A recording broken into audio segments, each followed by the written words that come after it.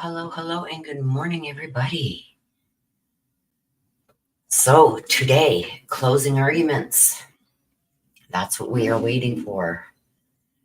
Good morning, Christine. Good morning, Vera. Good morning. Okay.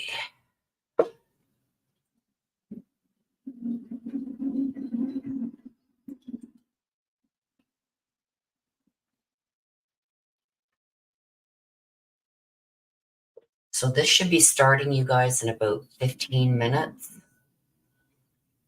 So good morning and welcome everybody coming in. I just finished getting this set up so we can jump right over there when it starts. So what do you guys think about the last two witnesses that the defense called? And then no rebuttal from the state. None, zero, zilch. They weren't saying nothing. They were leaving it the way it was. I think it was pretty powerful. The last two witnesses for the defense. And it's even more powerful because the defense didn't hire them. The defense didn't hire them. The prosecution didn't hire them. They were hired by the FBI because the FBI is doing an internal investigation. So these last two witnesses that testified yesterday for the defense weren't hired by either one, right? So there's no, playing nice with one side or the other, because these are independent witnesses, independent of the defense and independent of the prosecution. I guess when the FBI had these guys do these, looking into this, they sent reports to both the defense and the prosecution, right? Good morning, Nancy from Western Massachusetts. Good morning. Debbie Jo, good morning. Good morning. Welcome, everybody. Closing arguments starting this morning, you guys. Yesterday afternoon, it seemed like court ended once the defense closed, but they did have when they came back from, I guess they took a break or lunch or whatever it was, they went over the instructions, the jury instructions. So this morning they're going to have the closing arguments, they're going to have the jury instructions to the jury, and then we're going to go into verdict watch, you guys. Like I said, I came in this late in the game. I haven't done any reads on it, anything like that. But I did catch up on a couple of the people that you guys told me to go and watch their testimony. One of them was Jennifer McCabe. And how combative was she? At some points, there she is. Good morning, Summer. At one point, Jackson had handed Jennifer McCabe some papers and whatever. And it seems like every question he asked her, she wanted to see what he had on it. Well, you show me that. You show me that before I answer it. You show me that. Very, very combative. And I'm sure that didn't go over well with the jury, right? Now I forget where I was going with this. But I did go over and watch some of the testimony. I watched all of the examination of her in chief. I watched the cross-examination of her. I watched the last two witnesses, actually last three that the defense had. Summer Dawn says, oh, Willie, like my mom always said, you can't put the shit back in the horse. That's right. I feel bad. Do I believe she hit him? I don't know. I don't know. To me, that's reasonable doubt. If she backed up, I watched, and I know you guys, I'm not even going to mention the person, but I watched somebody go there with a Lexus and try and back up at 24 kilometers an hour in that 60-foot the distance, right? They can only get up to 17 miles an hour. They couldn't get up to that 24 miles an hour that the prosecution said that she was going. There's also a fire hydrant right there. I don't know if that fire hydrant has anything to do with this, because when they did that test the first time, you went right off the road because it's right in a curve there. Now, what I do believe, and it's funny because yesterday morning, I was up half the night watching all this stuff that I'd missed. And I says, to me, it seems like they were in a fight in the car. I think he might have said something to her to anger her enough to turn around and like backhand him in the face or something. Were they standing outside of the car? I don't know. But to me, I kept getting like she backhanded him and then he threw his glass at her. Because you think about it, if he's got his glass in his hand is going to soften anything that glass is going to hit up against, okay? So if he's standing with his right side facing the back of her car, which is up the road a bit, for him to get those injuries from her hitting him. If she hit him in the arm, that glass would have went flying. It would have went flying in the air and smashed somewhere else. So how did that glass get on the back of her bumper? I don't believe it happened the way they said. I think that he threw that glass at the car. And then it's funny because I was checking comments yesterday and I must have missed it. I was really busy again yesterday. I got rid of one of my cars and whatever. But anyway, I'd been outside and then when I came back, I seen comments. Oh my gosh, Willow, what you put this morning on your community tab, there's somebody on the stand right now saying the same thing. And it's like, what? And I tried to go back and find it, but I couldn't find it. So Summer says, I didn't watch this at first because she looks so darn, yeah. But man, when I started, just wow. I don't know if she's guilty, in my opinion, but the Commonwealth didn't prove it. That's what I say. I say there's reasonable doubt. Kate Bell, good morning, beautiful. Yes, I did say that I would cover this. I wish now that I would have covered this from the beginning because I have missed a lot, you guys. I didn't watch it from the beginning. I didn't even become really aware of this case until people started emailing me about it. My emails, oh my God, you guys, I'm so far behind. So if you have sent me an email, please be patient. I've had a lot on my plate these last couple of weeks. I got the pool all set up and the filter going and all that stuff cleaned out and filled up and got all that done. But there's still so much to do.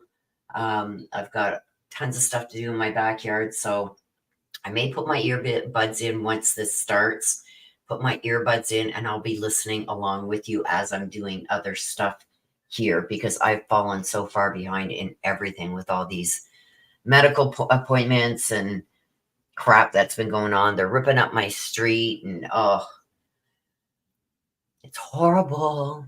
But life is such, right? When you throw in lemons, make lemonade. So that sounds like an idea. So we're waiting. This should be starting within the next 5 minutes or so. When it does, you guys, I will be putting it up large on the screen, full screen. I'm happy to not be at work and be able to watch with you. Well, I'm happy you're here too. I'm happy you're here. It's going to get interesting. Yeah, Debbie Jo. Yeah, I can't say she didn't do it. I don't think the defense doesn't have to prove anything, but even in their cross, I think they had some really good points, even in their case, their side, when they presented their side, the defense, I feel they did really good. Those last two witnesses, though, I'm still struggling.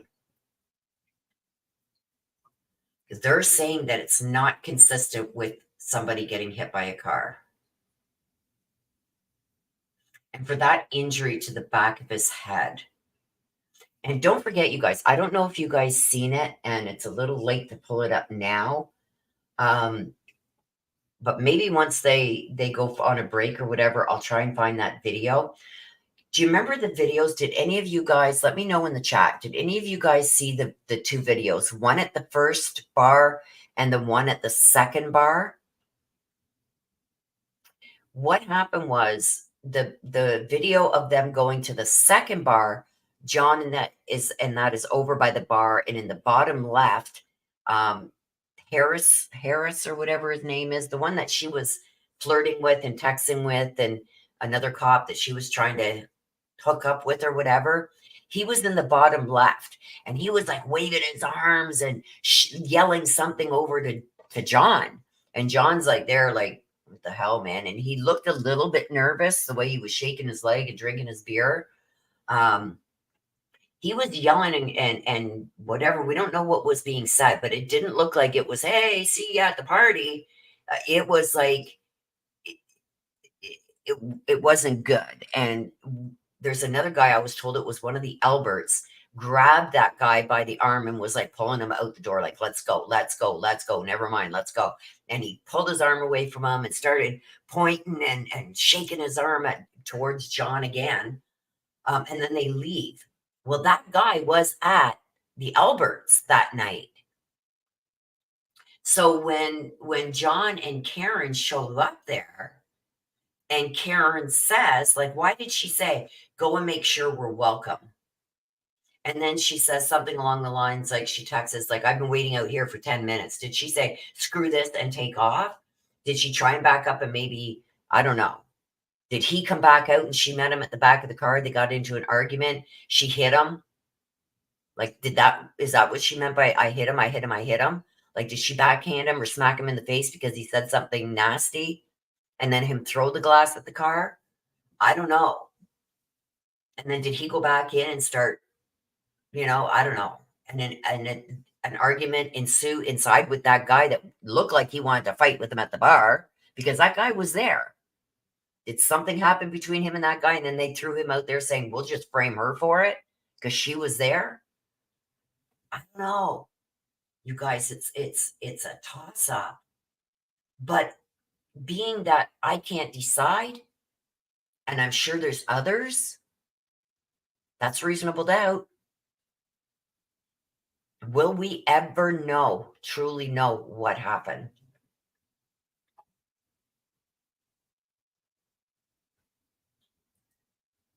He's the one who messaged John to see if he was coming over that night. He said they were playing grab ass.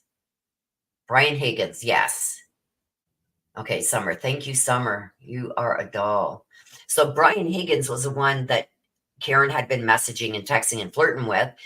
He's at that second bar and he's like aggressively like towards John Okeefe and yelling and whatever at him, right? And Brian Higgins was at the Alberts that night. So did Karen get pissed off and whatever and she just leave after he throws the glass at her car? Does she leave after their scuffle outside?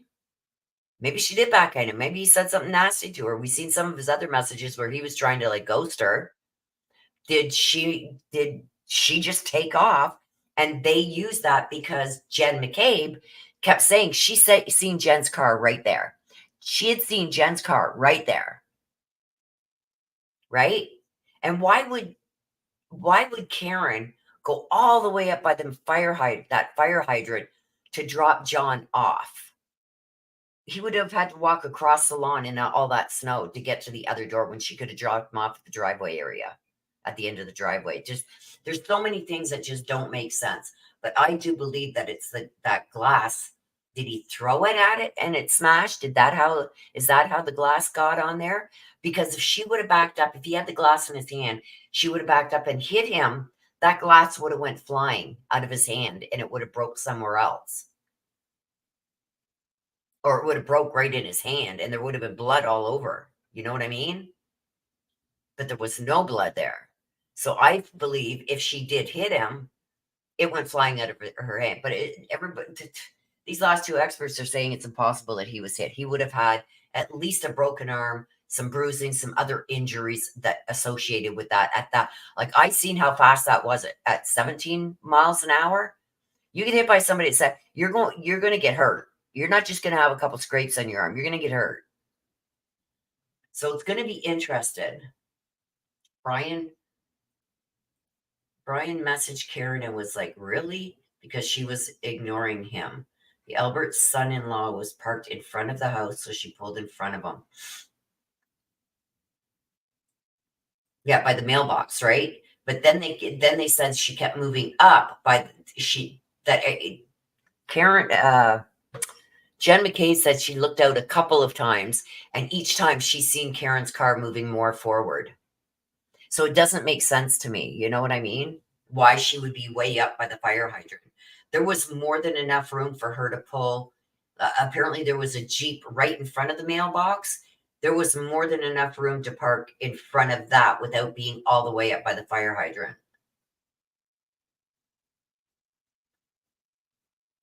And if she let him out by that mailbox area, he couldn't fly the opposite direction.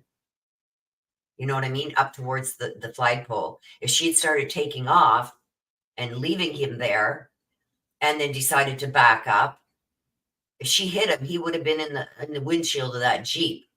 You know what I mean? Or over towards the driveway area. He wouldn't have flown forwards into way up 60 feet by the flagpole, right? I think something happened in that basement. I think he went back in and he got into it with that guy, Brian Higgins, because Brian Higgins looked like he wanted to go at him at that second bar.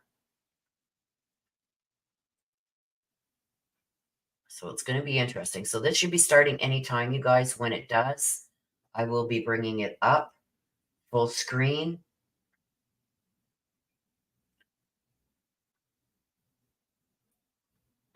Also, Caleb Harris, they think that his body may have been found, for those who are following that case. Don't forget, Thursday, you guys, we will be here live covering the Brian Koberger motions hearing. And I do believe that they're going to be setting a trial date for his trial on Thursday also. So we will be live Thursday. I believe it's at 1 o'clock Eastern, 1 p.m. Eastern. They're going to be going over a whole bunch of scheduling dates, where they got to have in all their witness lists and everything. And they're probably going to be setting a trial date for that.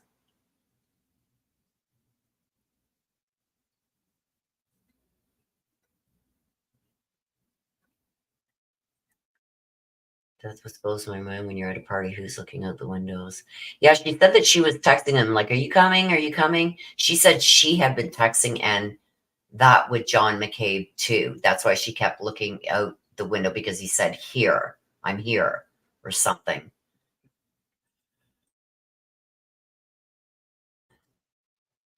So that's why she said, I don't believe a word that woman says. And then phones go missing before the police are supposed to be going and picking up some phones. Before the police could confiscate them phones, the phones go missing, the dog goes missing, the basement gets tore up and renovated, and then the house gets sold. Like, are they getting rid of evidence right under the nose of the cops? They're getting rid of evidence. Like, why would you get rid of the dog? Why would you renovate your basement just to sell your house right after this happened? It doesn't make sense.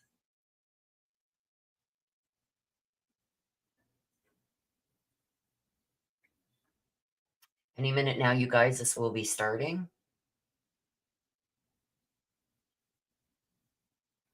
As soon as it starts, I will be putting it up full screen.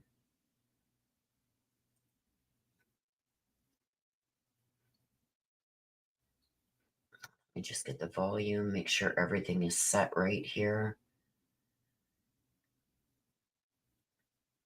Yeah, they never searched the house. They never searched the house, which is like, wow. And that gate is right there on the side of the house. And it runs along like those trees and that are right by the fire hydrant. it's landscape below in like a really wavy pattern. And that wavy pattern probably has wood chips and all that in it, that they put maybe flowers and wood chips and whatever in there. Um, it goes right to that gate, right? But yeah, not even searching the house and telling Karen McCabe's or Jen McCabe said that they told her to go wake up her sister. Like, if it happened at that house, why are you even letting anybody into that residence? It should have all been that whole property a crime scene. But yeah, it's just, and I haven't even heard it all. You know what I mean? So it's bad. It's bad, bad, bad.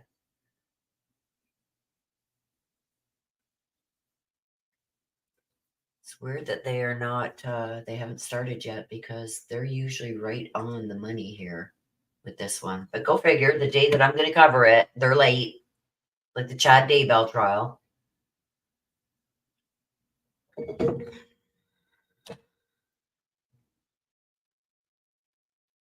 I just wish now that I would have watched it right from the beginning. And I will be muting you guys because they're digging up the pipes, the water pipes and whatever right in front of my house this morning. I knew it was coming.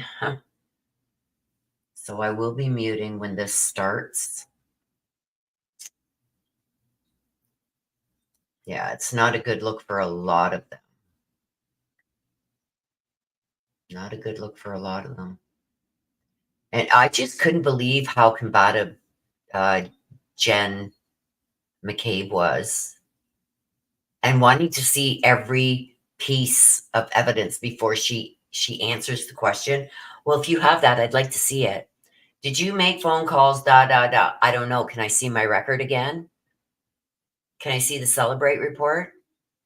And then at one point, what was funny was when they were saying about that 2:23 a.m. search, house long to die in the cold, that she said she didn't make. She at one point had said to Jackson, she said, "Well, the celebrate will tell you that. I don't know. The celebrate will tell you that why that was there." Well, the celebrate did tell us it was there at 2:23 and that it was deleted. So did she know what happened inside that house? And when they left at 2 o'clock in the morning or whatever, they seen John laying out in the front lawn. And it's like, oh my God, I better Google how long does it take to die in the cold? Like, is somebody going to find him before he's dead? You know what I mean? That's what I think happened there. I think she's seen him on the front lawn, knowing that it happened recently. Because if it happened in the house, she knew it happened and they threw him outside, right? And she's wondering how long is, he going to be able to lay there before he's frozen to death? Hoping maybe somebody else would come out of the house and find him, or somebody driving by would find him.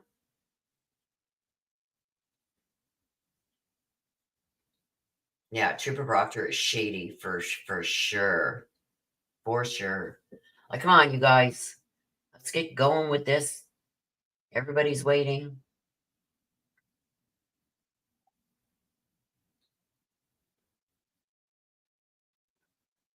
It's supposed to be started right now, and we're still waiting for the cameras to come up. When it does, oh, let me get it up. Oh, I'm hearing it. And my phone just went off too. I just heard something, so they should be starting this.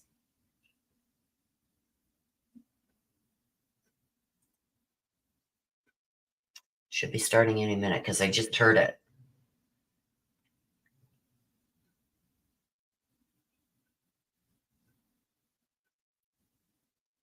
Come on. Volume right up. I got the volume right up. And it's really hard to hear. It's a weird courtroom that they chose.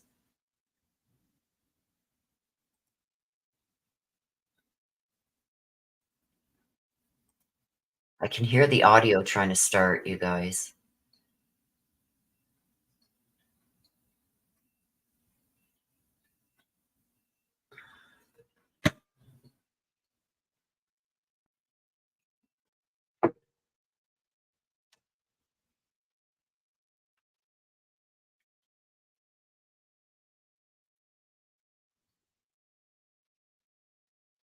And everybody's commenting, why hasn't it started?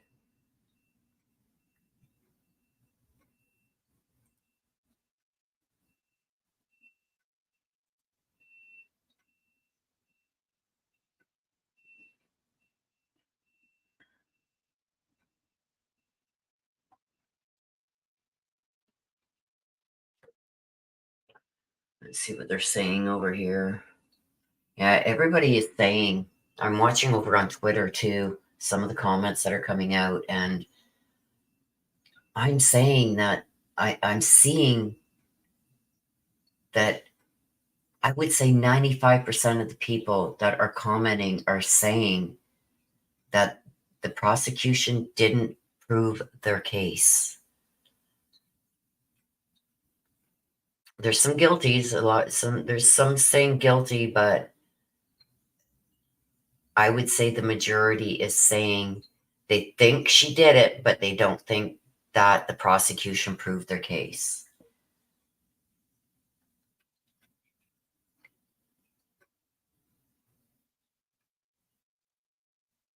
A lot of free Karen Reed not guilty.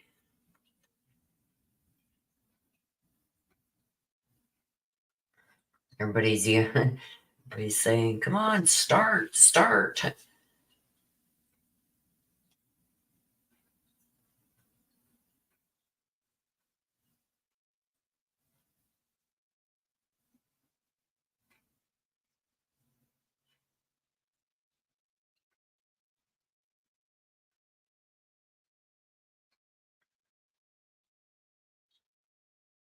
I wonder who is going to do the close for the defense. Who do you guys think is going to do the close for the defense?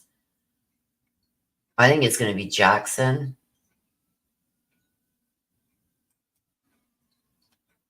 I could hear them trying to start it, you guys. So it should be up any second now. They may be having problems even maybe with the audio. I don't know.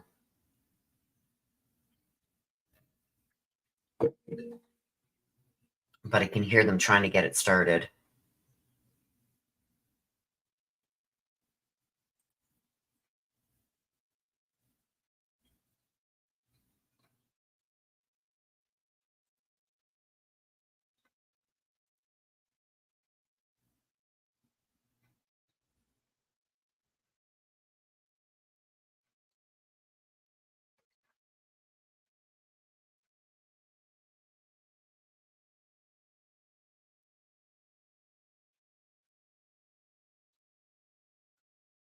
Yeah, see, based on the evidence, this is a lot of people commenting this. Based on the evidence, the Commonwealth has not met its burden. So sadly, it's going to be not guilty. But they are going to include the lesser charges. But if the jury doesn't think that the Commonwealth proved that she hit him, then they can't charge one of the lesser charges either. So it's going to be interesting what this jury decides. How long do you guys think the jury's going to be out on this one? How long do you think it's going to be before they come back with a verdict? It's going to be interesting.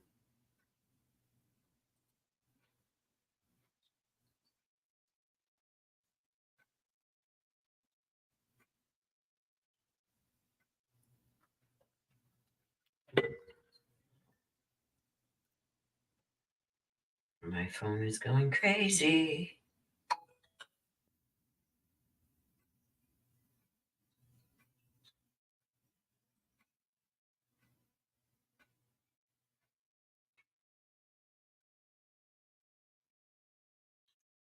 Oh, what was that? Oops.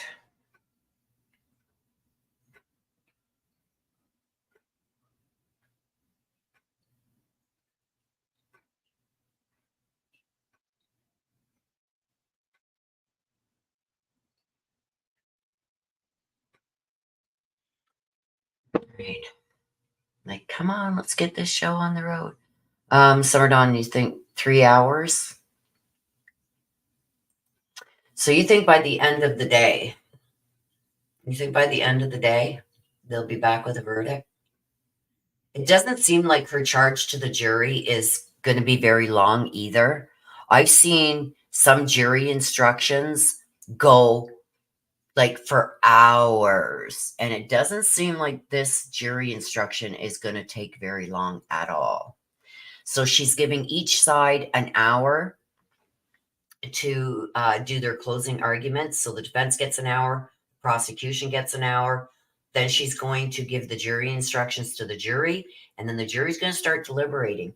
If they don't take a morning break, I think by lunch, they should be going for a verdict. If they go at lunch, I think they may have a verdict today. They might. But I'm going to say today's Tuesday. I think it's going to go for a couple days. I think. I think it's going to go for a couple of days.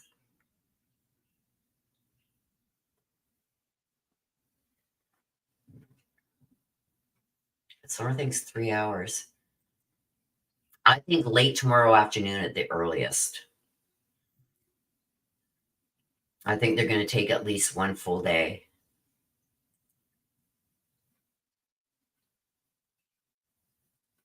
But I mean, it depends on how they go about this too.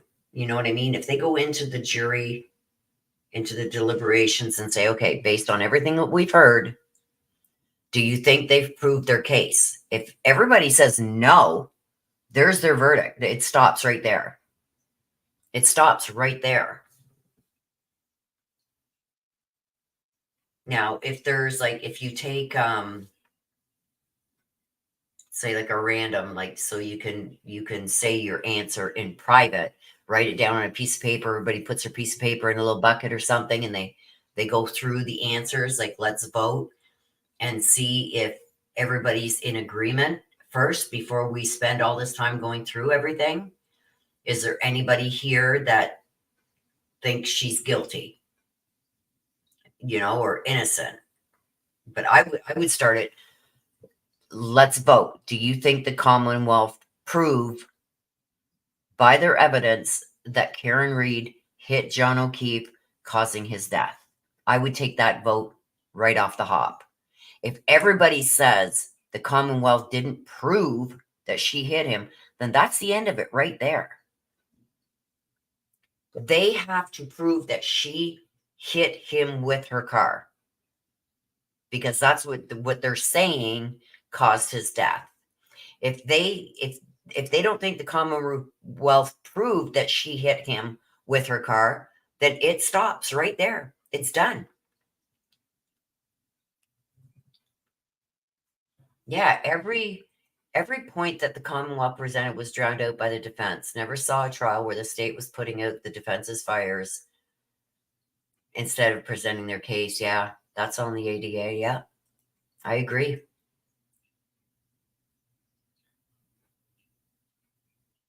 And I have never seen the defense tear apart so many witnesses and their testimonies. The witnesses for the prosecution, like, you may get one or two that you can get one over on in cross-examination, but it seemed like almost everyone, the defense got an arm up on them. Like, just because it's closing arguments here, I think this is why they're making us wait so long. This is crazy.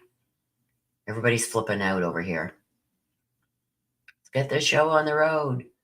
Let's go. You should see them. It's crazy.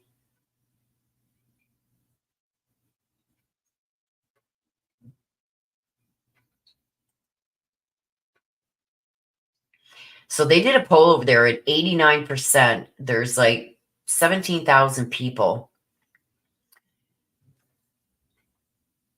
And it's like at 92% think that she's it's going to come back not guilty.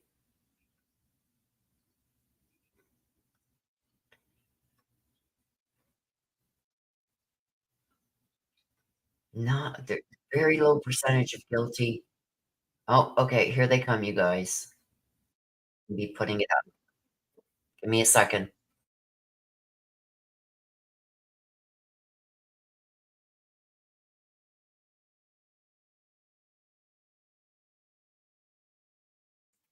Okay, guys, I'm just getting it set up here so I can show the audio. Okay, here we go. Let me know in the chat. Right now, they just...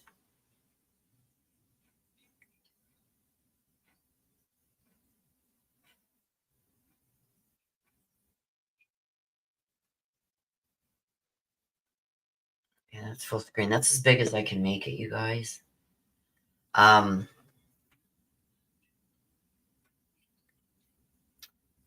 believe that's John's brother, and he does not look happy. He does not look happy at all.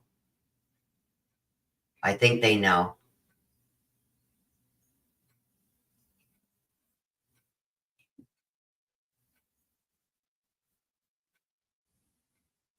I think they know. Yes, I hate this too. For John O'Keefe's family, I hate it. Okay, I'm going to mute you guys. Let's watch and see what happens. I'll be back during the breaks.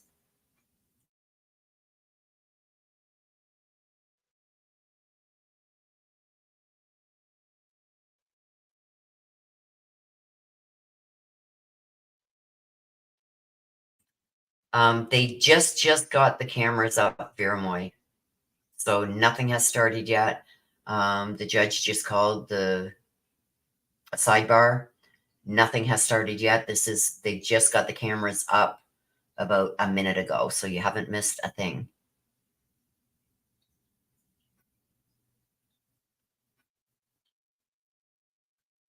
Where? Chris Albert, where? I don't know.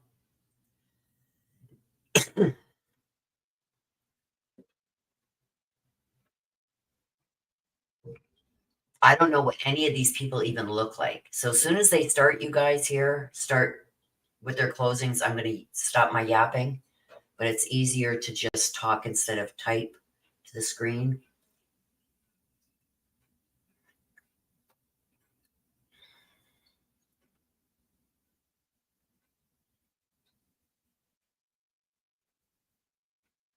I'd like to know what that is that she has in her hand. So that's John's family, I believe, that you can see in the background behind Karen there. Well, in this photo, it's to her left, but in this photo, the people that you're seeing behind her head there, that's all John's family over there.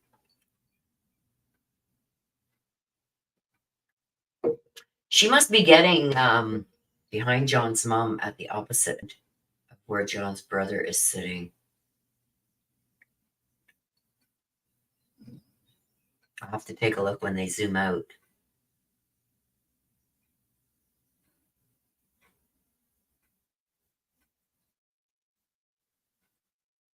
But I wouldn't know anyway because I don't know what they look like. But Karen must be getting antsy. Like, what if it does come back guilty? This could be one of her last days free. Like, she must be terrified right now, but she could have brushed her hair a little better. She looks like she hasn't slept all night. Oops. Where are they going? Where are they going? Why are they going to the fan? Oh, they're bringing the jury in. I'll have to take a look at that, Summer. I'll take a look at that.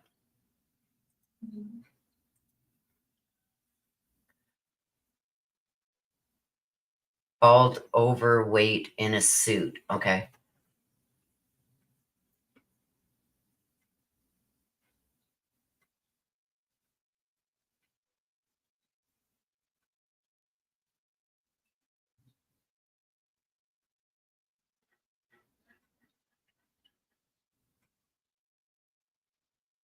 Sorry, you guys, if you can hear that banging. Like, they're right in front of my house today. They're digging up. We have, like, between our sidewalk and our road, we have about, I'd say, 8 feet of grass area. It's like, because we need that to pile the snow on in the winter because we get tons of snow here. Not this past year, but usually. So they have these big grass areas between the sidewalk and the road where they pile all the snow in the winter. And then in the summer, we've got to keep it cut because it's in front of my house. So, but anyway, they're digging that up now. They did the gas lines. Now they're doing the water and sewer, and then they're going to be ripping up the whole street and repaving it and putting in new storm sewers or whatever. So this is going to go on all summer. So just so you know, this is how my summer is going to be with them ripping this up in front of my house.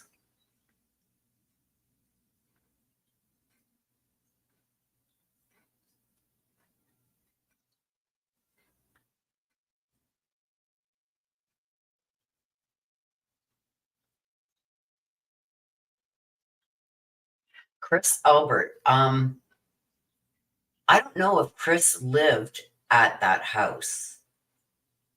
I don't know. Like I said, I came into this late too summer. Like I checked into it when I started getting a lot of people emailing me asking me to look into it and do a read and whatever. But once I've read all this stuff on it, I can't go back and do an ancestor read on it because I know the information now. So when I do reads like that, but we did do a live on this the other day, and I did pull some cards. You guys asked some questions, and I pulled some cards on it to see.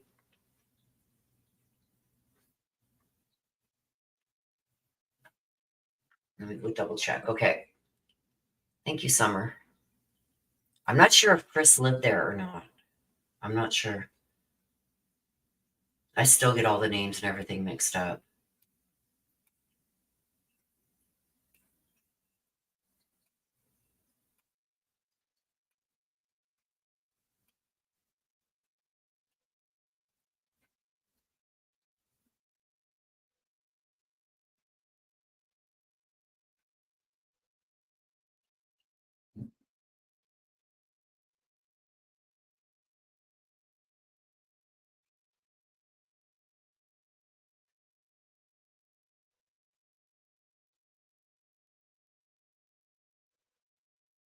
So if they do a break between um, the defense and prosecution closing arguments, if they take a break in between those two, I'm going to try and find that video so I can show you guys what I meant by this Brian Higgins.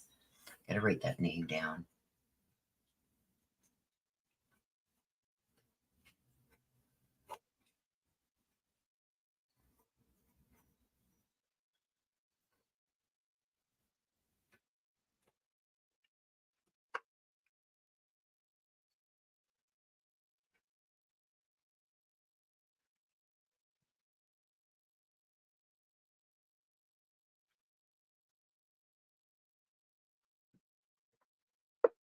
Well, this is annoying, you guys.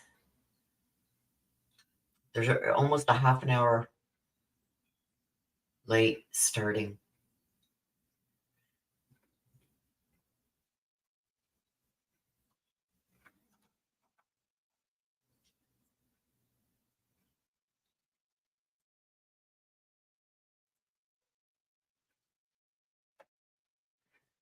Guess I should put up a poll too, eh? Let me put up a poll.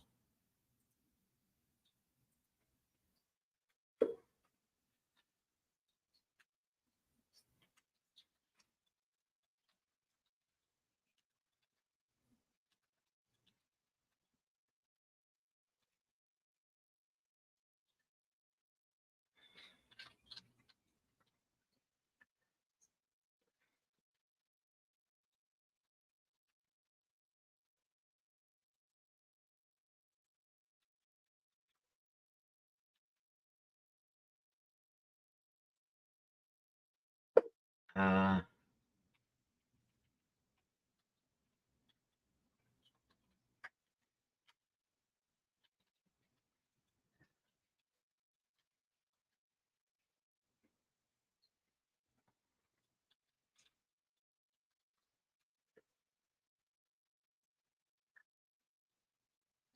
okay, there's the poll, you guys. What do you think the verdict will be? Guilty, not guilty, guilty of one of the lesser charges, or a hung jury?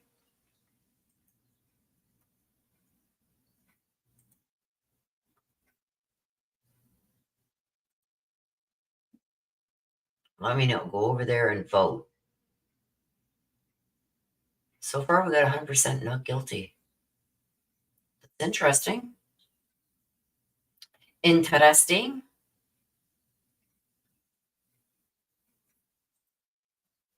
And like I said, you guys, I've been watching on several different platforms.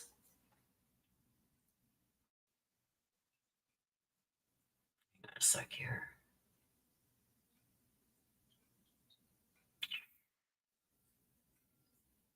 Yeah, several different platforms and checking out their polls over there. But over there, I've only seen guilty or not guilty. So I want to include that guilty of a lesser charge because that is going to be an option for them, right? So right now we've got 75% saying not guilty and 25% saying guilty of a lesser charge. Guy I saw was Brian Albert, and that was his house they were at. So Brian Albert is there? Is that what you're saying?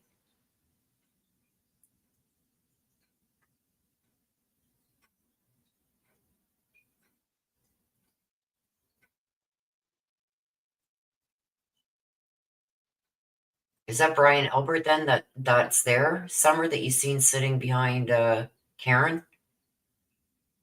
Or behind John's mom?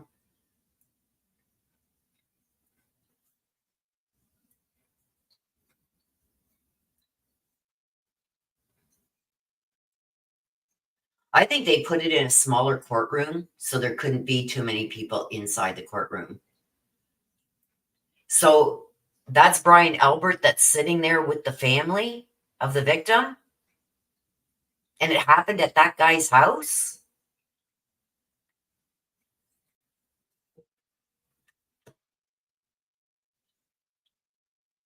Well, I'm telling you, right, I don't know what their names are. What's their names, the owners of that house? Was it Brian? Brian Albert, and what's his wife's name? You can rewind the beginning and you'll see him right. I can't rewind because I'm streaming.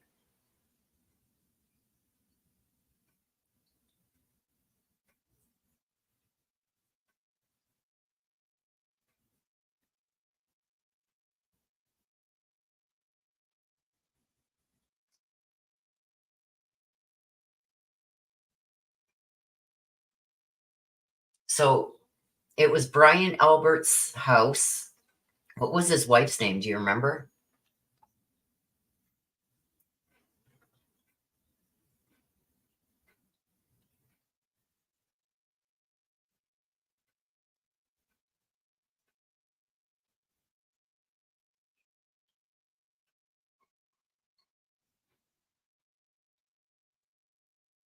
Because I know Brian Albert's wife is Jen McCabe's sister, right? Julie? Yeah, I don't know. I don't remember.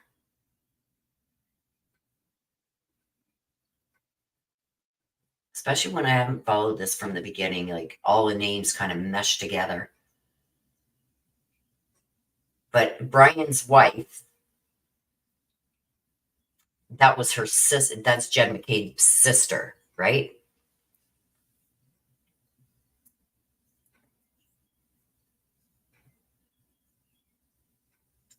Can you imagine being John's mom and possibly sitting right in front of the person who took your son's life? Nicole. Nicole. Okay. Thank you, Summer. You rock.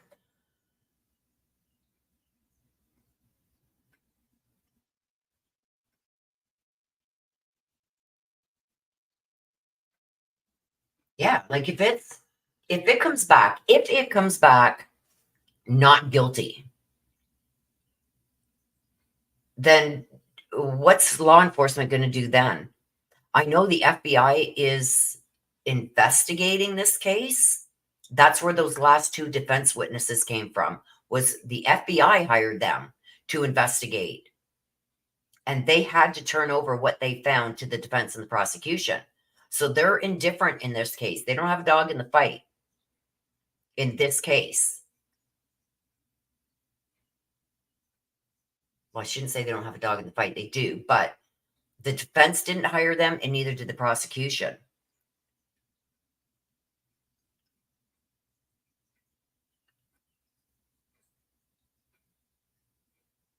And they both said that that is not an injury caused by that vehicle hitting him, if it hit him. It's not consistent. His injuries aren't consistent. So then that means somebody else did it.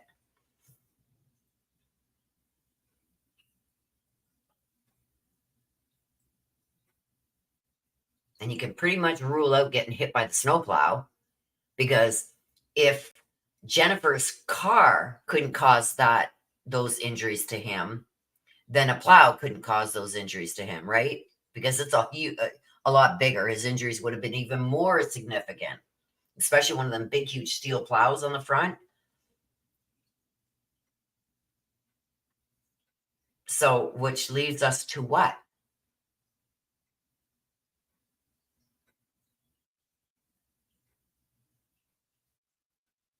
Jen McCabe is sitting right beside John's brother.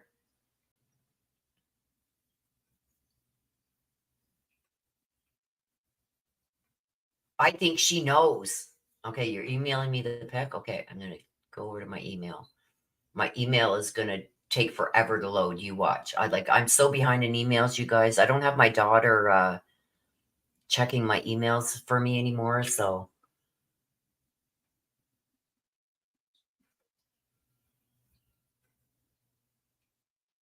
Oh gosh, I got tons and tons of emails that I've got to answer.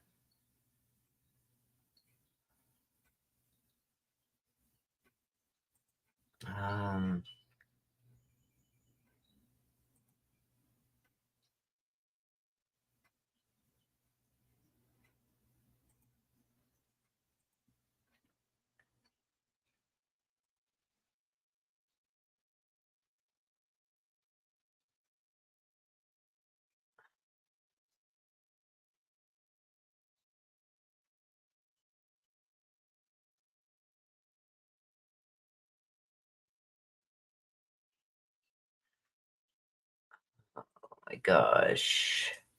Okay, let me go back to my inbox here. Summer.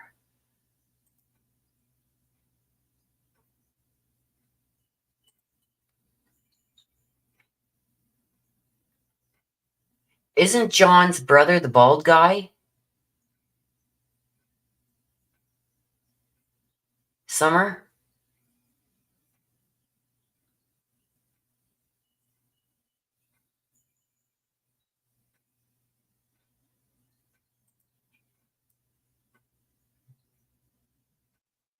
Yeah, I'm gonna save it and then put it up on screen. Who isn't the bald guy his brother? Okay, hang on. Let me save this.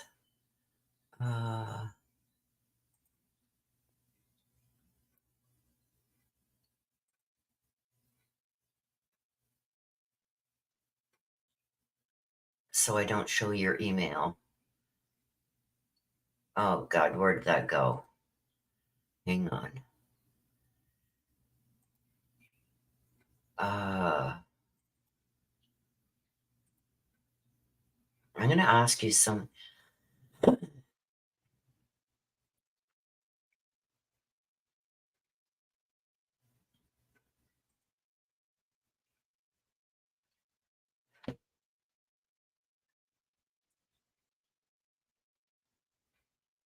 Okay, let me stop sharing this for a minute and let me go over to here. As soon as it comes back, you guys, I will put it up. So who's this guy right here, this bald guy in the blue shirt?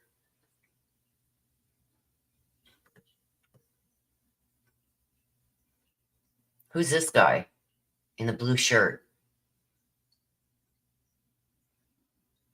There's Jen. So is this Brian here?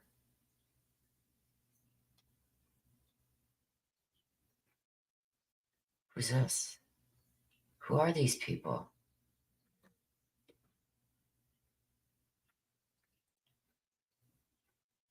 Like this guy right here. Who's he? I thought that was John's brother, Paul. Okay, so that's Paul. And right behind Paul, this guy in the white shirt with the dark hair, is that Brian?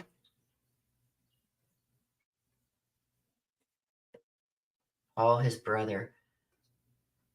Okay, so this is his brother, but who's this guy in the white shirt? Another brother?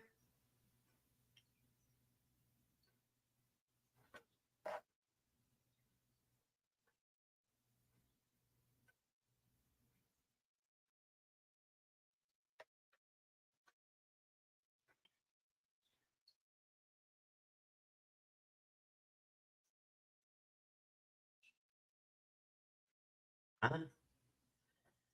His brother is the bald one beside her. This guy? Because this is Jen McCabe right here. This is Jen in the black in the back.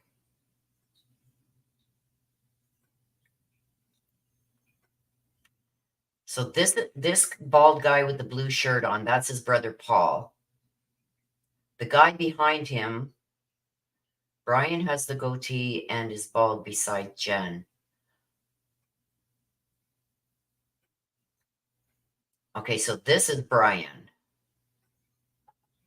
That's Brian Albert. So who's this guy right here? The guy in the white shirt behind Paul. Oh, you don't know who the guy in the white shirt is?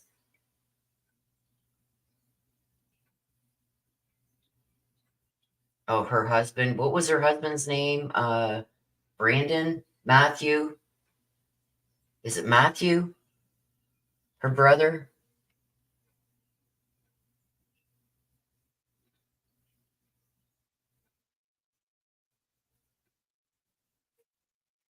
So this must be Paul's wife.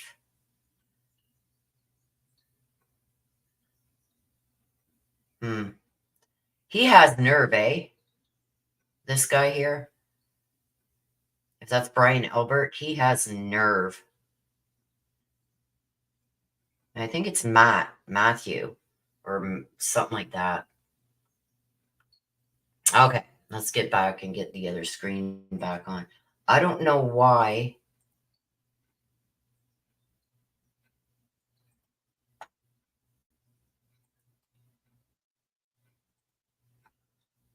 Let's get it back up. I don't know why they're I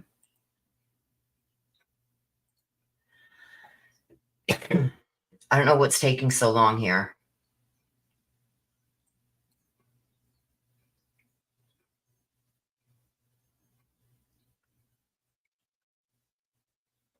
I don't know what's taking so long.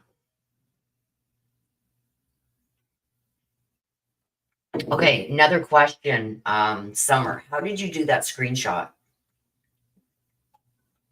I've been trying to figure it out on my computer, and I keep forgetting to ask my sister. How do you do that screenshot when you got something on the screen and you want to screenshot it?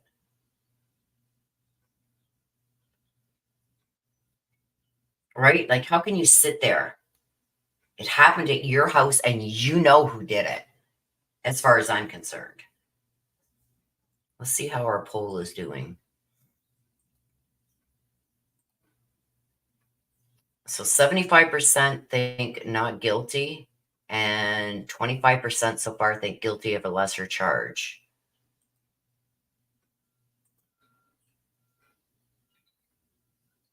Guilty knowledge from yesterday. Yeah, but you think that they would show that because they showed yesterday afternoon, they showed the judge going over the jury charge, right? So, Summer, you still got to tell me how you did that screenshot.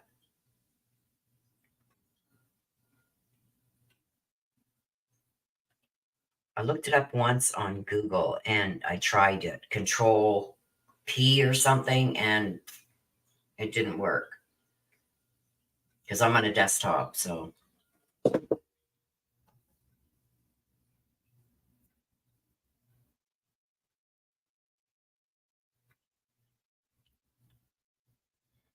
do it from my phone. What kind of computer? I've got a desktop. I got I think it's an Acer desktop.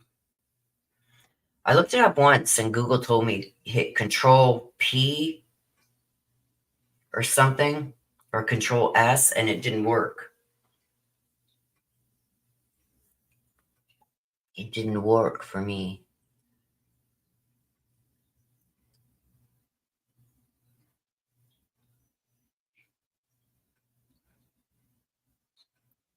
So this is boring, you guys.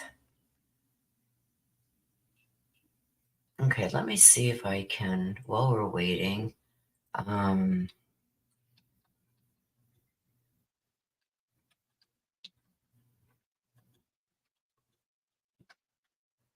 let me just see.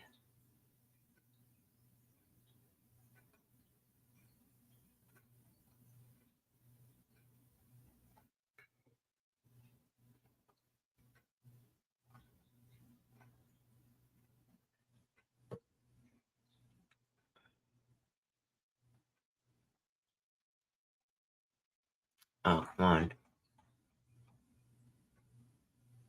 Videos. See, that's not the one. They're showing the first one when they're standing up and she keeps having all those drinks.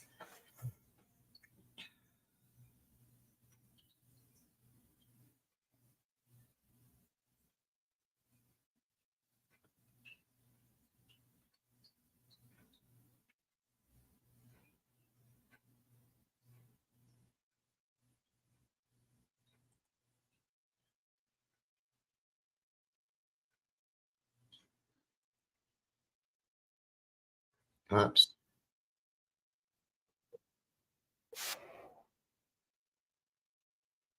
I made it here.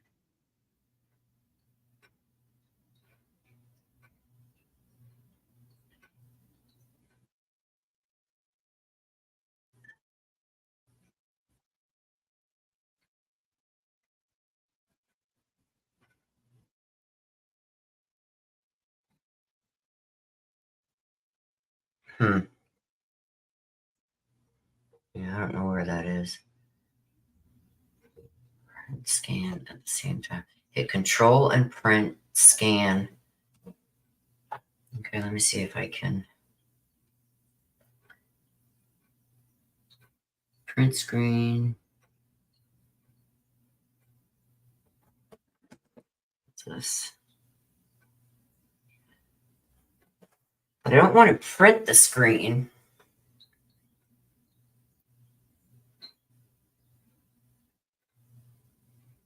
It's Control Shift and S.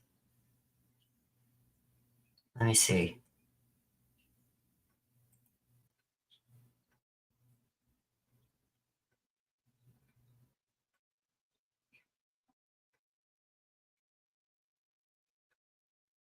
No.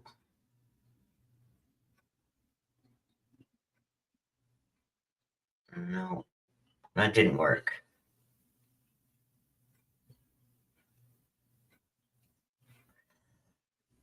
I'll have to try it. Oh, Control Shift S. Control Shift S.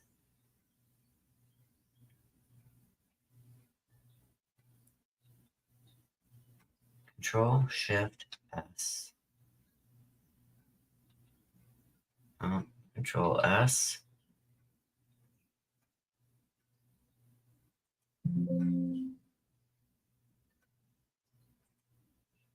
Let me see.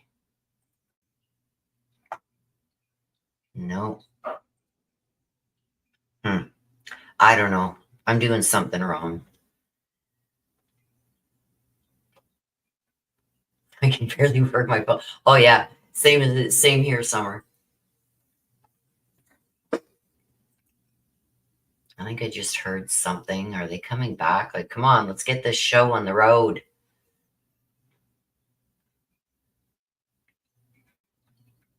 Well, we have big storms.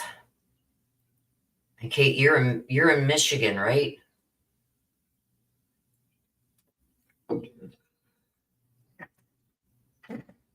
Are you in Michigan? Kate, I forget. So many people have told me where they are.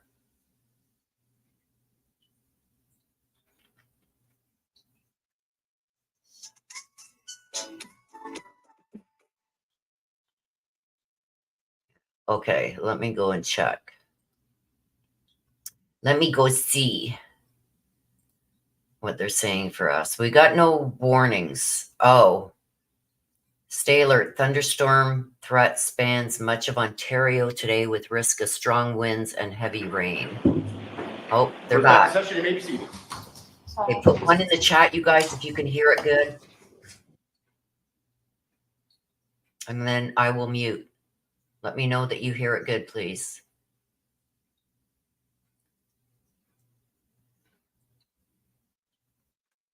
Thank you, Vera. Thank you, hon. I'll try that on the break. Thank you, thank you, thank you. Okay, I'm going to mute you guys.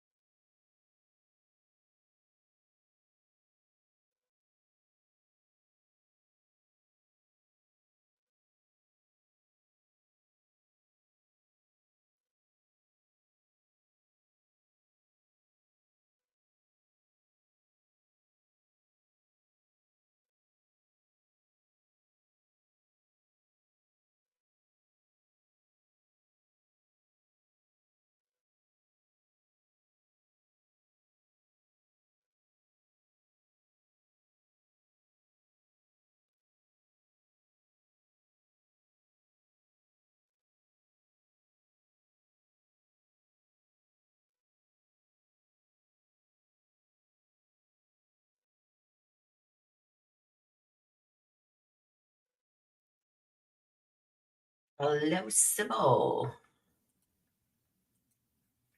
She must be really crapping her pants though right now. It's like, oh my God, what if they do come back with guilty? Like this could be one of her last days a free woman.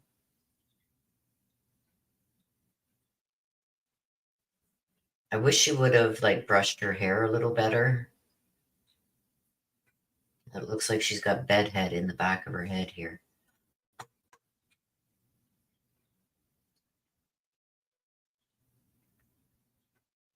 Love you too. Love you too, Sybil. Well, we're going to see. We got a poll up, so if you haven't voted in the poll, please vote. We've got 86% saying not guilty, and we've got 14% saying guilty of a lesser charge, and 0% guilty, and 0% hung jury. So it's going to be interesting, you guys. It's going to be really interesting.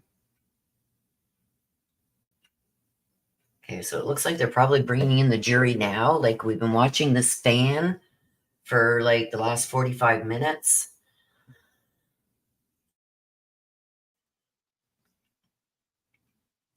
There she is. Good morning, sister.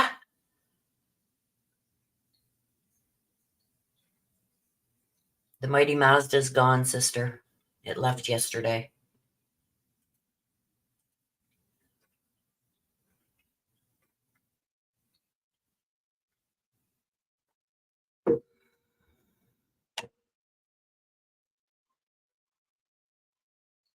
Okay, they got their dogs out back. Let me just go and close my window, you guys. I'll be right back.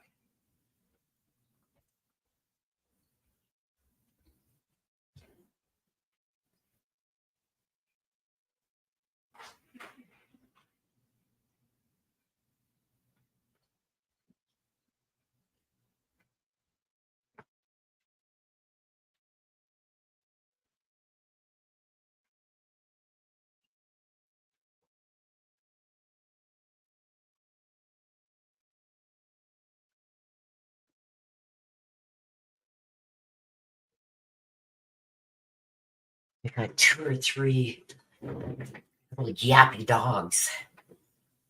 The backyard that butts up to my backyard on the other street. Anyway, they got these yappy dogs, and they always come flying across their yard right to the fence line and sit there and just bark. And I've got no animals out there, so it's like, what the hell? But anyway, they're yappy little shits.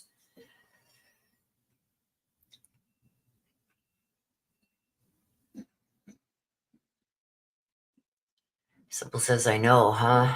I've been there waiting for a verdict, the worst feeling in the world, to be falsely accused and have to fight for your freedom. I literally have felt it and was set free by the truth. Yes.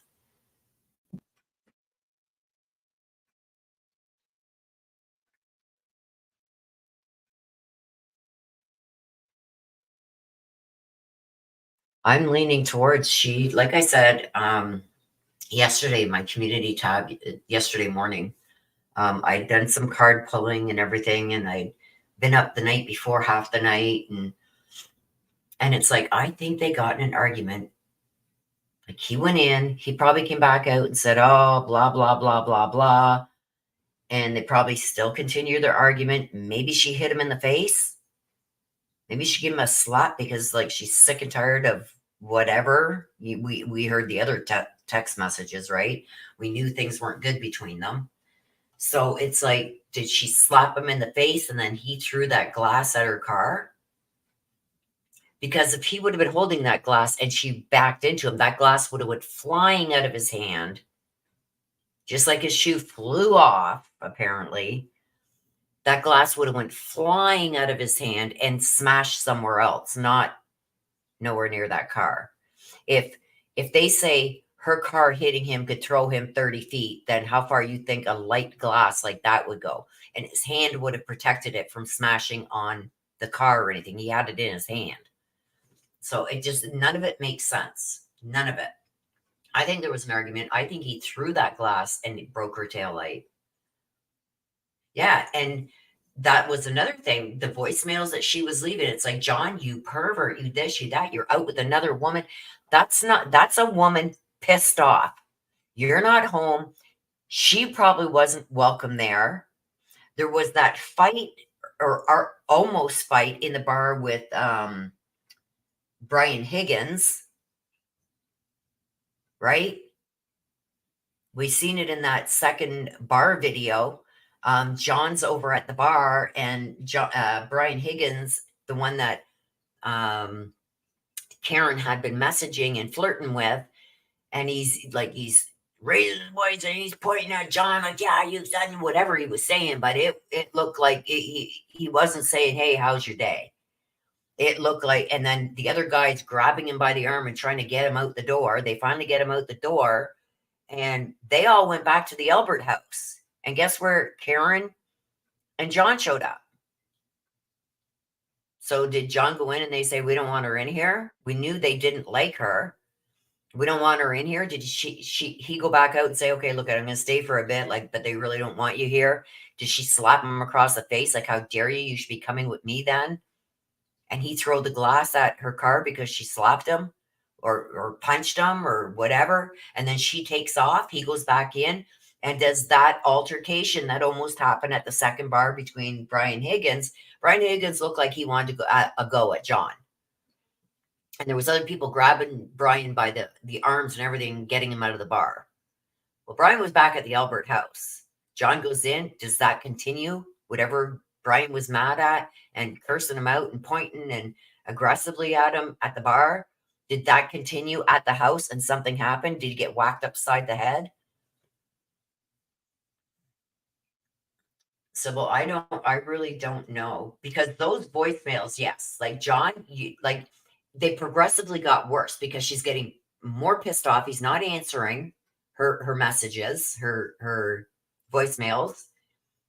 So she's progressively getting worse with what she's saying, hoping, okay, he'll hear this one and he'll answer me or come home, or he'll hear this one.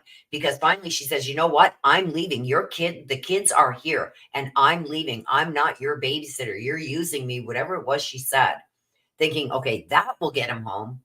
She wakes up at 5:30 in the morning and he's still not there, and she flips out.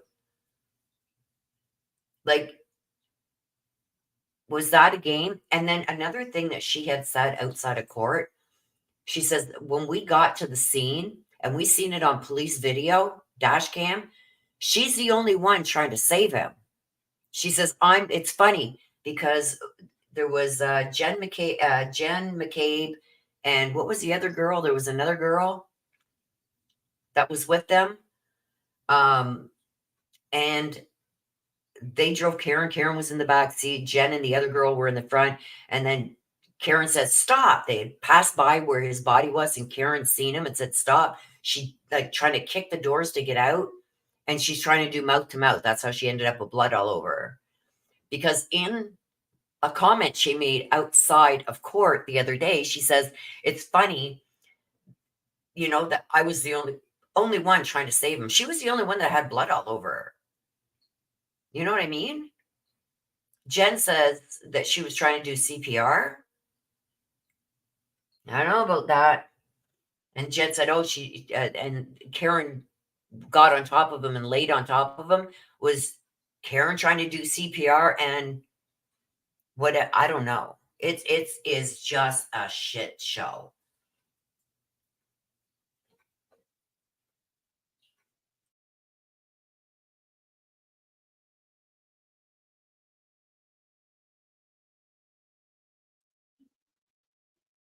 I don't know. It's going to be interesting.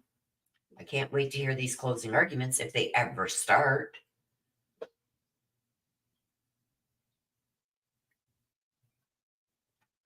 So yes, I agree with that, Sybil. In the voicemail, she clearly did not know.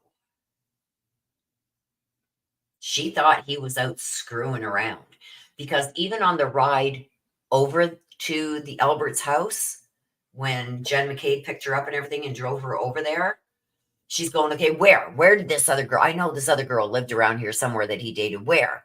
Oh, is that where someone, could he be there? You know what I mean? It just, I don't know.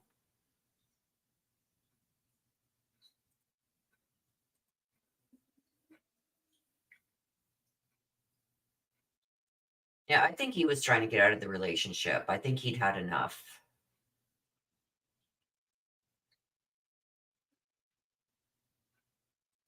I think so too. I think he played a lot of games. Like he dated a lot of women, you know what I mean? And I think he liked the jealousy aspect, like people, women fighting over him. I can see that.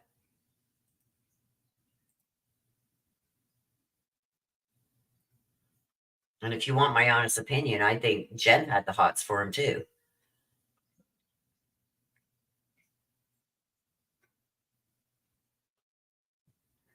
And I don't mean to speak ill will of the dead, but I mean, he did kind of put those thoughts in her head. And you got somebody who's, I think she's been hurt and burnt really bad in the past. So some of the comments that he did make in some of them emails, like I know they fought a lot over what was acceptable for the kids and what wasn't. They didn't agree on that. But she was trying to do her best to help him with those children, right? Like God rest their parents' soul, those little children. But I mean, it seemed to me she did a lot for those children too. And she felt like she was like a babysitter with benefits. Like he'd go out and have fun and she'd be stuck at the house babysitting. Not that she didn't love those kids or care for those kids. I just think that she felt like she was being used by him so he could go out and do things with other women. And I think that was a lot of her insecurities too. Maybe she was cheated on really bad in the past that really hurt her, but he didn't do anything to quell those thoughts that she was having. I think he instigated it a little bit more. I mean, the facts are the facts. So, like Sybil just said, the facts are the facts. So,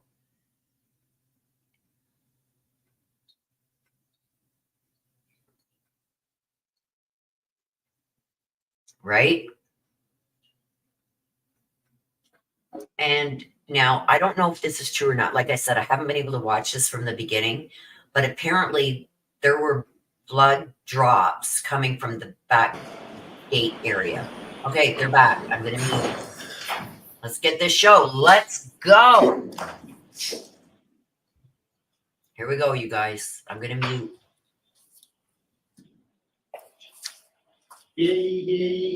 All persons have any business before the Honorable Beverly Canoni, Justice of the Norfolk Superior Court in the County of Norfolk. Draw near, give your attendance, and you shall be heard.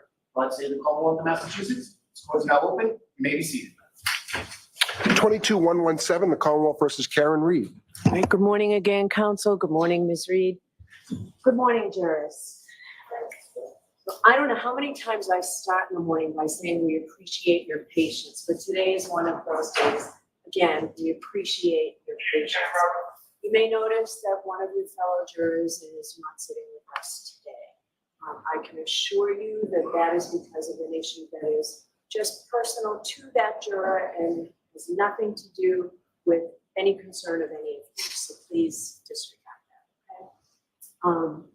I do have to ask you those 3 questions. Were you able to follow the instructions and refrain from discussing this case with anyone since we left yesterday?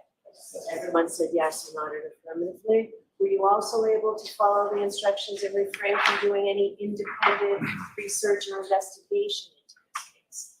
Everyone said yes and nodded affirmatively. Did anyone happen to see, hear, or read anything about this case since we left here yesterday? So now we're at the point of the trial where the lawyers get to do their closing arguments for you. I've given them each an hour to do so, and they both tell me that they want me to give a 5-minute warning. I just don't want you to think I'm scolding them when I give a 5-minute warning, so we'll let them do that. When I was a trial lawyer, I tried a lot of cases in this courtroom.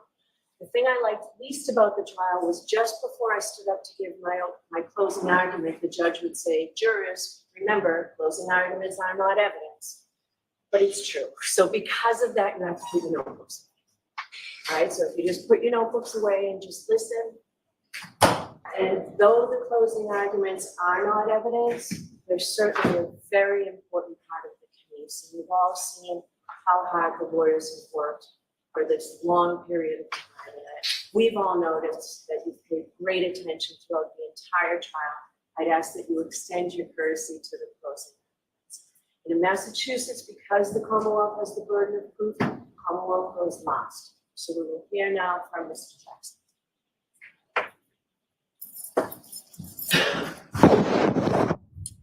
Thank you, Your Honor.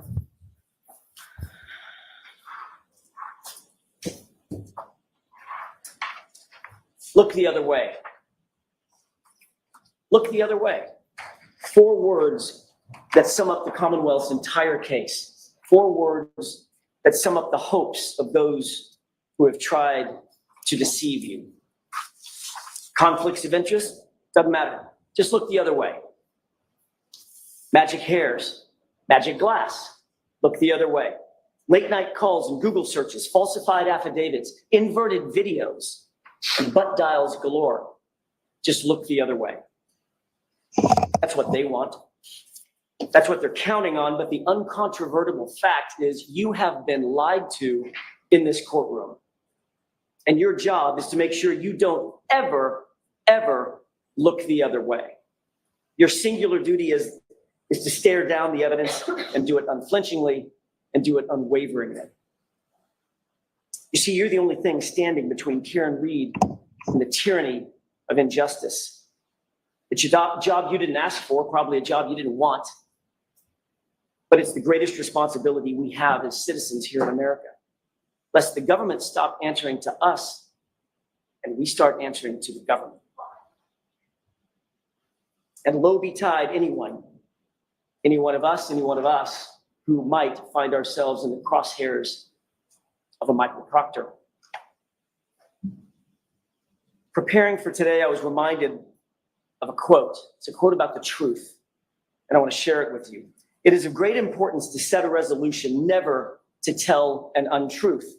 There is no vice so mean, so pitiful, so contemptible, and those who permit themselves to tell a lie once find it much easier to do it a second time and a third. This falsehood of the tongue leads to that of the heart, and in time, it depraves all its good dispositions. What does that mean? It means that it's been observed that to tell an untruth, to exaggerate, to make a false claim, it's a cancer. One lie begets another, and it's a malignancy that grows over time.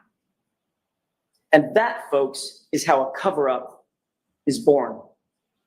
That's how a Massachusetts state trooper says in whispered tones to his friends when he thought no one was looking or listening, how he would make a case, how he would make it cut and dry, no matter the truth, how he would make sure to put, quote, serious charges on the girl. In other words, pin it on the girl. You may ask yourself, how does this happen? How could this happen? It's 2024. Surely people aren't going to come to this courtroom, this hall of justice, and lie to us, just give us false information. They wouldn't do that.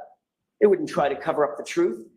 The Alberts, the McCabe's, Higgins, Lank, Michael Proctor, Yuri Buchanan, Brian Tully.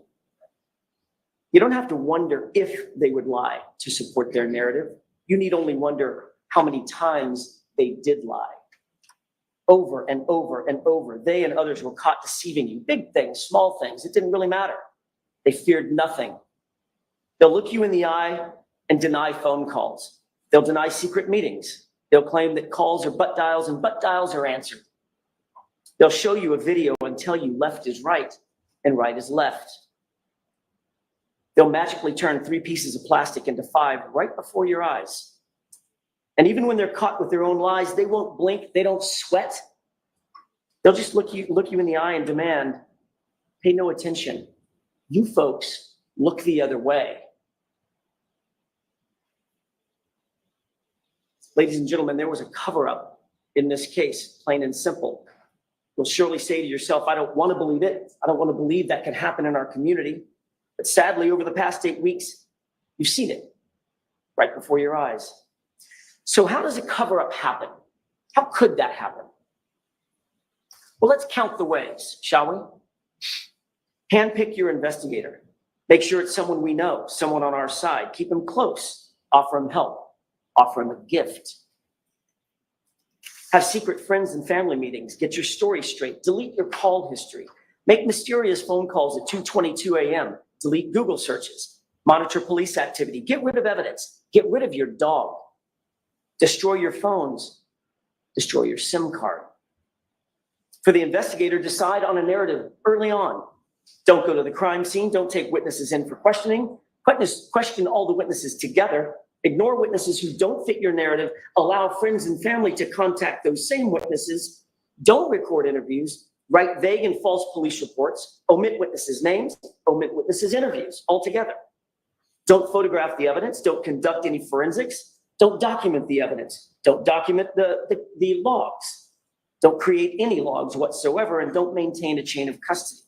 Keep all the evidence in the hands of one person and then manipulate that evidence, including videos. Don't turn over videos. Invert videos. Turn 4:16 p.m. into 5:30 p.m. in affidavits. Turn 3 pieces of taillight into 5 pieces of taillight. Delete 42 minutes of surveillance footage. Hide personal relationships. Make this case cut and dry and ensure the homeowner, quote, never sees any shit because he's a Boston cop. But most importantly, pick your patsy and pin it on the girl. It's not that it could happen. It's that every single one of those things I just mentioned did happen right in front of you. But this sort of injustice can't happen in a vacuum. So what about the prosecution? What about the Commonwealth? What does it look like when the government picks a narrative and then tries to form a prosecution around the narrative instead of the other way around? Looks a lot like this. If you don't have actual evidence, just throw every single thing you can against the wall to see what sticks. Drag her through the mud and make sure you attack her character. And that's what you saw in this case. The Commonwealth spent much of their time and resources trying to vilify Karen Read. They desperately resorted to calling witnesses to talk about Karen Read and John Okeefe's arguments. They even stooped so low as to call the children and put them through this ordeal. All to say that John sometimes got upset because Karen was too kind, too nice, spoiled them too much. Their arguments illustrated what anybody could imagine is a normal set of ups and downs for any couple. Even on January 28th, they talked it out, they communicated, they worked out their issues, and they had a nice, affectionate evening out with their friends. And you don't have to take my word for it. Pull the tape, as they say. Look at the videos. C.F. McCarthy, Waterfall. What are the words that every single person who testified in this case used about Karen Read and John Okeefe that night? Getting along, no issues, good mood, happy, affectionate, even lovey-dovey. No issues, no toxicity. They were a loving couple right up into the time Karen Read dropped him off and he walked into 34 Fairview. If an argument with a loved one is a motive for murder, folks, we're all in trouble. Speaking of which, what is the evidence that John went into the house? The Commonwealth will tell you, undoubtedly, no, he never went in the house. And they'll point to certain witnesses who they say didn't see him go in. Well, the question you have to ask yourself is, can you rely on that? First, these are all people who are related to or committed to the Alberts in some way or another. That all-powerful Canton family, it's easy to say, I didn't see something, because how can that really be challenged? Some actually may not have seen John walk into the house. They were in the kitchen, as you recall, from Nicole. Third, at least one witness, Brian Higgins, forgot his narrative, at least for a second, and he admitted a man did, in fact, come into the house. And when he was caught and asked to describe that man, he had to. It was a little bit vague. You remember what he said. He was tall with dark hair. That was a telling slip of the tongue by Brian Higgins. But what's the real evidence of the unbiased data, the data that's not connected to the Albert family? How about John's Apple Health data? It shows that at 12:21 a.m., an important time, John arrived. That's established by the monotonic time clock that you heard about in this trial. It was on his phone, and that represents a huge problem for the Commonwealth. It shows that he took 80 steps and ascended or descended 3 flights of stairs at that time. And that makes perfect sense, doesn't it? It matches. Walks into the house, goes directly to the basement. There's your 80 steps and your descending flights of stairs. The big problem for the Commonwealth is he wasn't outside at the car ascending and descending stairs, wasn't climbing on top of the car. So they'll tell you, wait, don't look at the Apple Health data. Look at this other thing called Waze. But Rick Green explained that if you apply the 3-minute offset that is built into that monatomic time, it aligns perfectly. They don't want you to see that. They don't want you to pay attention. They want you to look the other way. But even more importantly, at approximately 12:32 a.m., someone holding John's phone takes another 36 steps and travels 25 meters. Why is that so important? Because by 12:32 a.m., Karen Reed was gone. She had already left the location. She left at 12:30. Trooper Garino told you that Karen Reed's phone connected to John's Wi-Fi at what time? 12:36. It is undisputed in this case that it's a 6-minute drive on a good day from 34 Fairview over to One Meadows. She was gone by 12:30, and John's phone was taking 36 steps and logging 25 meters at 12:32 after she'd left.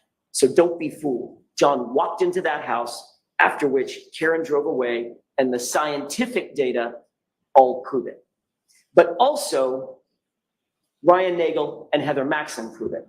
In addition to the Apple Health data, Ryan and Heather both independently testified that they passed Karen's SUV as they drove away after talking to Julie, and Karen was alone in the SUV. John was not with her. He wasn't in the car. He wasn't standing outside the car. He wasn't sitting beside the car. He wasn't laying on the ground beside the car. He was nowhere in sight.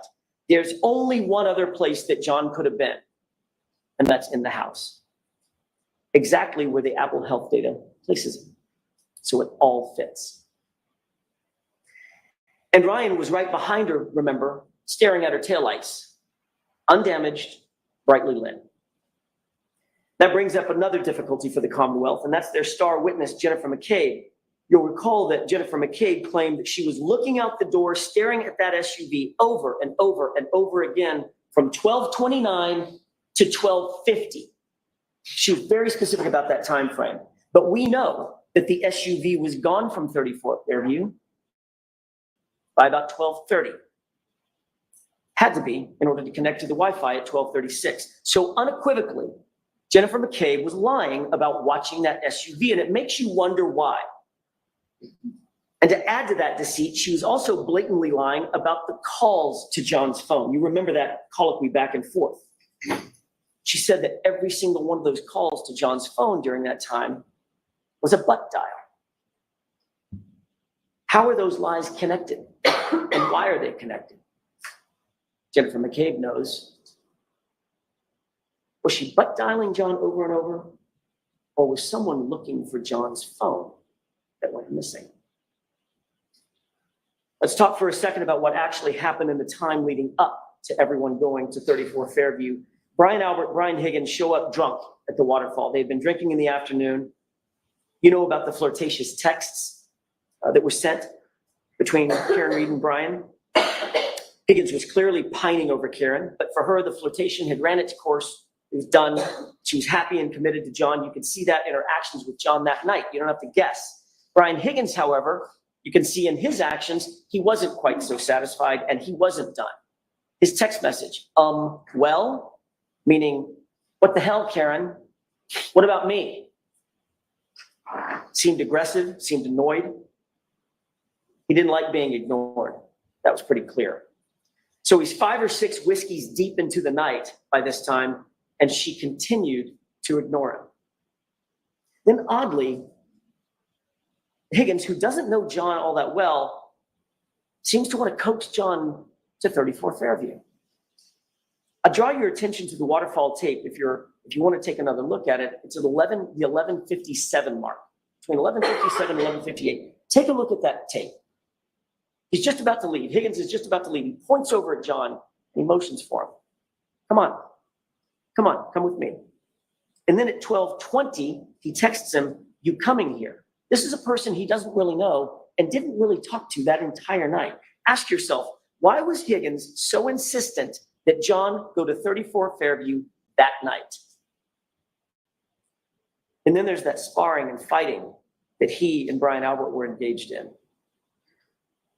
Of all the things they could be doing, this is what they were doing just minutes before John Okeefe walked into that house at 34 Fairview. We know that once John actually did walk in the door, it's about 2 steps, 4 feet or so, 2 steps for an adult male to reach that basement door.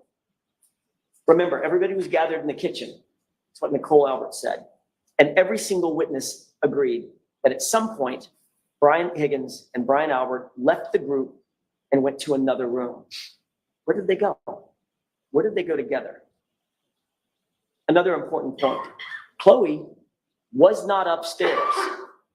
Brian Albert slipped in one of his testimony that he provided. Quote, I was watching Chloe downstairs, monitoring her because of the other people in the house. She's not good with strangers. Remember that testimony. So what happened next? We absolutely know that John was in the house. The data, Ryan, Heather, they all established that. We know that John ascended or descended stairs. We know that Brian Higgins and Brian Albert excused themselves. How long does it take to have a crossword? How long does it take to have a fight? How long would it take for Brian Higgins to say to John, you know, your girl's been texting me.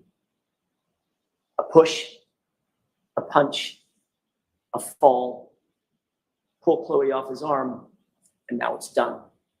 What is that? 5 seconds? 10? Doesn't take long at all. And then the panic sets in. It wasn't intended to go that far, but what's done is done. And then some very, very odd things start happening at the Albert household. Very odd indeed. What do we know? We know through the testimony and key swipes that Brian Higgins very oddly goes directly to Canton Police Department. Why would he do that? After a night of drinking and partying, why go to CPD when you're drunk? What was so important there? He couldn't even get his own story straight. First, he said it was administrative work. Then he said he was moving cars. Then he said it was a factor of both. Is it both? Was it neither? Or was he there to gather intel? Ask yourself, why go? But the odd things keep piling up, and here's another. Chloe was the Albert family pet. Not only did she appear to be gone from the house that morning on January 29th, nobody saw her there. Even Jim McCabe admitted that I didn't see her there. But they actually got rid of the dog altogether. Within months of this incident, the dog was gone, out of the house, rehomed, never to be seen again. This was a dog they had had for 7 years. Also a dog who had a bite history. Why was it so important to get rid of that dog? Was there something about the dog they did not want law enforcement to find out? Recall what Dr. Russell said. She's seen up to 1,000 animal attacks. In her expert opinion, John's right arm, those injuries are from an animal, quote, most likely a large dog. And Dr. Russell's testimony, I'll remind you, was undisputed by any witness for the Commonwealth. But there are more odd and unexplained things. After a night of drinking and hanging out and partying, after being together for the entire day at 2:22 a.m., Brian Albert decides to call Brian Higgins. That call was missed, but 17 seconds later, Higgins calls Brian back, and they speak for 22 seconds. Now, that call is odd and suspicious enough, and just in and of itself, the fact that the call was made. But what's even more incriminating is that both men, both of them, lied about the calls happening. They both claim astonishingly that those calls are, you probably say it with me, they're butt dials. Amazing. But Albert and Higgins take it a step further. Not only did they claim that they were making calls as butt dials, but they were answering calls as butt dials. And Higgins seemed awfully defensive about that call, didn't you? Remember on cross-examination when I was asking him, can you have a conversation in 22 seconds?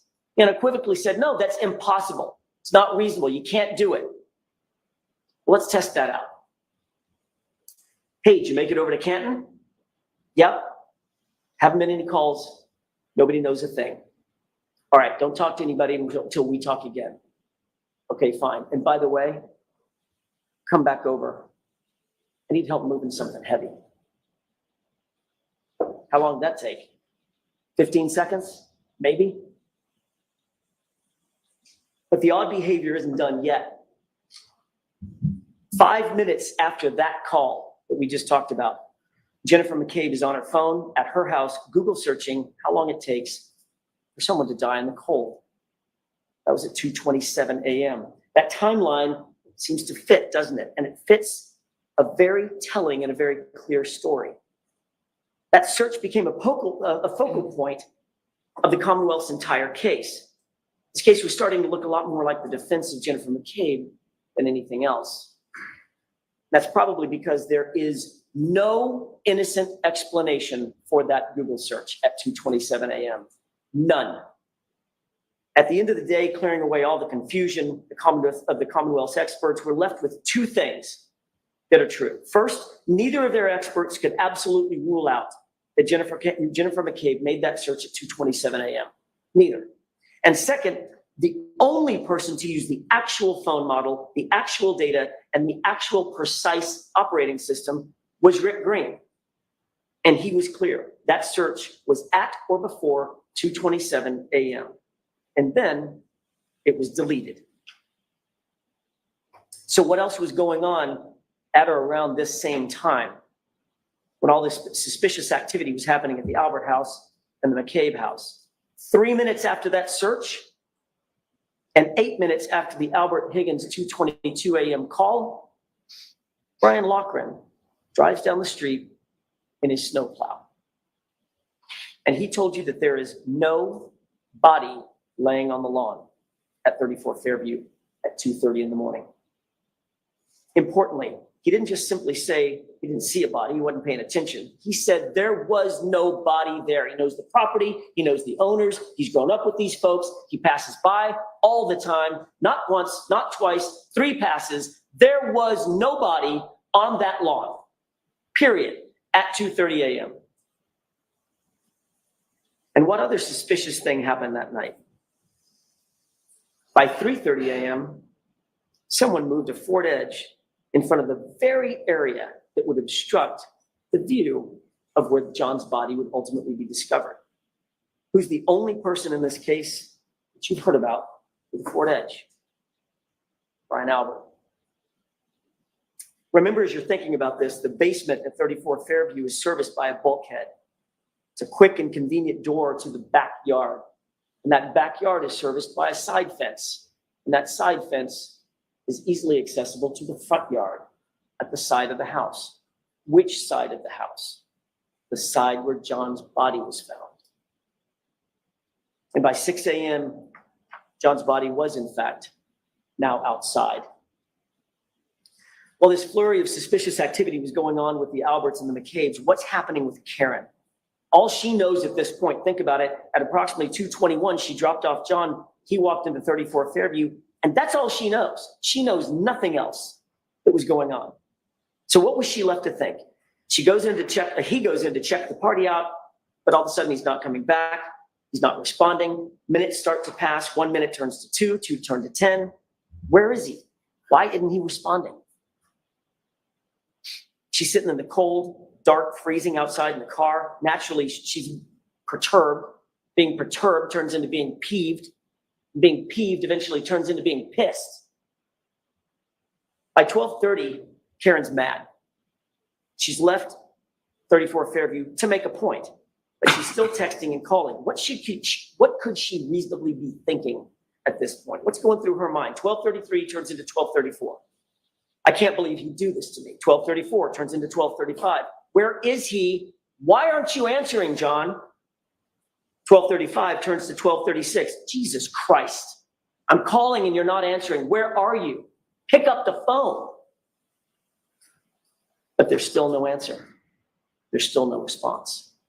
By 12:37, she's getting furious. She does not know that something has happened to John. She does not know that. So she leaves the first angry voicemail. Illustrates frustration, aggravation, all the normal responses anybody might have, you and I might have. But little did she know. The next open voicemail has Karen parking at John's garage after she gets home. You can hear her heels clicking across the garage floor. For all she knows at this point, John's just drunk, he's been partying, he's hanging out, just forgot about her, blowing her off.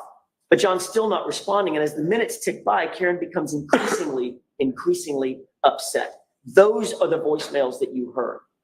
How could he do this? Why is he ignoring me? Why is he ignoring the kids? Those are the thoughts bearing down on Karen Reed as she sat in an empty house late at night by herself. Ladies and gentlemen, she did not know what had happened to John. But within the next voicemail, you quickly learn what she was thinking and what she was feeling. Now it's 5:23 a.m. She's woken up. She's realized that he hasn't come home and he hasn't responded to a single text, not a single call. And anger quickly turns to panic and abject fear. She's so distraught, she reaches out to him again. John, where the fuck are you? She says through tears and desperation. And at 6:03, the question was answered and her worst fears were realized when she finds his body laying, dying in the cold in Brian Albert's front yard. You heard her. You can feel the grief. You can feel the raw anguish. You can see it. You don't have to wonder the emotional journey that Karen traveled that night. You can see it in the video. You can hear it in the audio. From the time he left her and walked into 34 Fairview and she called, she reached out 53 times. She called him 53 times before finding his body. Think about that. The Commonwealth wants you to believe that she murdered this man. And then after that murder, she called him not once, not twice, 53 times. It makes no sense. What does make sense is that she emotionally moved from anger, then to panic, then to grief. So back at 5:07, when she began her search looking for John, she backed out of the garage, and what would happen next would change the entire course of this case. As she backed out of that garage, she hit John's Traverse and cracked her right rear taillight. Folks, the Commonwealth has one job to do in this courtroom. It's an immutable responsibility to provide you with the truth. That's it. Not to win the case, but to seek justice and to do it through the truth. Ask yourself, did you get that truth from the Commonwealth? The Commonwealth continually tried to tell you that that video showed that the SUV came close to John's Traverse, and it took us showing you the video to unequivocally establish that Karen hit that car and cracked her taillight at 5:07. You can almost hear an audible gasp in the courtroom when we finally showed you the actual video. You can see that tire move. I'm only going to show you one series of exhibits during my entire closing, but it's that important. And it's this.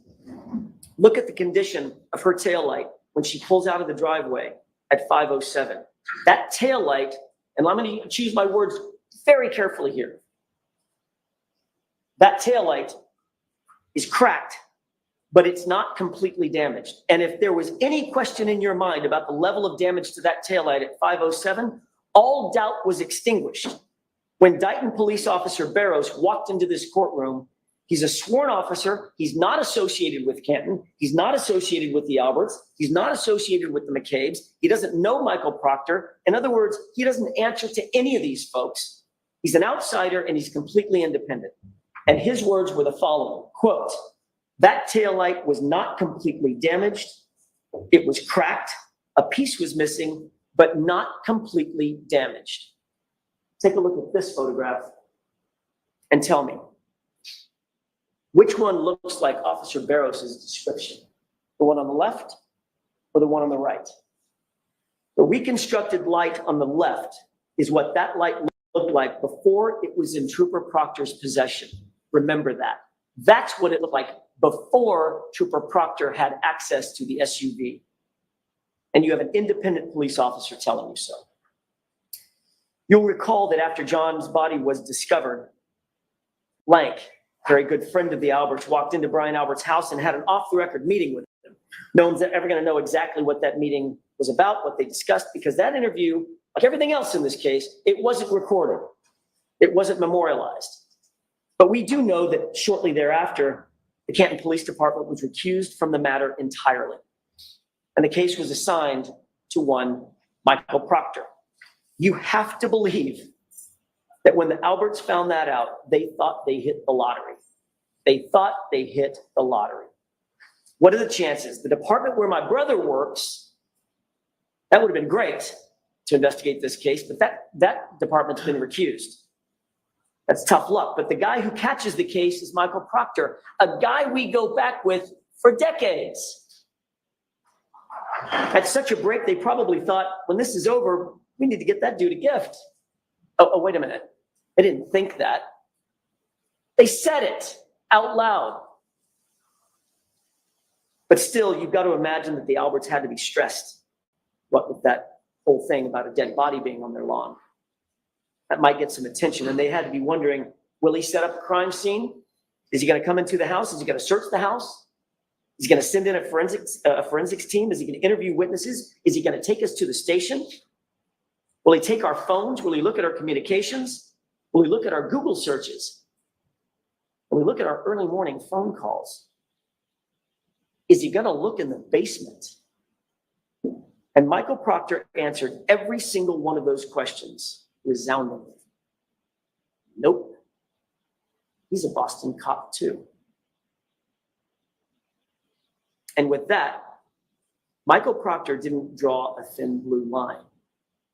He erected a tall blue wall. A wall that you can't scale. A wall that Karen Reed certainly couldn't get over. A wall between us and them. A place you folks are not invited. We protect our own. It's us or it's them. And by the way, who's she after all? Nobody. An outsider. This is going to be easy. Or so they thought. Let's look at what Michael Proctor actually did and did not do in this case. One of the consistent issues that's come up throughout this trial is how evidence always seems to be changing and evolving when in Michael Proctor's hands or somebody in his orbit. If it happens once, let's chalk it up to a mistake. Twice, it's starting to look a little bit like incompetence. If that happens every single time, it becomes intentional, which means it becomes corruption. The defense spent some time, we spent some time discussing the tow time that Michael Proctor swore to in affidavits. There was a reason that we believed it was so important, and I want to talk about that for just a quick second. Because this was a concerted effort by Michael Proctor to falsify the time the car was seized so that no one would know that he actually had possession of the car before the first pieces of taillight were ever discovered at the scene. But he got caught. And when he did, the best he could come up with was it was a typo. Like a dozen times, a typo. You'll remember what that testimony was. The truth is that car was in Michael Proctor's possession from about 4:12 in the afternoon. He said it was 4:16 when he finally had to tell the truth or some version of the truth. Those first pieces of taillight were not found until after 5:45 p.m. That is the very fact that Michael Proctor was trying to hide by those falsified affidavits, saying he didn't seize the car until 5:30. But that wasn't Michael Proctor's only manipulation of the investigation. What about Brian Loughran? You met him. Michael Proctor did his level best to not just hide evidence, but to hide human beings from you and from us. Michael Proctor was informed that the plow drivers were out that night. There would be a witness, potentially along 34 Fairview, at the exact times in question. Even Michael Trotta expressly told Michael Proctor that 34 Fairview had in fact been plowed that morning, and by whom. Proctor not only did not interview Brian Loughran, he never disclosed his name in a single report. He hid him. This is a witness who was literally on 34 Fairview at the time in question where a body was found on the lawn. Wouldn't you want to get the truth from an eyewitness? Wouldn't you want to seek that out? Not if you're Michael Proctor, a close friend of the Alberts. If it were up to Proctor, you literally never would have heard of or from Brian Loughran. That's a scary prospect. I want to touch briefly on the additional physical evidence, or some additional physical evidence presented by the Commonwealth in this case. You'll recall Christina Hanley. She established to a scientific certainty that the glass on the bumper, which was told to you in opening statement, was going to have something to do with this case. The glass on the bumper was going to match that cocktail glass. She told you unequivocally the glass on the bumper did not match the cocktail glass. They came from two different sources. The glass on the bumper has nothing to do with the cocktail glass. So that glass on the bumper had to get there somehow. It didn't get there by being broken from the cocktail glass. See the point? It had to get on the bumper somehow. It didn't jump up there by itself. And what's really interesting is that there was one piece on the bumper, only one, that matched something else in the case. It was a perfect match to a piece of glass that was supposedly found at the scene. Who do you think had possession of that matching glass? Michael Proctor. So the glass on the bumper had to be placed there. And the only person who had anything close to matching the pieces that had to be placed there is Michael Proctor. You do the math. That leads us to the magic hair. The Commonwealth spent a lot of time bringing in experts about mitochondrial DNA and maternal DNA lines and comparative analyses, and all that sounds really great and really sciencey, except for the fact that it just doesn't matter. Why? Because you would have to believe that that little hair, tiny, tiny little hair, barely perched on the side of that SUV survived nearly 75 miles of a raging blizzard outside. That would be a magic hair indeed. A magic hair means nothing. The DNA means nothing, and that's because the hair was from somewhere else. It certainly was not from a motor vehicle incident at 34 Fairview on January 29th. That hair was placed there. The DNA on the outside of the taillight housing also merits very little discussion.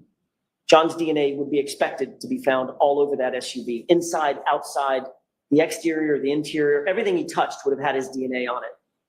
Here's what's actually important about that DNA. No DNA was found on the interior of that taillight. The taillight that they now claim crashed into his arm and shattered. No blood was found anywhere on that taillight or any taillight pieces. And no tissue was found anywhere on that taillight or any taillight pieces. But we're to believe that that taillight literally exploded on John's arm at 25 miles an hour with 1,000 pounds of pressure. We talked about the evidence doing very funny things when in Proctor's possession or the possession of somebody in his orbit. Now think about the videos that we saw. How many videos appear to be somehow manipulated or altered? Just about every single one of them. Look at the video of the Sally port. Let's take that one, for example, that grainy one. It's missing the exact time that would show the condition of the taillight when it was pulled in to the Sally port. Pretty important time, wouldn't you think? Did someone not want you to see what the condition of the taillight was at that exact time? But the good news is there's a second video. It's much clearer. And it's from the same time frame. We didn't get that one for about 2.5 years into the investigation. Literally, it was after the trial started that one was turned over. And this is important. The Commonwealth introduced you to a person by the name of Yuri Buchanan. They presented video showing what was clearly the right side of the car. They asked questions about the right side of the car. You'll recall, Mr. Lally asked Sergeant Buchanan, did you or Trooper Proctor ever go at or near the right side of that taillight? And while he was asking the question, what appeared to be the right side of the car was looking at you. The video was still up. Buchanan paused, turned earnestly into the microphone, stared at you and said, never. We never went anywhere around that taillight. While he was showing you the right side of the car. And that trick might have worked until we got up to cross-examine him. And only then, on the second day of his testimony, did he have to admit that the video was actually inverted. It was backward. And it was cleverly inverted at that. The timestamp had the proper orientation, which means that timestamp had to be removed, the video inverted, and the timestamp placed back on it, which means that was done intentionally. That was not a mistake. And when caught in that obvious fabrication, Buchanan doubled down and said, it's exactly the same. You remember that back and forth. It's exactly the same, he said, as if we're stupid. Is it exactly the same, or is it exactly opposite? Ladies and gentlemen, you were lied to. There's no other way to say it. It's inexcusable. It's abhorrent. But it's also a paradigm of everything that the investigators have been willing to do in this case: lie, obfuscate, manipulate, alter. And when they're caught, they just excuse it away. Doesn't matter. It's the same thing. What's the big deal? Just look the other way. And don't forget, Buchanan is Proctor's supervisor, and he was in that little group chat where Karen Reed's naked photos were being searched for. You know the saying about the apple falling from the tree. Ladies and gentlemen, we haven't even started talking about the taillight yet. You'll recall that at the very beginning of this case, you were introduced to no fewer than 5 CPD officers very early on who searched the scene. None of them, not a single one, found any taillight material at the scene. 0. Stephen Seraph, Sean Good, Stephen Mulaney, Michael Lang, Paul Gallagher, they were all there. They were all walking right around there. They were all looking. They were searching with their eyes. They were searching with their hands. Some said they were searching with their feet. They even used tools, a leaf blower. Not one piece of bright red taillight material was at the scene, not a single piece, but incredibly, over the course of the next 3 weeks, according to Michael Proctor, 47 pieces of taillight material would end up being found, some of which were the size of a salad plate. The CERT team shows up later on January 29th, and according to O'Hara, the first few pieces of taillight were found about 5:45.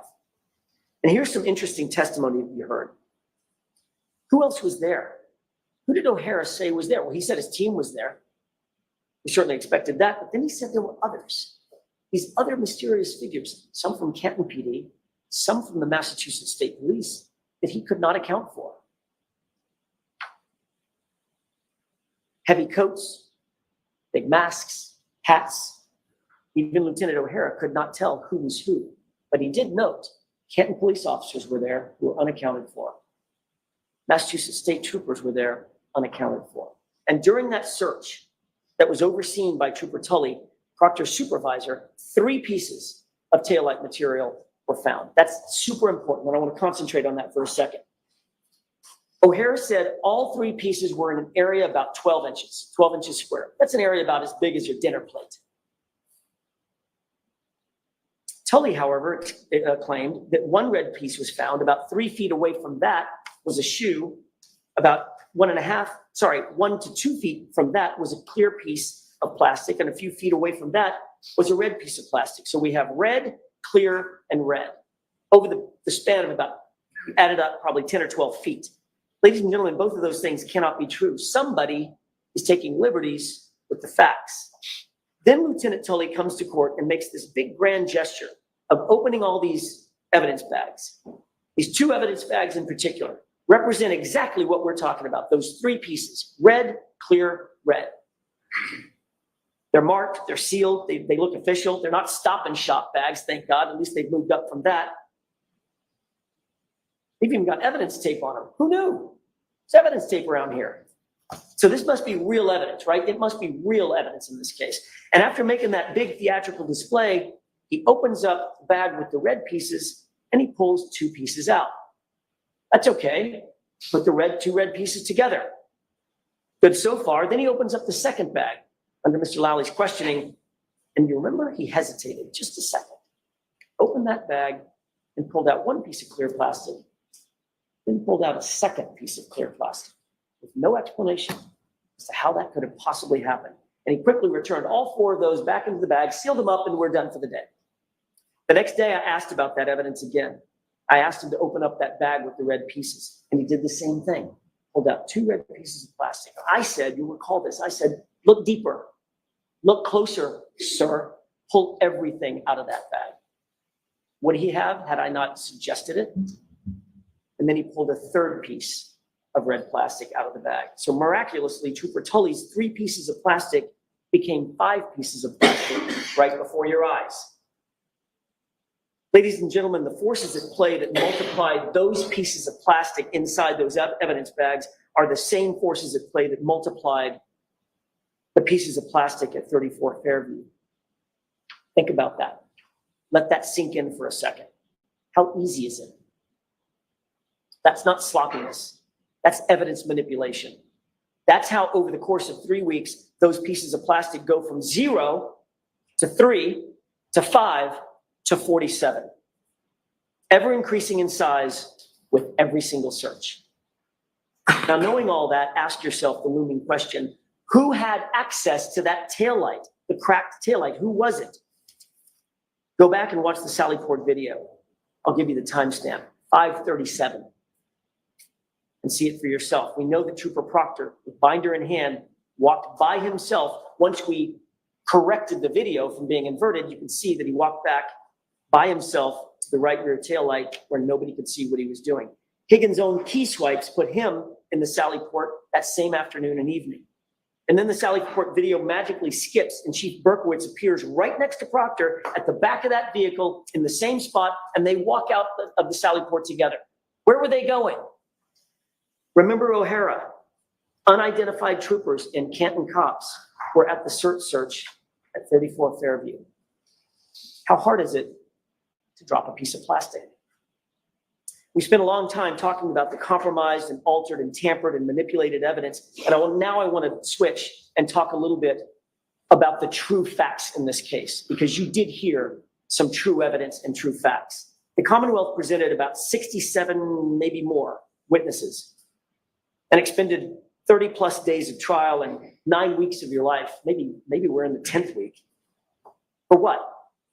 It should be relatively simple, right? The Commonwealth claims that Karen Reed pulled up to 34 Fairview, John got out of the car, she reversed into him and hit him, and then she drove home. That's 4 facts. It's just 4 facts. That's all it is. What evidence do they actually have to prove that that SUV ever hit John? The answer is none. They don't have any. There's no evidence whatsoever that Karen Reed's vehicle ever struck John Okeefe or that Karen Reed ever wanted to strike John Okeefe. In fact, every single piece of material evidence in this case unequivocally proves the opposite. John went into that house. That SUV was not damaged by hitting John, and John's injuries did not come from being hit by a car. That's what the evidence actually shows. The Commonwealth knows that, and they've known it for a long time, and Proctor knows that.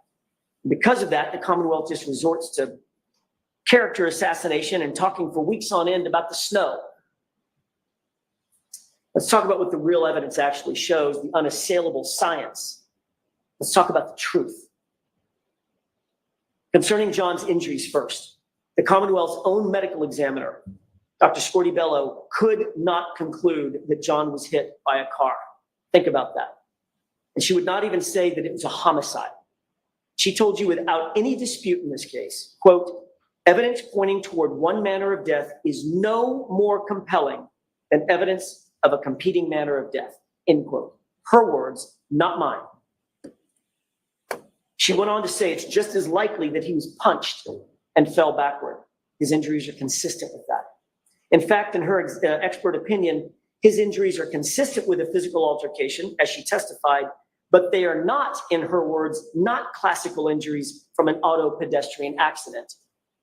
That by itself is reasonable doubt. But the evidence and the truth goes far further. We introduced you to not one, but 2 thoroughly credentialed medical examiners or medical experts, Dr. Sheridan and Dr. Russell, both of whom said John's arm injury is consistent with an animal attack. Dr. Russell studied, diagnosed, and treated up to 1,000 animal wounds. She's an expert in animal wounds, and she was unequivocal. Those wounds are from an animal, likely a large dog. which means that John was attacked inside the home where Chloe was. There is no other possibility. And Dr. Sheridan, for his part, with thousands of 13,000 autopsies under his belt, decades of experience as the chief medical examiner, who's triple credentialed in anatomical, forensic, and neuropathology, he told you that John's injuries are inconsistent with a motor vehicle accident or incident. They're consistent, however, with a physical altercation. In layman's terms, the science proves John was beaten. That also is reasonable doubt and should end this case. But the facts and evidence don't stop there. Two of the most highly educated and highly qualified engineers you'll ever meet, Dr. Dan Wolf and Dr. Andrew Rinchler, mechanical engineer and a biomechanist. They reviewed this case.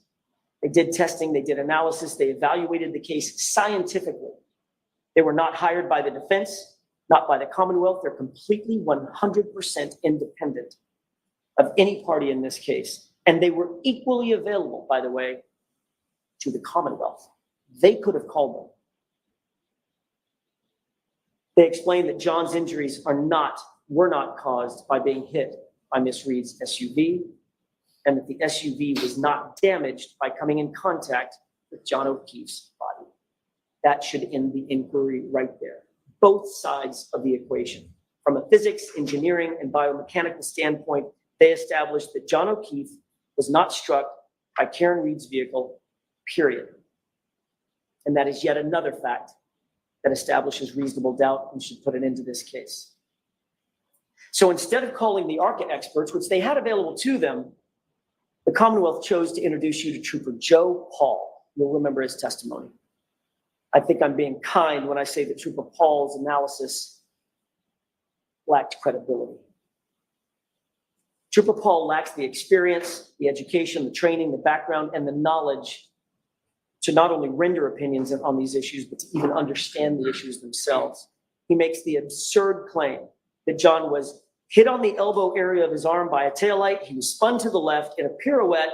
His arm stayed on the light long enough for the shards of plastic to explode around him, scratching his arm, even though he was wearing long sleeves, then projecting him 30 feet to the left, but not before making a stop to hit his head on either the curb or the pavement, before coming to his final resting place with his unbroken phone tucked neatly under his body. It's nonsensical. It borders on laughable. Compare that testimony to Dr. Dan Wolf and Dr. Andrew Rinchler.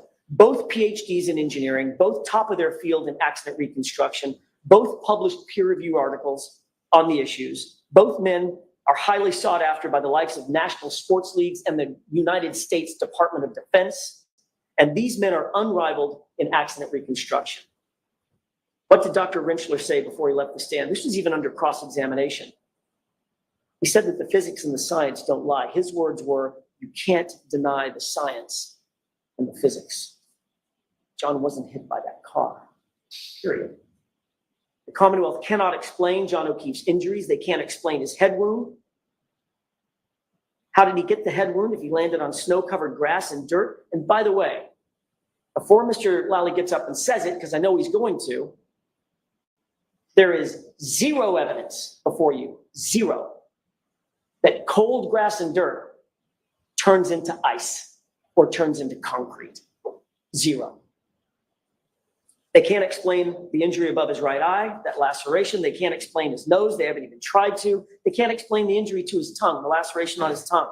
They cannot explain the injuries to his back, to the back of his hands, the bruises, and certainly they cannot explain the injuries to his right arm. But maybe most importantly, they cannot and haven't even tried to explain the lack of injuries on John's body from the neck down.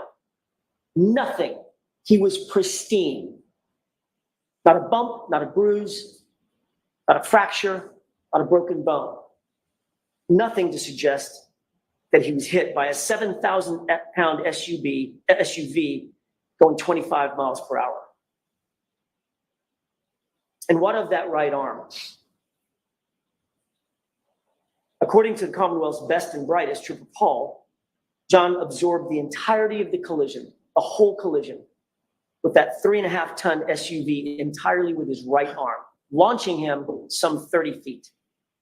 But amazingly, the arm suffered no break, no fracture, and didn't even get a bruise. So how are those injuries properly explained? The evidence is simple. John got into an altercation. He was punched. He tried to defend himself by putting his hands up. He may have even scratched his own nose by putting his hands in front of his face to defend himself. His hands were bruised and covering up. 5 minutes, Mr. Jackson. Thank you, Your Honor. As he continued, he got hit, punch went through, and he fell to the ground, fracturing his skull. At some point during that altercation, the dog got a hold of him, and the dog was pulled away. Every single injury is answered. Every single injury is explained by that. Ladies and gentlemen, given what we know about the facts and the physical evidence in this case, the actual truth in this case, how did this happen? How did we end up here? We ended up here because of relationships, insider trading, playing the who you know game, and building a tall blue wall, which takes decades and generations. But the real question is it going to continue? Well, this festering malignancy that allows a lead detective and his supervisor to gloat and sneer while looking over naked pictures or looking for naked pictures of the woman that they've targeted, will that continue? And the answer should be, not if you have anything to say about it. Michael Proctor is the lead investigator in this case, and much as the Commonwealth might try, they cannot distance themselves from the stench of him on this case and this investigation. Those secret group chats illustrate the quality and character of his investigation. Remind yourself how an, quote, unbiased and an objective investigator, someone who's supposed to be looking for facts. Ask yourself, how did he approach his job? Late at night, sitting there in his office, deviously looking for naked pictures of Karen Reed and talking about her like she's a piece of meat. Talking about her bodily functions, her medical conditions, calling her vile names. I don't even have it in me to repeat what he said about her. He reduced her to an object, and he went further by insulting her. He went further than insulting her, and he dehumanized her. And when he was done betraying that very humanity, he wished for her to commit suicide. That, ladies and gentlemen, is how you frame someone. That's how you dehumanize someone so viciously that you can just pin it on the girl and cover for the homeowner because he's a Boston cop. That's how you rip a person's life apart and sleep like a baby while doing it. And then further that by saying, I hope she kills herself. Ladies and gentlemen, I just began the discussion this afternoon or this morning with a quote about the truth, and I did that because that's what this case is about, top to bottom, tip to tail. It's about the truth, not hiding it or concealing it, but exposing the truth. The truth is immutable. It's not a feeling, it's not a whim. It's unflinching, it's unchanging, and it's everlasting. That's why the law is steady. That's why it's not captive to the whims of people drunk with power who think they're above the law, who think they're above scrutiny. That's why you stand as the guardian of justice and the protector of justice. The law demands the very integrity that Trooper Proctor and his investigation lacks, and it requires that you cannot convict Karen Reed unless the Commonwealth has met its incredibly high burden to prove every element beyond a reasonable doubt and to a moral certainty. And a moral certainty is defined as the highest degree of certainty possible in matters related to human affairs. It's the highest degree possible in your life. That's the level of certainty. And I'll leave you with this. You have the most powerful tool known to American jurisprudence because you have your vote. No one can take that away from you. Not me, not the Commonwealth, not the court. You may not have asked to be here, but each of you have given something very special of yourselves. You've agreed to do that which is the highest calling a citizen can answer in any way. You've agreed to give your community your best. And my question to you is, what will you do with this moment? Ignore the lies and the manipulations, the misogyny, the bias, the lack of evidence? Could you ever do that? Would you ever do that? Or will you say with your verdict, I see the truth and I will not ever look the other way. When you stare the truth down, you'll see that the Commonwealth has not proven its case beyond a reasonable doubt into a moral certainty, not even close. Ladies and gentlemen, Karen Reed is innocent. Do justice and find her not guilty. Thank you. Thank you very much, Mr. Jackson. All right, Mr. Lally. Thank you, Your Honor.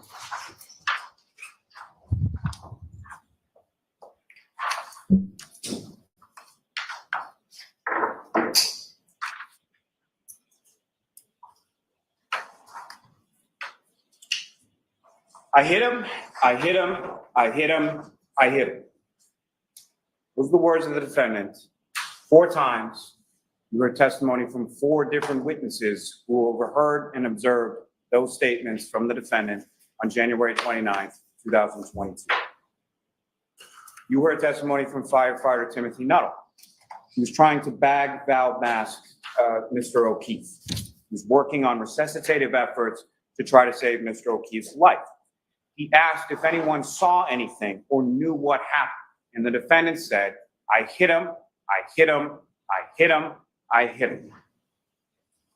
Firefighter Anthony Famati was asking if anyone had information on why Mr. Okeefe was there in the snow. The defendant repeatedly said, I hit him, I hit him, oh my God, I hit him. Firefighter Katie McLaughlin was tasked by firefighter Flamati with asking for biographical information and for what the cause was of the traumatic injuries that all the firefighters testified that they observed on Mr. Okeefe. She asked the defendant, and the defendant said, I hit him, repeatedly. Firefighter McLaughlin asked for clarification. You did what? And the defendant repeated, I hit him. Jennifer McCabe stated initially over the phone when speaking with the defendant that the defendant said, could I have hit him in the car while they're on the phone with Ms. Roberts going from Ms. McCabe's house to Mr. O'Keefe's house? Did I hit him? Could I have hit him? Once on scene, once asked, as Ms. McCabe described by an EMT, for name, age, things like that related to Mr. Okeefe, what caused the trauma? She indicated in her testimony that the defendant said repeatedly, I hit him. You heard testimony from Officer Saraf, statements that he attributed to the defendant as saying that morning, this is all my fault. This is all my fault. I did this. This is what the defendant is saying on scene. Since then, stories changed a little bit.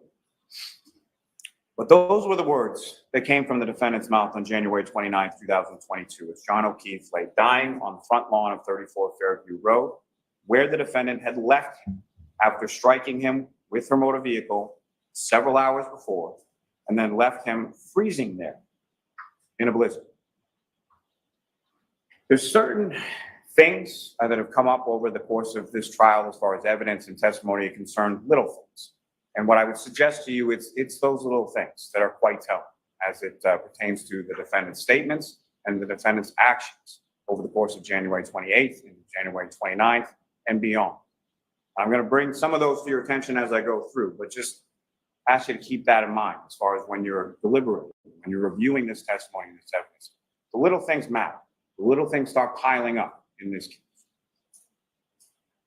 Throughout the course of this trial, you've heard a lot of purported evidence or questions of witnesses in an attempt to distract you from the evidence in this case. It's essentially defense by obfuscation. It's a 3-card monitoring. Facts and the evidence in this case are your card, they're the queen of hearts. And so what I want you to, or what the defense wants you to do is not look at that card, look at anything else. Look at movement, look at this person, look at that person, look at text messages, look at this. Don't pay attention to the facts and the evidence, because if you do, what it will ineluctably lead you to is that the defendant is guilty of each of the 3 indictments before this court. The evidence and the facts of this case are for you, the jury, to decide. Using your common sense, using your life experiences as your guide through that as you go. Before I turn to that evidence that I will submit to you and elucidably demonstrates the defendant's guilt, let me first just address Trooper Proctor. The text messages from Trooper Proctor are unprofessional, they're indefensible, they're inexcusable. However, as distasteful as those messages are,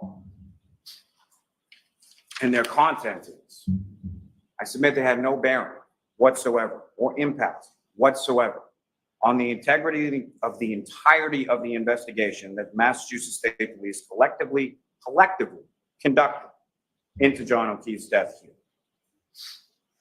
As was asked of Trooper Proctor on cross-examination, these were texts from his personal phone that he never thought would see the light of day. He was asked whether or not he ever thought that he would be asked about these in a courtroom, put to him in sort of a safe space, a safe place for him to discuss, if you will. What do you not see in those text messages? You don't see any discussion or any illusion of any conspiracy, of any framing of the defendant, of any planting of any evidence, no evidence whatsoever. Why? Because it didn't happen. There is no conspiracy, there is no cover-up, there is no evidence of any of that beyond speculation, rampant speculation and conjecture on behalf of the defense. Two things can be true at the same time. They're mutually exclusive. The texts from Trooper Proctor are distasteful, they're disrespectful, they're unprofessional, there's no defense to them. And the defendant killed John Okeefe. Turning to the evidence, let me first talk a little bit about John Okeefe. You heard a lot about him over the course of this trial, about his selfless story through his family and friends that loved him, including his adopted niece and nephew. You heard a lot about the lives he touched and the different people who he had friendships with. You heard a lot about from those particular friends and from his family. Turning to what I would submit to you as a timeline.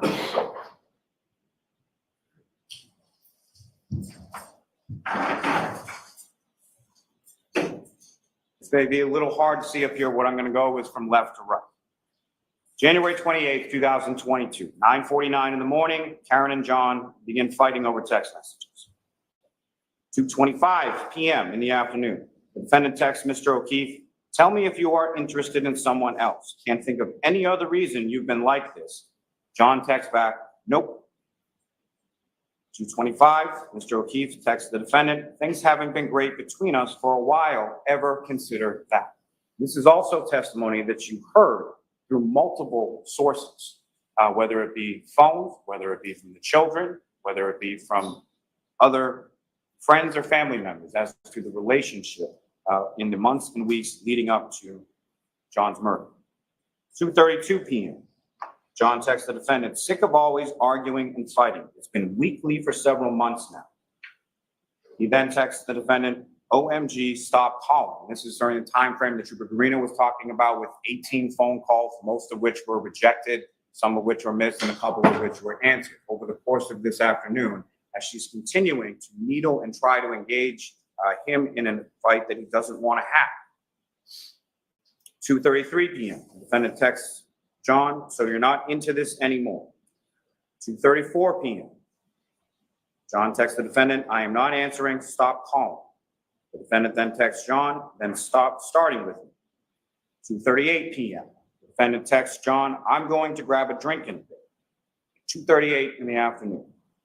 Around 3 p.m. is the testimony you heard from Erin Okeefe in regard to the defendant texting her, asking if she can go out without her husband, Paul, asking him to go out for a drink. This is while Erin Okeefe testified she was waiting for one of her children at the bus stop, picking that child up around 3 o'clock in the afternoon. This is also the point at which the defendant says to Ms. Okeefe, "Wish I didn't speak to another Okeefe after 2004. 7:30 p.m., you have Mr. Okeefe and Mr. Camerano arriving at C.F. McCarthy's, with the defendant arriving at 8:51. 8:58 p.m. is when the defendant receives drink number 1 at C.F. McCarthy's. Vodka soda, tall cylinder glass, lime, and a strong. 9:13 p.m., drink number 2. 9:20 p.m., drink number 3. 9:33 p.m., drink number 4. 9:57 p.m., drink number 5. 10:22 p.m., drink number 6. 10:29 p.m., drink number 7. 7 drinks from 8:58 p.m. through 10:29 p.m. when she receives that last drink at C.F. McCarthy's. Drink that she indicates to Sergeant Mechanic and several others on the next day that she did not take with her from C.F. McCarthy's to the waterfall, which several individuals at the waterfall testify that she produced from her coat when she walked in, and that you can clearly see on the C.F. McCarthy's video her walking out the door with the same tall cylinder glass in her right hand. Now, understanding that some of these drinks are not the full tall cylinder drinks, what she's doing is she's getting shot glasses of vodka and then pouring them into the drink after she's consumed the drink. 10:54 p.m. The defendant and Mr. Okeefe arrive at the waterfall, during the course of which, on an hour that they're there, the defendant receives drinks number 8 and drinks number 9. 12:10 a.m. From the waterfall video, you have Ms. McCabe, Ms. Okeefe, and the defendant departing the waterfall together. Interestingly, around the same time, you also have the text and screenshot communications between Colin Albert and Allison McCabe in reference to him getting picked up at that time. You also have testimony from Brian Albert, Nicole Albert, Caitlin Albert, Brian Albert Jr. in reference to them sort of walking in from the waterfall as Colin Albert is walking out of 34 Fairview Road, gets picked up by Ms. McCabe, and then is driven home. 1 minute later, 12:11, Mr. Okeefe is then on the waterfall video walking out with cocktail glass in his right hand. At 12:14 a.m., Mr. Okeefe texts Ms. McCabe, "Where to?" 12:14 a.m., based on the fact that she's driving, and Ms. McCabe indicated in his testimony that she should call him instead of texting while driving, Ms. McCabe calls John Okeefe, speaks with him regarding directions, sort of going over which way to come in, Chapman Street, over Cedar Crest, as far as coming into Fairview Road.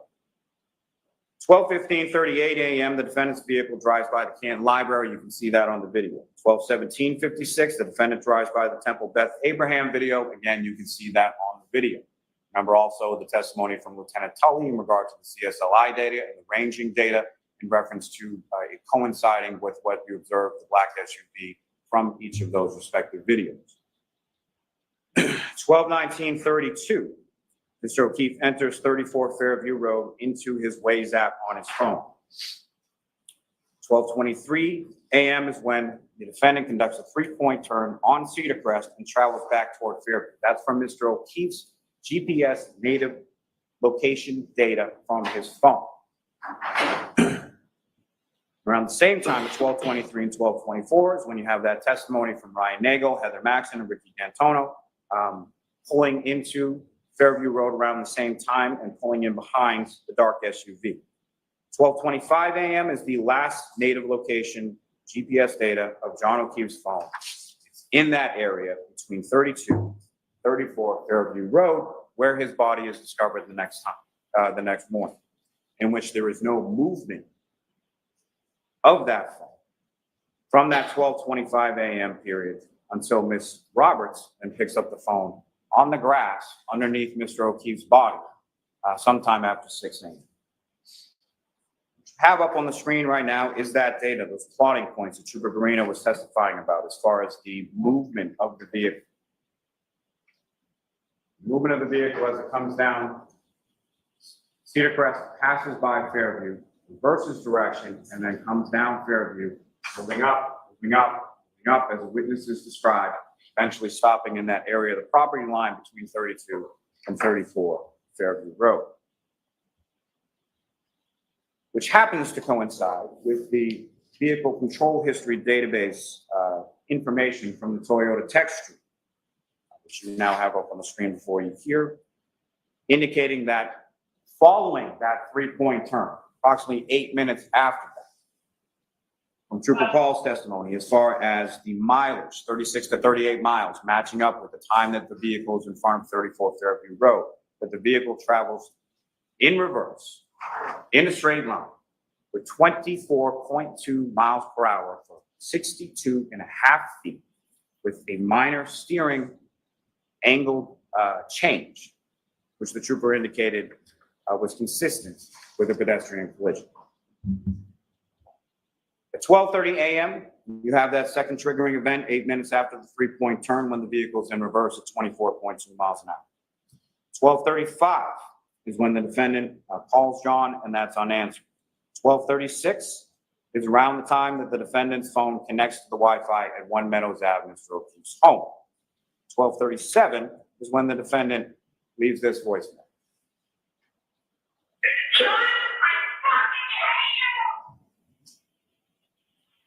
So within minutes of that vehicle's data, going 24.2 miles an hour in reverse for 62.5 feet, the defendant leaves that voicemail, seething in rage as she's screaming, "John, I fucking hate you." 12:40 to 12:42, Ms. McCabe is texting Mr. Okeefe. She tries calling Mr. Okeefe, gets no answer. If you recall from her testimony around this time frame, about 12:40, she was unsure whether the vehicle was actually still out front or if it had gone at that point. But she was looking for John because she had seen the defendant's vehicle in front of the house and no one had come in. So she was wondering where her friend, Mr. Okeefe, was. 12:55, the defendant texts John, "See you later." 12:59, the defendant calls, leaves another voicemail for Mr. Okeefe. Exhibit 637, it sounded like this. "John, I'm here with your fucking kids. Nobody knows what the fuck you are, you fucking pervert." But somebody did know where Mr. Okeefe was. The defendant knew exactly where it was. She had driven him there. She had struck him there. She had left him to die there. 1:02 a.m., the defendant leaves another voicemail with no content. And then she texts John, "Your kids are fucking alone." 1:09 a.m., the defendant texts John, "I'm back in Mansfield. The kids are home alone." She's not. GPS, as far as it never disconnects from the Wi-Fi until the following morning. There's no indication that Ms. Reed left and went to her home in Mansfield at any point. 1:10 a.m., the defendant calls her parents. 1:11 a.m., she calls Mr. Okeefe and leaves this voicemail. "John, I'm going home. I cannot babysit Amy. I need to go home. You're fucking, you have a girl. She's sleeping next to me. You're fucking loser. Fuck yourself." 1:18 a.m., the defendant leaves another voicemail. Now, about 1:43 or 1:45 a.m. is when Julie Nagel testified that they were leaving the house. And she sees a large black object on the lawn near the flagpole while leaving 34 Fairview Road. Doesn't think much of it at the time, isn't expecting Mr. Okeefe or any body to be out on the front lawn. 4:42 a.m., the defendant calls and speaks. So the calls to her parents are finally answered. 4:49 a.m., the defendant calls Ms. Camerano, screaming, "Where's Mike?" 4:53 in the morning is when the defendant instructs Kaylee, Mr. O'Keefe's niece, to call Ms. McCabe. Why? Because the defendant doesn't have Ms. McCabe's phone number. Indicates that John didn't come home. We got in a fight and I left him at the waterfall. Those are the first statements or the first version of events that she's able to communicate out to the world as to what happened to Mr. Okeefe and where he is. We got into a fight. I left him at the waterfall. 5 a.m., the defendant calls Kerry Roberts saying, "John's dead, Kerry, hangs up the phone. 5:01, the defendant calls Kerry Roberts again. And it's at this point that she indicates that John's dead, he must have been hit by a plow. 5:07 a.m., the defendant leaves 1 Meadows Ave. You have the video of that. It's number 153 in Exhibit 6. We'll get to that a little more in a moment.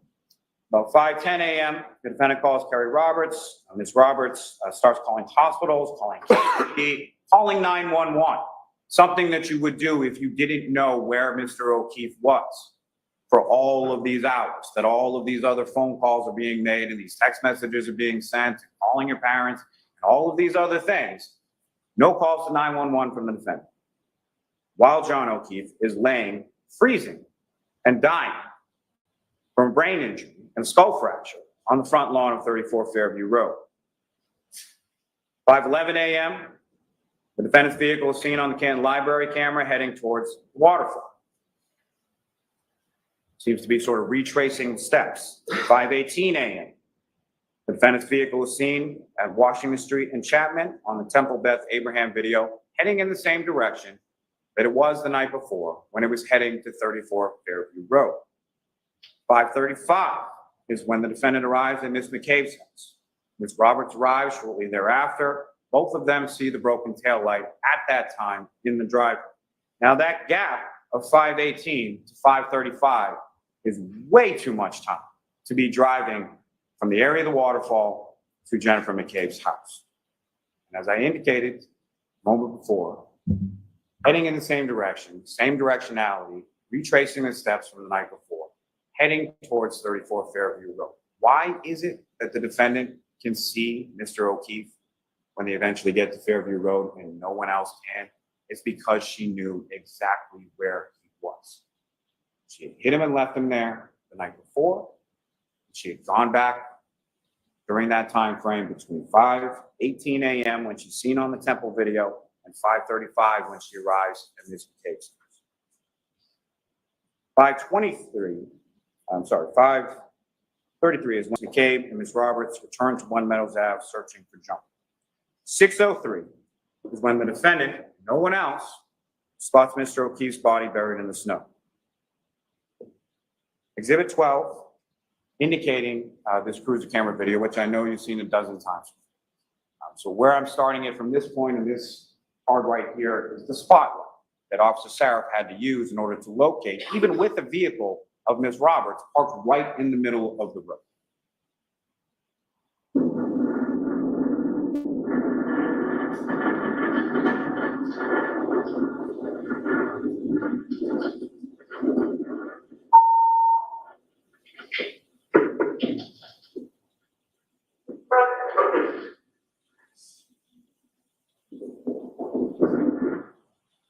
In the darkness, in the snow, in the blizzard, in those conditions, the defendant sitting in the back seat of the vehicle knows exactly where Mr. Okeefe is, covered in snow, as you heard from all of the paramedics, from the civilian witnesses, from the first responders. The defendant knows exactly where he is. 6:07 a.m., Ms. McCabe calls 911. 6:08, the defendant leaves that 4 or 5 minute voicemail, leaving the phone in the car for some reason to Mr. O'Keefe's phone. 6:23 and 6:24 in the morning is when Ms. McCabe conducts those Google searches. 7:50 in the morning is when Mr. Okeefe is pronounced deceased at Good Samaritan Hospital. 4:13 to 4:20 p.m. is when the defendant's SUV is towed from her parents' house in Dighton. 5:20 p.m. is when the search team arrives in the area of 34 Fairview Road to conduct the search of evidence. 5:30 p.m. is when the defendant's vehicle arrives at the Canton Police Department south. We circle back for a moment to Mr. Okeefe, to his families, to his friends, and to his relationship with the defendant. We heard testimony from Paul and Aaron Okeefe that they liked the defendant, that they thought he was good for John, thought he was good for the kids. All outward appearances of the relationship were good. You heard testimony from the children that that was not true behind closed doors. But Paul Okeefe testified that he told the defendant's parents this, that he liked Ms. Reed, that he thought that she was good for John, thought that she was good for the kids, weeks before John's murder. He even blew her a kiss in the emergency department at Good Samaritan as he was walking out and she was still being treated while they were there. Invited her over to John's house to grieve with him.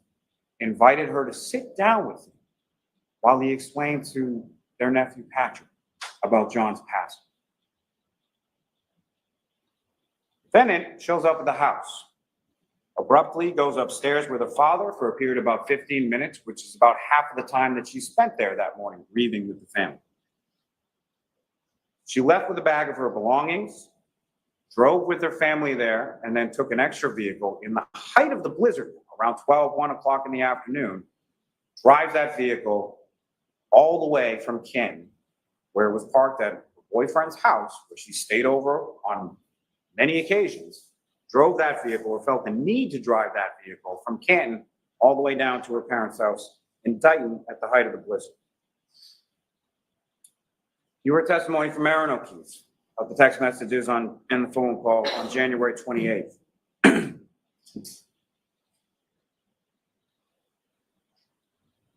You've heard that Aaron Okeefe called the defendant on the morning of the 29th because she was concerned for her. She wanted to know what was going on with someone she considered her friend. The defendant yells, "John is dead." Ms. Robertson grabs the phone and then updates Aaron Okeefe as to what's going on with John.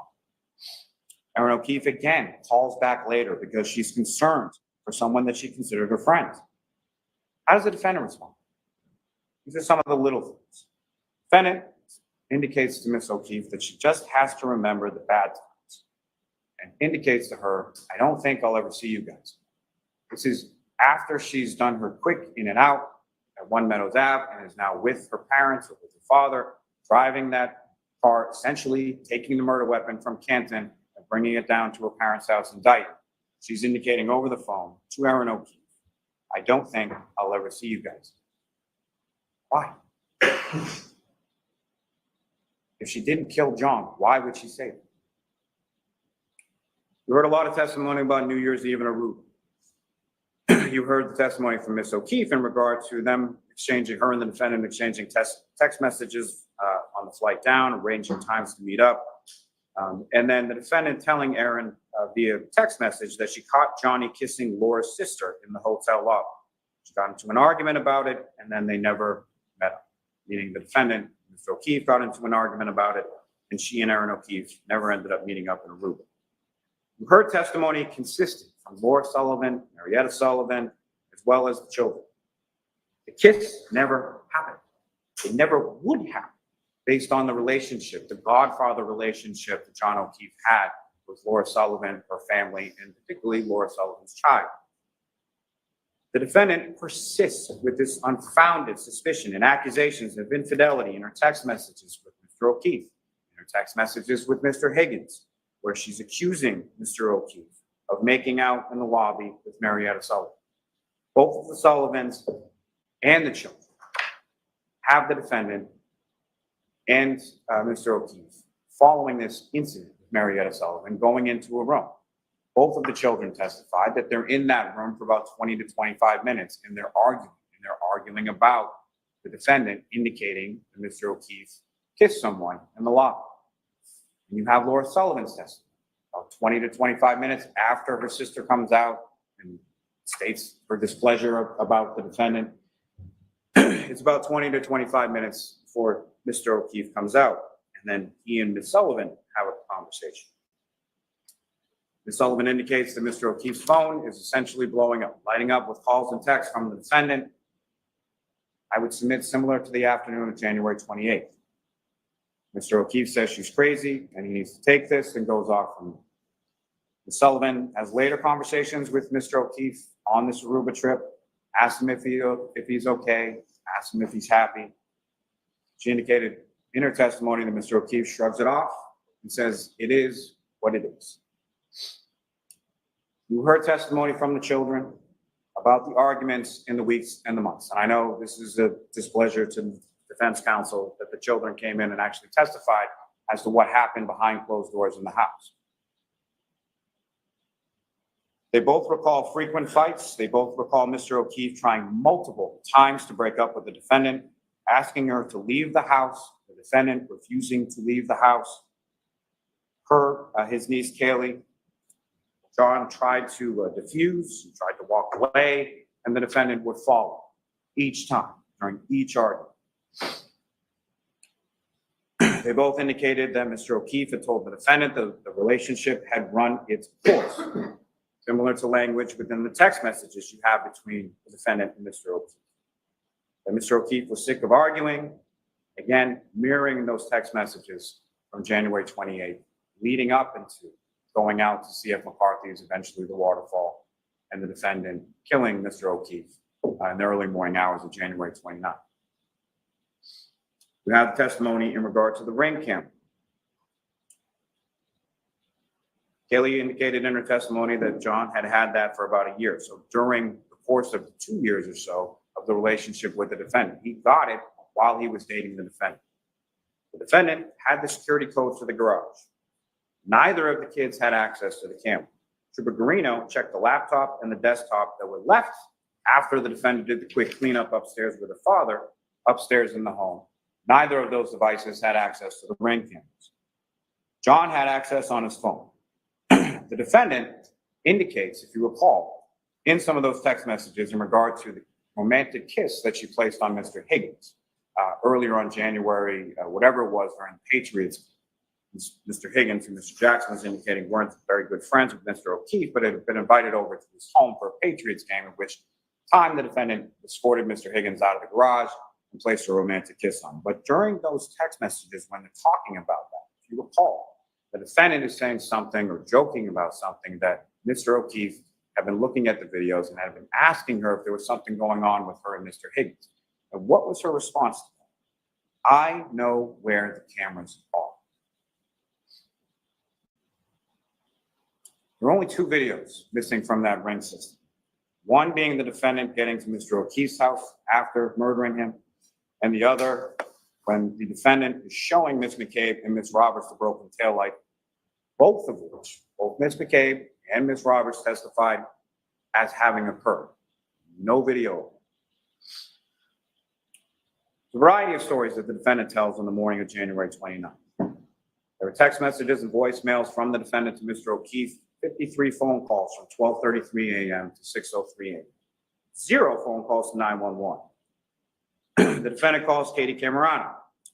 The defendant calls her parents at 1:18 in the morning, 4:38 in the morning, 4:42 in the morning. The call then from Kaylee's phone to Ms. McCabe, because the defendant didn't have Ms. McCabe's phone number. Both Kaylee and Ms. McCabe indicate that the defendant initially indicates or says that she got into a fight with Mr. Okeefe and left him at the waterfall. From this information, Ms. McCabe then testifies she starts to call him Julie Albert, because Chris Albert, Julie Albert, they live close by the waterfall. Maybe that's where he went. As the phone is ringing, this is a phone call that both Ms. Albert and Ms. McCabe testify was never answered. As the phone is ringing, her husband, Matthew McCabe, reminds her that they saw the defendant and Mr. Okeefe and the car outside of 34 Fairview. So she hangs up. During this call, or during these subsequent calls, the defendant indicates to Ms. McCabe, maybe I hit him, did I hit him? She then calls Ms. Roberts at 5 a.m. on the dot, indicates John's dead, hangs up the phone, calls back a minute later, indicates that Mr. Okeefe was now hit by a plow and that he's dead. And then indicates further that she's drunk and doesn't remember. She tells Ms. McCabe about the cracked taillight before they even get in the vehicle and go anywhere, as you recall the testimony of Matthew McCabe, indicating that he had some concerns about them driving around in a vehicle with a damaged taillight in the middle of a blizzard. Ms. Roberts' testimony that she saw the broken taillight in the driveway at Ms. McCabe's house, and that it was consistent with what she observed in the photographs that were shown to her of it later in the Sally Port at the Canton Police Department garage when the search warrant is executed on February 1st.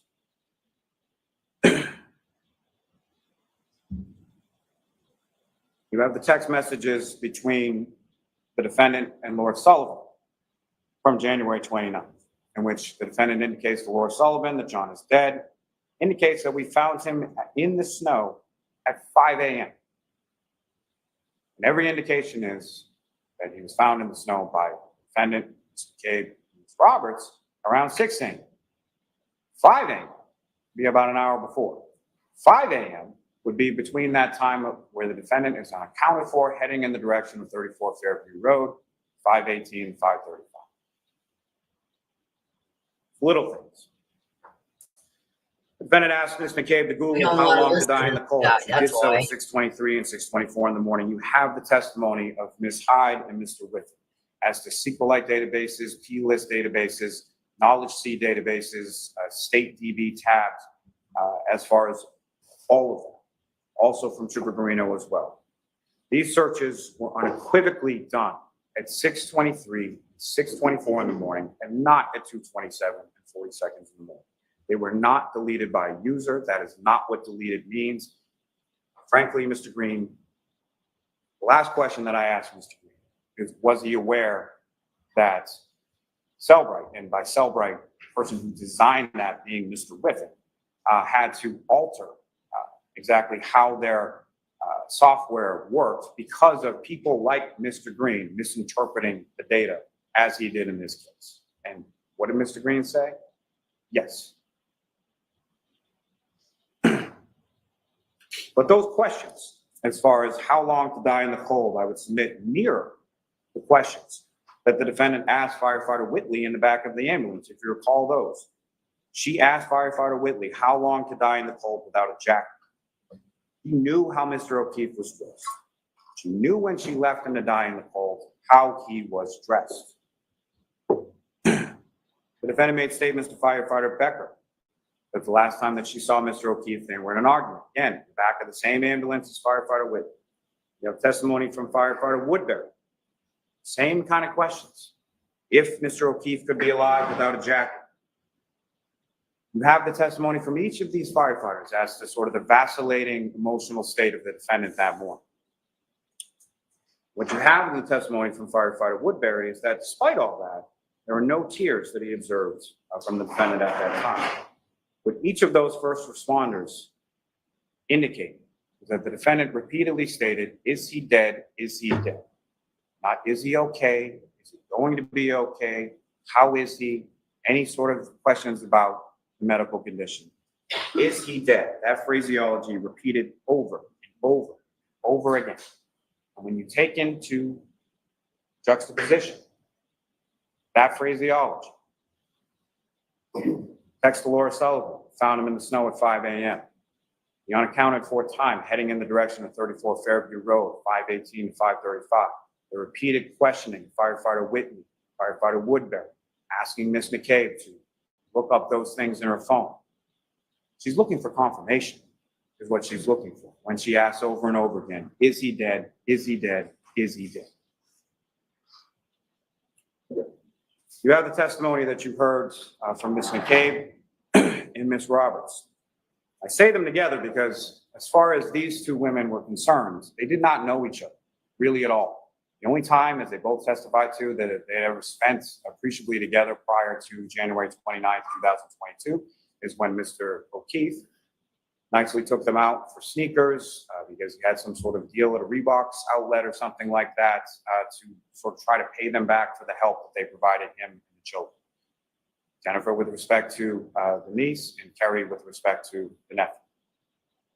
But they're both contacted by the defendant in the early morning of January 29th. As Ms. McCabe testified, John was my friend. I love John. He was an amazing guy. At the waterfall, Mr. Alberts said going home to have a drink with his son, Brian Jr., if anyone wants to come. Open invitation to the table. She said to Mr. Okeefe and the defendant, you guys should come. Both the defendant and the victim indicated that they wanted to come and that they were coming. She describes the phone calls and the text messages that she receives from Mr. Okeefe, that she's providing directions. She indicates she's providing them directions to go down Chapman. She describes how that is. And you've heard this testimony from a couple of different witnesses as far as the steepness as you're going down Chapman, she's going down Fairview coming off of Chapman. That you first go down a big steep hill. It flattens out for a little bit, and then you go down a second, 2 hills going down on Chapman. Matching the GPS native location and the health data as far as where Mr. O'Keefe's phone is, a half mile away from 34 Fairview Road at the time that his health data is reporting that he's ascending or descending 3 flights of stairs. You hear the testimony from Ms. McCabe as far as the last time that she spoke to Mr. O'Keefe. She's still trying to provide directions to Fairview because Mr. O'Keefe has never been there before and neither has the defendant, which is further corroborated in Trooper Garino's testimony as far as the vehicle passing by Fairview and then coming back in on the other side, having to reverse direction. But she's giving directions and she indicates that she uses a house that Mr. Okeefe will be familiar with, that belonging to Bella or Bella's mom. Bella's mom is an ex-girlfriend for a short period of time, a long time ago. However, in the defendant's mind, it's so prescient on her mind that she's still talking about it the next morning or later on that morning when she's riding, going towards Fairview Road with Miss Roberts and Miss McCabe in Miss Roberts' car. She's still talking about it at that time. It's that much on her mind.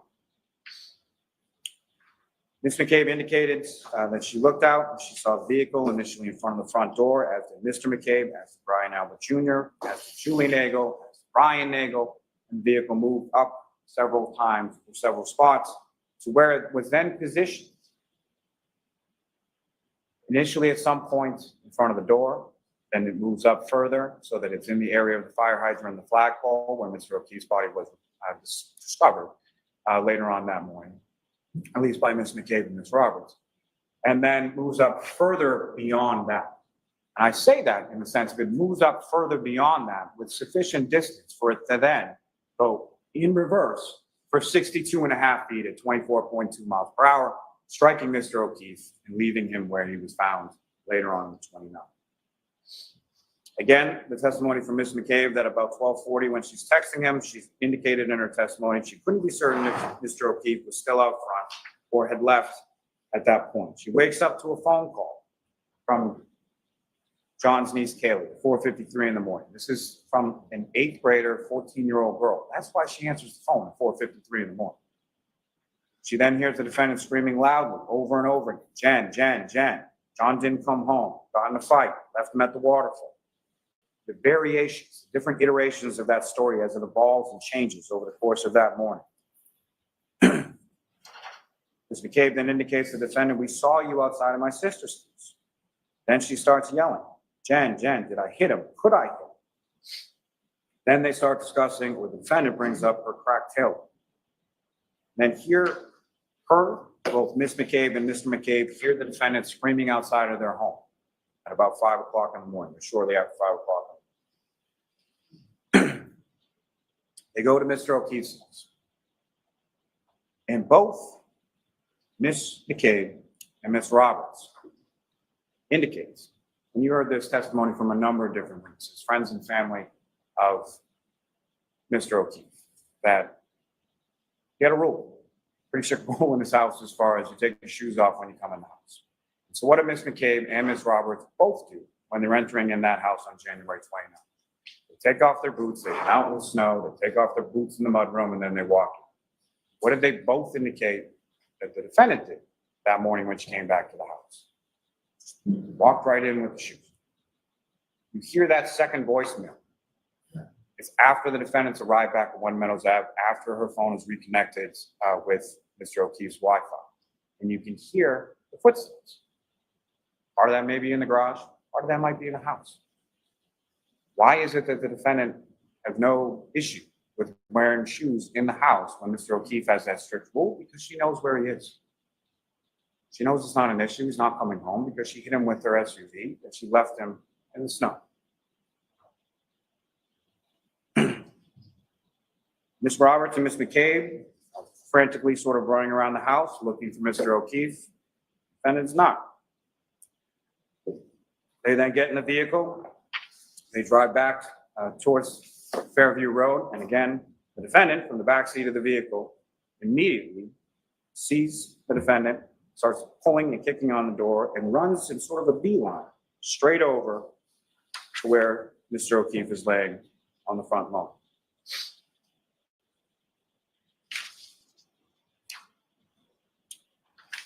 We have the testimony from Ms. Roberts as far as John's phone. John's phone, when the firefighters pick him up, and you recall several witnesses testifying about that, pick him up on the scoop stretcher and they bring him over to the ambulance while they're conducting resuscitative efforts trying to save Mr. O'Keefe's life. Ms. Roberts indicated that she observed underneath only the phone, but the phone on the grass. On the grass in the area that is completely covered in snow in every other area except under Mr. Okeefe, which I would submit indicates how long Mr. Okeefe has been there. Now recall, around 12 o'clock or so is when it starts to snow and it starts to stick a little bit. You heard all that testimony. And I know it was a lot of testimony about snow, and a lot of testimony about weather, but there's a purpose to that. There's a point to that, okay? As far as the grass underneath Mr. Okeefe's body, where his cell phone was, Ms. Roberts observed some 6 hours later after it starts snowing, is still visible only under Mr. Okeefe where his body is, which I would submit as evidence to you as to how long he's been there. Now, on top of that, you also have hours of ring videos of the driveway as far as shoveling and Paul Okeefe and other people snow blowing and shoveling and all those kinds of things. There's a purpose to that as well. If you look at those, if you look at the video of the defendant crashing into Mr. Okeefe's vehicle at a speed of anywhere from 0 to 5, which even Dr. Wolf would indicate would not cause the damage to the taillight that was observed in this case. You know what you don't see? You don't see snow move off Mr. Okeefe's vehicle when they come into contact. You don't see any red or clear plastic pieces in the snow. And if you look at those stills, not the ones that counsel put up there during his closing, but if you look at each of the video and the stills, you can see the damage consistent with the taillight at each and every point. You see the damage consistent with the taillight from the 507 video. You see the damage consistent from the 822 video from Lieutenant Ray from the cruiser camera video when he's pulling into the driveway. You see the damage consistent from the Dighton video at the defendant's home. You see the damage consistent from the right here, February 1st, 2022, when the search warrant is conducted, Ms. Hartnett removes all those pieces from the vehicle. The weather is also important when it comes to the hair. The magic hair, as Mr. Jackson likes to call it. See, the magic hair was actually frozen to the vehicle, as was the glass to the bumper, because the vehicle looked like that on the left when it was caked in snow, when Officer Barrow saw it in the driveway in Dighton as they were wading through 1.5 feet of snow, walking up, because remember, they didn't even pull into the driveway because they had to have someone come down and plow it before they could get into it. That's what the vehicle looked like. What you can see, however, is the damage to the taillight, to the side of that taillight, consistent with it. So that hair, that 7/8 of an inch hair, was frozen to the side. And as you remember, the testimony from Sergeant Buchanan about the heated condition of the Canton Police Department garage, and that's one of the reasons that they took it there, because the other barracks that they could have taken it to didn't have that heated condition. So yes, after it's been in there from January 29th, about 5:30 p.m. until February 1st, when they conduct the search warrant, the hair isn't still frozen as it's contained within heated garage, and the pieces of glass on the rear bumper have melted. The snow has melted, as you can see from left to right. The weather, also important, I would submit, weather was a weapon. Remember, the cause of death here is not just blunt impact injuries, it's blunt impact injuries and hypothermia. You heard all that medical testimony in relation to it, and you heard all that testimony in relation to the snow and the weather and the wind. Wind gusts up to 37 miles per hour while he's out, Mr. Okeefe is out there in just a shirt and jeans. Now, you heard also testimony from Ms. Roberts in relation to the injuries she observed to Mr. Okeefe. That initially on scene, there was one eye that was swollen, not the other. That's indication of the swelling that Dr. Scorti-Bella was testifying to, and no indication of physical altercation. And then both eyes being swollen when Ms. Roberts viewed Mr. Okeefe's body after his passing at the Good Samaritan.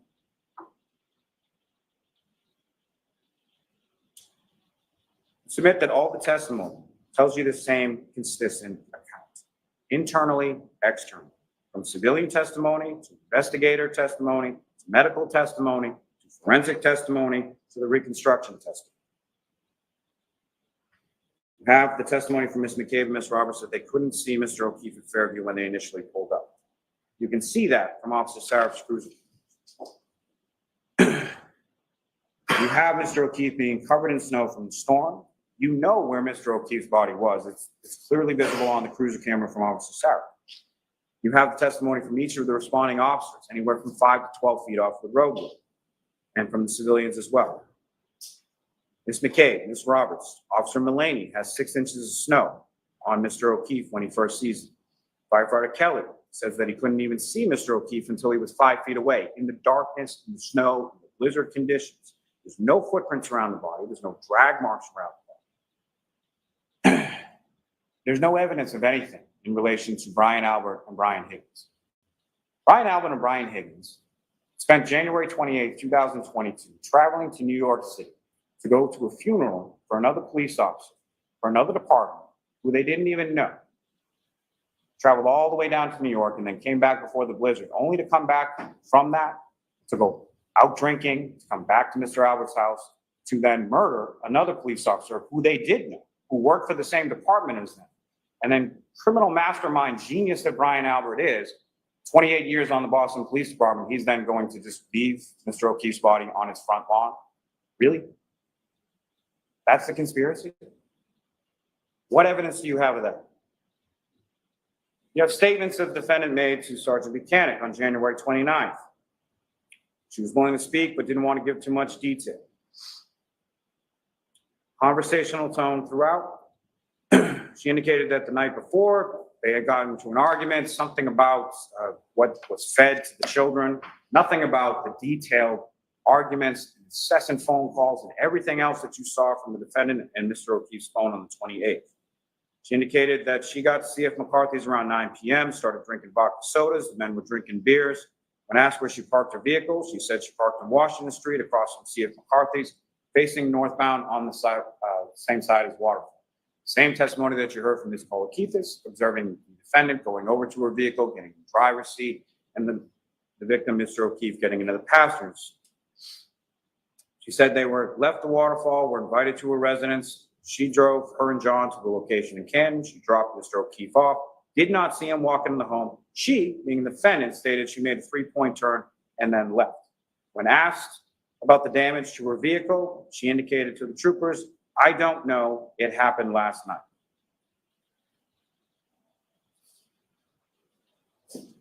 June 2022, you have that other reporting of that other version that she now has evolved into, as far as stating to Sergeant Buchanan, "Are you aware that John was beaten up by Brian and Colin Albert? We're all in on the same joke, right? John was pulverized and my taillight was cracked." What evidence do you have of that? Mr. Okeefe never went in the house. You have testimony from Nicole Albert, Brian Albert, Jennifer McCabe, Matthew McCabe, Caitlin Albert, Brian Albert Jr., Sarah Levinson, Julie Nagel, all indicating never went in the house. John O'Keefe's phone never went in the house, from the testimony and the data points that you have from Trooper Green. You know how Mr. Okeefe was dressed, and you know the defendant knew that. You have the testimony from Kurt Roberts, Jennifer McCabe, Matthew McCabe, Karina Kolakithis, Nicholas Kolakithis, Brian Albert, Nicole Albert, Brian Higgins, all indicated in their testimony, and the defendant knew, based on her questions to the firefighters the next morning, that Mr. Okeefe was not dressed for the weather when he left the Waterfall. The weather was a weapon. You have the testimony about the car, the defendant's car being there in front of the house, moving multiple times. You have that from multiple sources. You have that from Matthew McCabe. You have that from Jennifer McCabe. You have that from Brian Albert Jr. You have that from Julie Nagel. You have that from Ryan. You have the testimony of Ryan Nagel, Ricky D'Antonio, and Heather Maxson. Ms. Maxson indicated she saw a male passenger, female operator, as the vehicle was turned. Remember, they're coming towards Fairview at the same time. The defendant, after conducting that reverse, a 3-point turn on Cedar Crest, is then taking a right onto Fairview, while Mr. Nagel, Mr. D'Antonio, and Ms. Maxson are taking the left onto Fairview. Mr. Nagel indicates that Mr. D'Antonio then flashes lights. During that time, Ms. Maxson can see inside the vehicle. She sees a male passenger. She sees a female operator. They follow the vehicle as they're turning onto the street. Lo and behold, they're going to the same residence. They park. There's nothing in between them and the defendant's vehicle. They indicate that at no time do they see anybody get out of the vehicle. At no time do they see any damage to the vehicle, or it hasn't happened yet.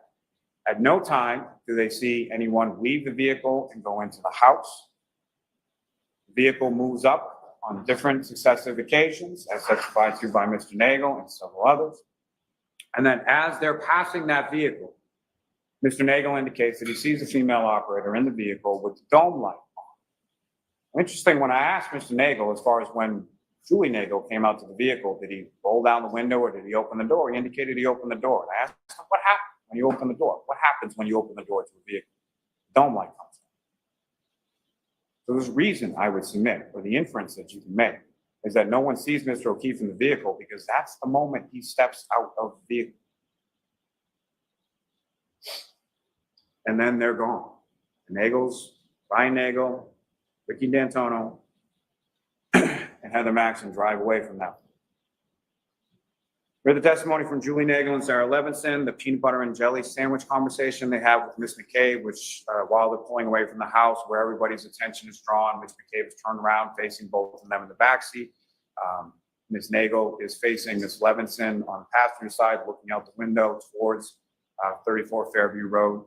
Ms. Levinson is looking back at Ms. Nagel away from that area, in which Ms. Nagel indicates that she sees a 5 to 6 foot dark blob on the lawn near the pole in the hydrant, which is just where Mr. Okeefe is discovered the next morning. You have the testimony recalled, and you have text messages in regard to Colin Albert when he gets picked up. Mr. Lally, 5 minutes. Yes, sir. Colin Albert, Miss Allison McCabe, Brian Albert, Nicole Albert, Caitlin Albert, Brian Jr., all indicating that it was picked up around that time at 12:10 a.m. You have the testimony from Chris and Julie Albert, his parents, as far as when he comes home, kisses them goodnight before he goes to bed. You have that testimony in regard to Chris Albert, as far as how John Okeefe and the defendant come to be at the waterfall in the first place, as far as John Okeefe and his nephew coming in earlier in the day, getting a couple slices of pizza. What are you doing later on? Contained within those texts. You have the testimony from Lieutenant O'Hara, Lieutenant Tully, Sergeant Mechanic about those items being recovered. And in particular, the items being recovered on January 29th by that search. What did Lieutenant O'Hara say? The items were found close to the curb. The items were at ground level. 3 feet of snow that they had to sift through in order to find those particular things. The detail or the delay in the recovery of evidence. The photos in the video, most of which you have in evidence, is earlier in the storm. This is before the 18 inches of snow falls down, before there's drifts and 3 feet of snow in places. They found the evidence where it had been at that same ground level, in the grass, under the snow, at 34 Fairview Road. We heard all of the medical testimony, which I would submit is consistent, from firefighter Formati to Dr. Rice. We heard the testimony regarding the defendant's blood alcohol concentration from Dr. Fowler and Nick Roberts, 93 milligrams per deciliter, 0.07 to 0.08% at 9:08 in the morning. We heard it, Mr. Roberts' testimony in regard to the retrograde extrapolation, 0.13 to 0.29, extrapolating back to the time of the operation. The defendant admits to drinking vodka. It's on the receipts from C.F. McCarthy's and from the waterfall. And you have the witness testimony in the surveillance video in regard. The forensic testimony that you have. In regard to the medical testimony, you have the sort of pattern abrasions, clear plastic that's recovered by Lieutenant O'Hara and Lieutenant Tully on January 29th. The clear plastic that has the dimples on it. No one, not Trooper Paul, not anyone at any point in time ever said that Mr. O'Keefe's arm was out like this at the time that he struck and that he did a pirouette and then flew 30 feet in the air. 12 inches of abrasions that the doctors were, the biomechanical people were talking about yesterday.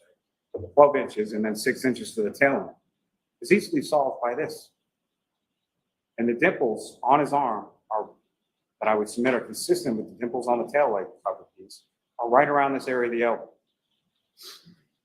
We have testimony in regard to forensics as far as Mr. Porto, Mr. Bradford.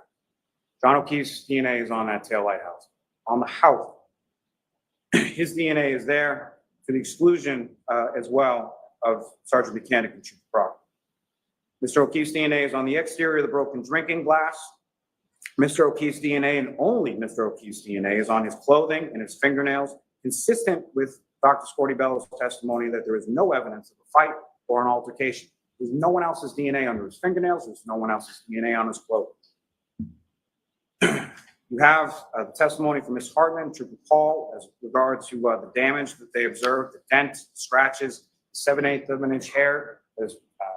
You have the testimony from Ms. Chart in regard to the mitochondrial DNA profile from that hair being consistent with the DNA profile of Mr. Okeefe. You have the testimony from Ms. Valier and Ms. Hanley in regards to the microscopic pieces, 1/16 of an inch by 1/16. You have 1 minute, Mr. Lally. Wrap it up. Yes. all consistent with pieces of taillight that are found within his clothing.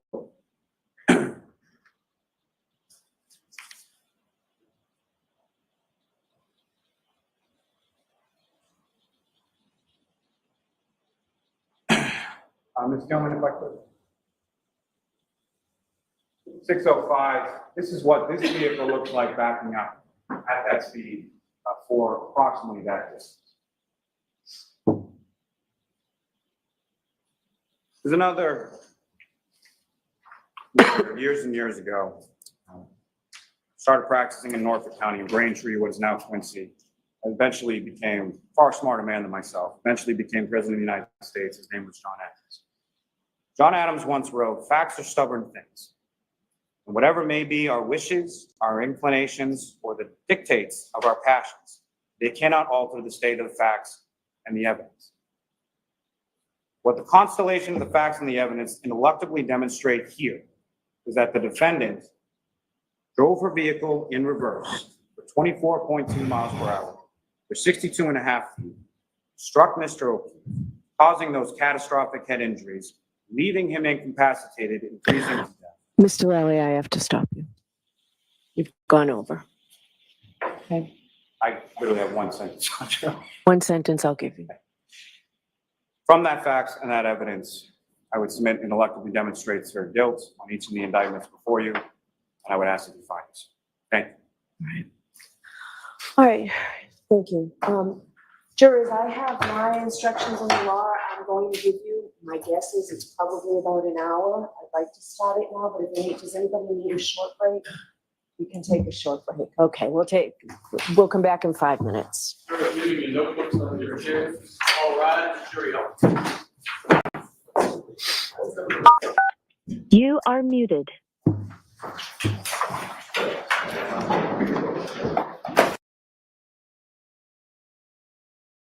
All right. So how many of you think that the jury was totally lost? I think that he, Hey there, Karen Reed, trial watchers. You know what a lot of the trials we cover. I feel like a lot of what he regurgitated there just was lost. Instead of sticking to facts, which they don't have, in my opinion, how can I say this? The way I'm seeing it, all this jibber jabberish and let's just get that off. It's annoying. All this jibber jabberish that he was spewing out was just getting lost. Everything was just getting lost. He should have stuck to certain things that he felt made his case by bringing in all the garbage and trying to cover up yet again good points that the defense made. He just added unnecessary content. And in doing that, you lose the jury.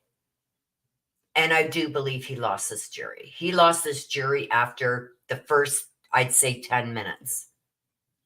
Like, start at your beginning, get to your end. Present your best evidence that shows when they left the bar, this is what happened. This would happen next. This would happen next. This would happen. Instead of all that word salad and all this other garbage he added to try and disprove. And that's what I think he was doing. He wasn't trying to prove his case. He was trying to disprove what the defense said. Okay, so let's bring this back up. Well, as soon as it starts, I'll bring it back up. That's what he was doing. That's not what a prosecutor should be doing. They should be putting forth their best evidence, their best photos, their best of everything is put forward in closing. And he missed it. He missed it. If the defense didn't convince the jury, the prosecution just did. Okay? And I don't think it's going to take them very long to come back with a verdict. I think by tomorrow afternoon. I'm not really sure. What time is it? They're on Eastern time too. So it's 12:15. It's going to take, they're going to come back in 5 minutes. It's going to take them an hour. Yeah, they may have a verdict today. But I'm saying the latest tomorrow afternoon. That's just my guess. Don't listen to me. I'm overtired. 2 nights in a row, I stayed up till like 3, 4 o'clock in the morning trying to catch up on all the testimony that was going on in this case that everybody wanted me to check out. And once I hit one, I couldn't not hit the other because that sounded interesting. That sounded interesting. Oh, so I don't know. Nana, you won a membership this morning. Yeah, I was lost. Like he was going around and round and round in circles and jumping from one thing to another without finishing solidifying the thing that he was talking about. Without solidifying that, he jumps to something else and it just left you like bouncing all over the place. That's the last thing you want to do with the jury in closing arguments is have them going, well, what? Wait, what? Well, what about what you were just discussing that you didn't finish or didn't make sense or didn't show us, the proof of what you're saying? You can say whatever you want, but if you don't have the proof to back it up, it's meaningless, right? So I do think that it's going to be not guilty. I think it's going to be not guilty. Now, there's a lot of things that the judge put in the jury charge. There's lesser charges, and I think some of it may be confusing for the jury because for a little bit of what I heard yesterday, there's a line in there that where the judge is going to say to the jury that if you feel that she should have known that she could have caused bodily injury getting into the car and driving it after all those drinks, that's the line that I'm worried about. Are they going to try and use that line? I don't know, but I didn't like it. I didn't like that was put in there. Now, I'm not sure what you guys think about that, but I wasn't keen with that being put in there. Let's see if it's still in there once she comes back and starts her charge to the jury. So it's 20 after 12, 20 after 1. By 1:30, they should be hitting deliberations. They're probably going to have lunch.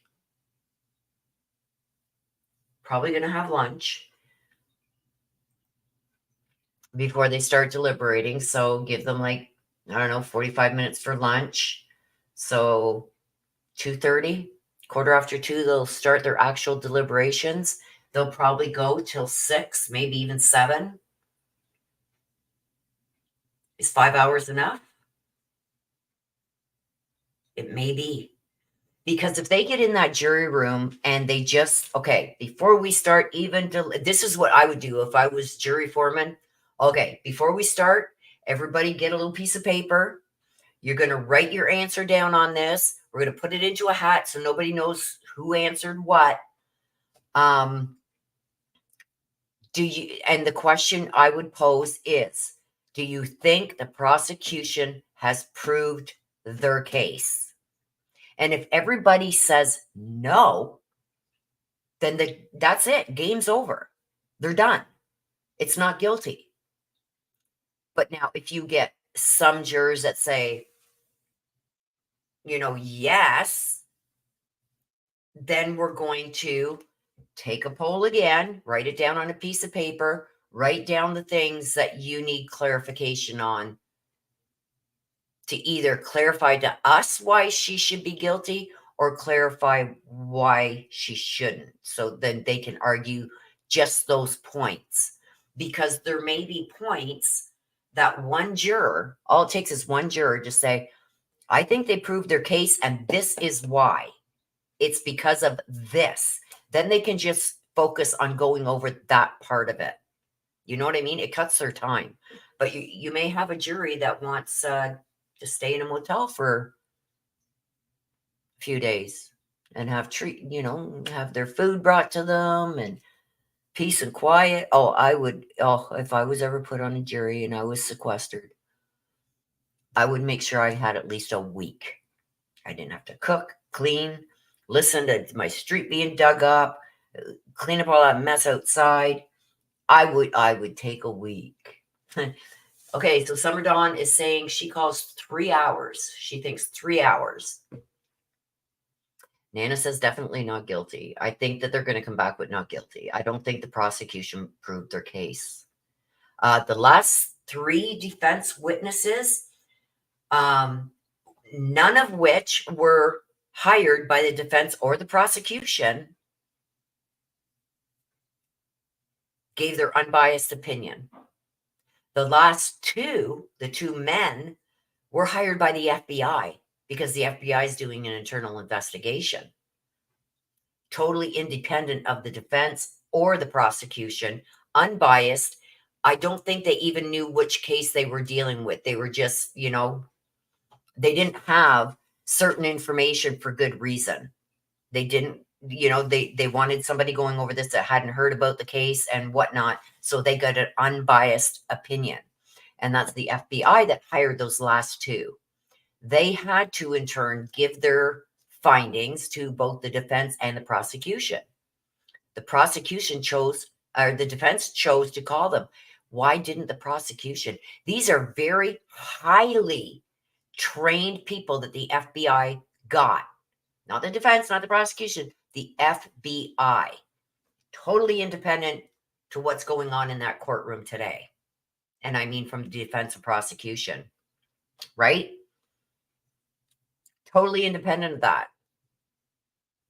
They were not hired by the defense. They were not hired by the prosecution. They were hired by an outside body who is also investigating because of stuff that happened in this case, right? So it's got to be in the jury's mind too. Well, who we know because we've been following all this, right? And we've seen the voir dire where the jury did not.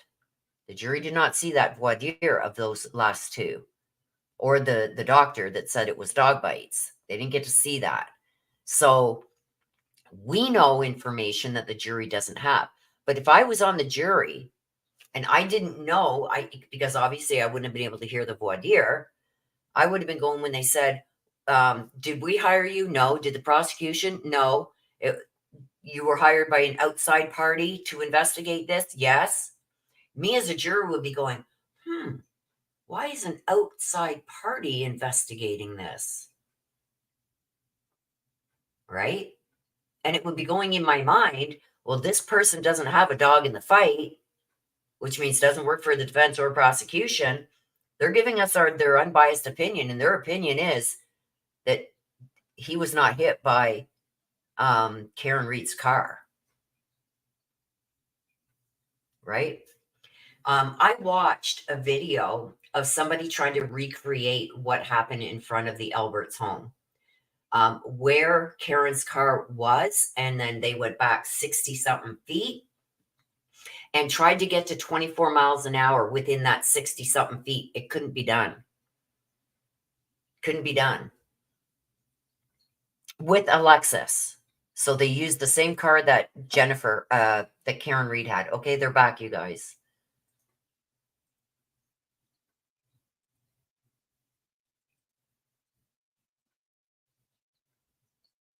So as soon as they start talking, I will mute myself. Oh, see if I turn the volume on. Thank you. GC to go back. Okay, they're back. I'm muted. Let's listen to this charge. All right, jurors. Thank you for serving on this jury and for being so attentive. You'll soon deliberate for the purposes of reaching a verdict in this case. But before you do that, it's my responsibility to give you instructions concerning the law. The instructions divided into three parts. The first is general instructions that are provided in every criminal case. The second, specific instructions concerning the crimes alleged in this case. And third, guidelines for your deliberations. Please listen carefully to all of the instructions. Do not ignore any instruction or give special attention to any other instruction. To make sure that I give you the instructions accurately, I will read them to you. You will also get a written copy. I'll probably send in 3 or 4 to the jury so that you can refer to it in the jury room during your deliberations.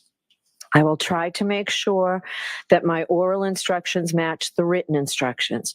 If there is any difference between what I say aloud and what the written instructions say, please follow what I say aloud. You must take the law as I give it to you. You may not quarrel with it. You can't do that regardless of any opinion you may have as to what you think the law ought to be. What the lawyers or witnesses may say or suggest about the law is not necessarily the law. That's because it's my responsibility as the judge and mine alone to instruct you on what the law is. So I now will turn to part 1 of the instructions, the general instructions that apply to all criminal cases. As I explained to you at the beginning of the trial, there is a fundamental rule that applies in all criminal cases, including this case. Every person who is accused of a crime is presumed to be innocent of that crime. Ms. Reed is presumed innocent of the charges in this case. That means you must consider Ms. Reed to be innocent unless the prosecution is proved beyond a reasonable doubt through evidence presented during the trial that Ms. Reed committed the crimes charged. I will explain reasonable doubt in just a moment. Ms. Reed does not have to do anything to convince you that she is innocent. She does not have to explain anything. Ms. Reed does not have to testify, call, or question witnesses or provide any evidence at all, because you must presume she is innocent. Instead, it is up to the Commonwealth to prove the charges against Ms. Reed beyond a reasonable doubt. The burden of proof never shifts to the defendant. After you have considered all the evidence carefully and fairly, if you have a reasonable doubt about Ms. Reed's guilt in a particular charge, then your verdict must be not guilty on that charge. You may find Ms. Reed guilty of a charge only if all 12 deliberating jurors agree that the Commonwealth has proved the charge beyond a reasonable doubt. What is proof beyond a reasonable doubt? The term is often used and probably pretty well understood, though it is not easily defined. Proof beyond a reasonable doubt does not mean proof beyond all possible doubt, for everything in the lives of human beings is open to some possible or imaginary doubt. A charge is proved beyond a reasonable doubt if, after you have compared and considered all the evidence, you have in your minds an abiding conviction to a moral certainty that the charge is true. When we refer to moral certainty, we mean the highest degree of certainty possible in matters relating to human affairs, based solely on the evidence that has been put before you in this case. I have told you that every person is presumed to be innocent unless and until he or she is proved guilty, and that the burden of proof is on the Commonwealth. If you evaluate all the evidence and you still have a reasonable doubt remaining, the defendant is entitled to the benefit of that doubt and must be acquitted. It is not enough for the Commonwealth to establish a probability, even a strong probability, that the defendant is more likely to be guilty than not guilty. That is not enough. Instead, the evidence must convince you of the defendant's guilt to a reasonable and moral certainty, a certainty that convinces your understanding and satisfies your reason and judgment as jurors who are sworn to act conscientiously on the evidence. This is what we mean by proof beyond a reasonable doubt. Now, how do you decide whether the Commonwealth has proven each element of an indictment is true beyond a reasonable doubt? Let's talk first about the roles we all have. You folks are the most important people in the courtroom. It all begins and ends with your function. You will determine the facts in this case, and that is your job and your job alone. You are the sole and exclusive judges of the facts. If there are any conflicts in the testimony, it is your job to resolve those conflicts if you can do so. Once you determine the facts, it is your duty to apply those facts to the law as I explain it to you, and to determine whether the Commonwealth has proven its case beyond a reasonable doubt. You must determine the facts solely and entirely on the evidence as you have heard it and seen it in this courtroom and on nothing else. No prejudice, no bias, no fear, no favor. You must not be swayed by personal likes or dislikes. Your deliberations are no place for emotion or sympathy, passion or prejudice. The Commonwealth and Karen Reed have a right to have the case judged by fair and impartial jurors. All parties who come before the court stand as equals before you. Therefore, your verdicts must be based on the law as I've given it to you, and on the evidence and the facts that you find, and nothing else. You cannot allow yourselves to be influenced by any personal feelings you may have about the nature of the crimes with which Ms. Reed has been charged, or the consequences of your verdict. Just the cool, reflective, and impartial sifting of the evidence so that here in this courtroom, justice may be done.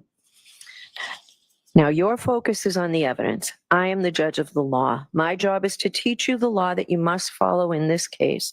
However, I have no opinion about how you decide this case. You should not consider anything I have said or done during the trial as reflecting any opinion by me about how you should decide this case. If you believe that I have an opinion about the facts of this case, you must disregard it. You must decide this case based solely on the evaluation of the evidence.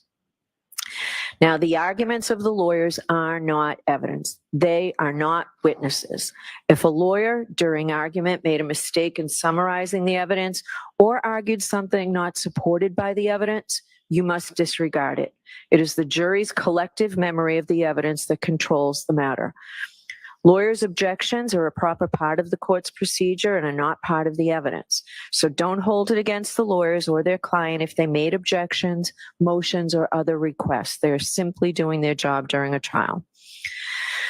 There was testimony at trial that the lawyers interviewed witnesses when preparing for and during the course of the trial. You may not draw any unfavorable inferences solely from that fact. There is nothing improper about conducting such interviews. On the contrary, the lawyers are obliged to prepare their case as thoroughly as possible and may interview witnesses. Now, the verdict must be based only on the evidence and the jury's collective reasoning applied to the evidence in a fair and impartial manner. The extent to which you believe or disbelieve a witness or what an exhibit purports to show, the importance to give any testimony or other evidence is entirely up to your own good judgment. The evidence consists of the testimony of the witnesses and the exhibits in the case. There are some things you have heard about that have not been introduced into evidence, such as written statements by witnesses, police reports, autopsy, and accident reconstruction reports. Occasionally during the trial, you have heard references to such documents, and you may naturally wonder why neither side introduced any of them into evidence. The answer is that under our rules of evidence, such reports usually may not be admitted, although the parties may refer to them for certain limited purposes while questioning witnesses. So you should not hold it against any party that you do not have them, and neither should you speculate on what they may or may not contain. Similarly, as you view exhibits, you may find that some information has been removed because it is not relevant. Please ignore that and don't try to guess what may have been removed or why.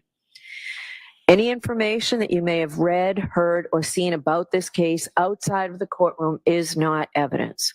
My instructions to you and any other comments I made, the lawyer's opening and closing statements, and any comments they may have made are not evidence. Answers that I struck from the record and told you to disregard are not evidence. Only the testimony of the witnesses, that is, their answers to questions, and the exhibits are evidence. It is important to remind you folks that the verdict cannot be based on emotional reaction or sympathy for any person or side of this case. Certain of the testimony and exhibits may have provoked an emotional reaction in all of us. You may feel sympathy for the family of Mr. Okeefe, and you may feel sympathy for the defendant as she sits here in this courtroom. But your job is to decide the case without bias, fear, sympathy, or favor, to view the evidence with a certain clinical detachment, and to decide the case based solely on the evidence and the application of the law to that evidence. I have allowed you to take notes during the trial, and you may refer to those notes during your deliberations. But remember, they are not evidence or a substitute for the evidence and your recollection. They are for your personal use. Please do not share them with other jurors. Consider the evidence as a whole. Do not make up your mind about what the verdict should be until after you've gone to the jury room to decide the case and you and your fellow jurors have discussed the evidence. Please keep an open mind until then. You'll remember that we took a view in this case. The purpose of the view was to help you better understand the evidence that you heard during the trial and to help you appreciate the locations and their surroundings. Your responsibility in the view was to see the places, observe them carefully, and remember what you saw. The view is part of this case. You may use and consider the observations that you made while on the view in your deliberations in reaching a verdict. The same is true about the demonstration we saw from the witness stand. The demonstration was done simply to help you understand the evidence, and you may consider it in your deliberations. It is the jury's job to earnestly seek the truth of the matter. In doing that, the jury must decide questions of credibility and reliability. The jury must decide how truthful or reliable or convincing any part of the evidence is. In deciding questions of credibility and reliability, you may rely on your common sense and reasoning powers and your life experiences. Consider a witness's testimony in the context of all the other evidence, not in isolation. You may consider the demeanor, candor, and appearance of the witness in testifying. Who was the witness? What relationship did they have to the case or to the other witnesses or the parties? Did the witness have any bias, reason, or motive to give false or shaded testimony? If so, you may consider that bias or motive in your deliberations and ultimately as to whether or not it impacts the credibility of the witness and the assessment of the evidence presented. Is the witness someone likely to give an honest and impartial account? Consider not just whether the witness was honest, but also whether the witness's testimony was accurate and reliable or honestly mistaken. A prior statement by a witness, if inconsistent with his or her trial testimony in any way, may be considered on the witness's credibility and reliability, and only for that purpose. Now, you've heard some evidence suggesting that the Commonwealth did not conduct certain scientific tests or otherwise follow standard procedure during the police investigation. This is a factor you may consider in evaluating the evidence presented in this case. With respect to this factor, you should consider 3 questions. First, whether the omitted tests or other actions were standard procedure or steps that would otherwise normally be taken under the circumstances. Second, whether the omitted tests or actions could reasonably have been expected to lead to significant evidence of the defendant's guilt or innocence. And third, whether the evidence provides a reasonable and adequate explanation for the omission of the test or other actions. If you find that any omissions in the investigation were significant and not adequately explained, you may consider whether the omissions tend to affect the quality, reliability, or credibility of the evidence presented by the Commonwealth. All of these considerations involve factual determinations that are entirely up to you. And you are free to give this matter whatever weight, if any, you deem appropriate based on all the circumstances. Now, during the trial, I gave you some limiting instructions on how you were to consider some of the evidence you heard, and importantly, how you are not to consider the evidence. I am going to summarize those limiting instructions here. Ms. Reed is not charged with committing any crime other than the charges contained in the indictments. You have heard evidence about interactions that Ms. Reed had with Mr. Okeefe and other witnesses in Aruba. The evidence was admitted solely for your consideration as evidence of the nature of the defendant's relationship with Mr. Okeefe and whether it goes to her knowledge or intent or motive on January 29th, 2022. You may not consider that evidence as proof that she has a criminal personality or bad character. You may not take the defendant's prior acts as a substitute for proof that the defendant committed the crimes charged here, or to conclude that if she committed the acts in Aruba, she must also have committed the offenses with which she is charged here. You can only use the evidence for the limited purpose of how it goes to the defendant's state of mind, motive, and nature of her relationship with John Okeefe.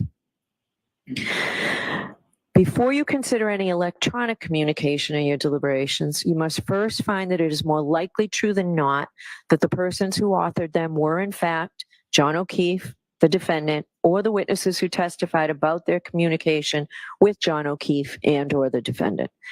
If you do not find it is more likely true than not that John Okeefe, Karen Reed, or the witnesses who testified here before you were the persons who authored or transmitted the electronic communications, then you may not consider the electronic communications in deciding the case. Now, the Commonwealth has introduced photographs into evidence. The photographs may be graphic and unpleasant. As I told you when you first saw them, your verdict must not in any way be influenced by the fact that these photographs may be graphic or unpleasant. The defendant is entitled to a verdict based solely on the evidence and not one based on pity or sympathy. Consider a photograph only as it may show a medical condition, the nature of the injuries, or the details of the incident itself. You've heard evidence of statements made by John Okeefe. These statements were admitted only for a limited purpose of establishing John Okeefe's state of mind. You are not to consider this testimony as proof that the defendant has bad character or propensity to commit crimes. The testimony of witnesses recounting conversations with Mr. Okeefe or messages the defendant's cell phone received from him can only be used as they go to the defendant's motive or intent on January 29th, and only if you find that the defendant was aware of John Okeefe's state of mind at the time of the crime and would be likely to respond to it. There need not be direct evidence that the defendant learned of Mr. Okeefe's state of mind, so long as you reasonably can infer from the evidence that she did learn of it. You've also heard testimony about statements allegedly made by Ms. Reed. Before you may consider any such statement, you are going to have to make a preliminary determination whether it can be considered as evidence or not, and for what purpose it may be used. You may not consider any such statement in your deliberations for the truth of any such statement unless, from all the evidence in the case, the Commonwealth has proven beyond a reasonable doubt that the defendant made the statement that she is alleged to have made, and that she made it voluntarily, freely, and rationally. In determining whether or not any statement made by the defendant was voluntary, you may consider all of the surrounding circumstances. You may consider any evidence that you have heard about the defendant's physical and mental condition, her intelligence, age, education, and experience. Your decision does not turn on any one factor. You must consider the totality of the circumstances. Some testimony came from witnesses who saw or heard something. Some witnesses also told you about opinions or conclusions they reached based on some special training or experience. But special training or experience does not necessarily make the witness's testimony any more believable or important than any other evidence. So you should consider the same questions about witness testimony that I mentioned earlier, including any bias or motive these opinion witnesses may have had to testify in a certain way. You may also consider the witness's level of experience and training, and whether they base their opinions on the facts that you find to be true. There were hypothetical questions asked of some of these witnesses. You may give whatever weight you deem appropriate to the opinion based on the hypothetical, but only if, after careful consideration, you find that all the assumed facts are true. Remember that witnesses, even those with special training or experience, do not decide cases. Juries do. It is up to you whether to accept or reject, in whole or in part, any opinion or conclusion that a witness offered during the trial. Now, you have the same powers with respect to the exhibits that you have and the testimony of the witnesses. Look them over and decide the weight, that is the value they deserve to receive in helping you resolve the case as you make your ultimate judgment about whether the Commonwealth has proved its case beyond a reasonable doubt. You do not have to believe something simply because it is written on a piece of paper or appears in a photograph. You are not, of course, required to disbelieve it because it appears there. You decide whether to believe what the exhibit purports to show and how much weight, if any, you give each exhibit. Now, you've heard me talk about the sources of evidence in this case. Those are the tools that we have to decide the case. Now, with the evidence in mind, what can you do with it? As jurors, you may bring to bear all your knowledge and experience. You don't check your common sense at the door to the jury room. Just the reverse. I instruct you to use your common sense. Give the evidence a reasonable and fair construction in the light of your common knowledge and experience.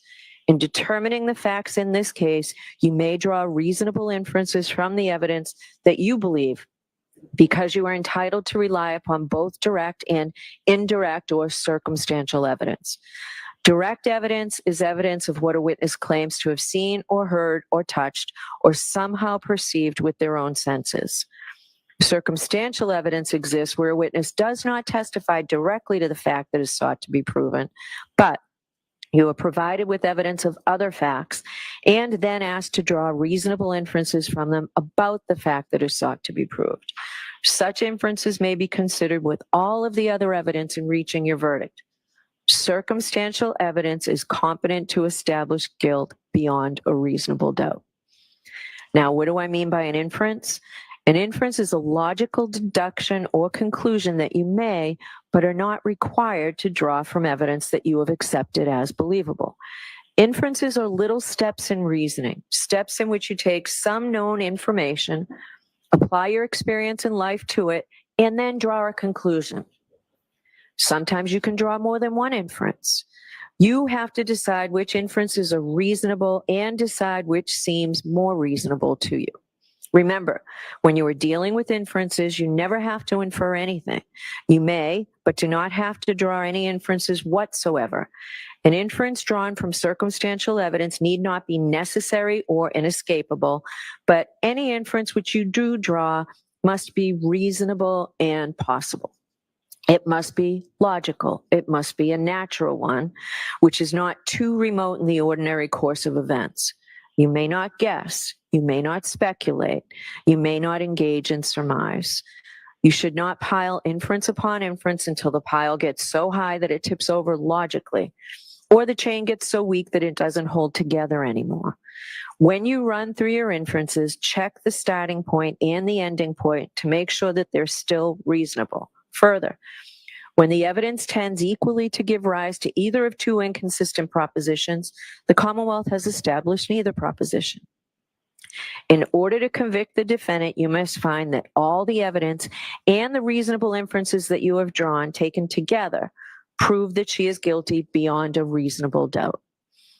Let me give you an example of an inference. Suppose that the issue you must decide is whether the U.S. Postal Service delivered the mail today. If you go home and someone in your household, a child, roommate, or spouse, hands you the mail and states that he or she observed the letter carrier deliver the mail and retrieved it from the mailbox, this would be direct evidence that the U.S. Postal Service delivered the mail. The witness perceived the event with his or her own senses and told you what he or she observed. The issue you would have to decide is whether the witness is credible.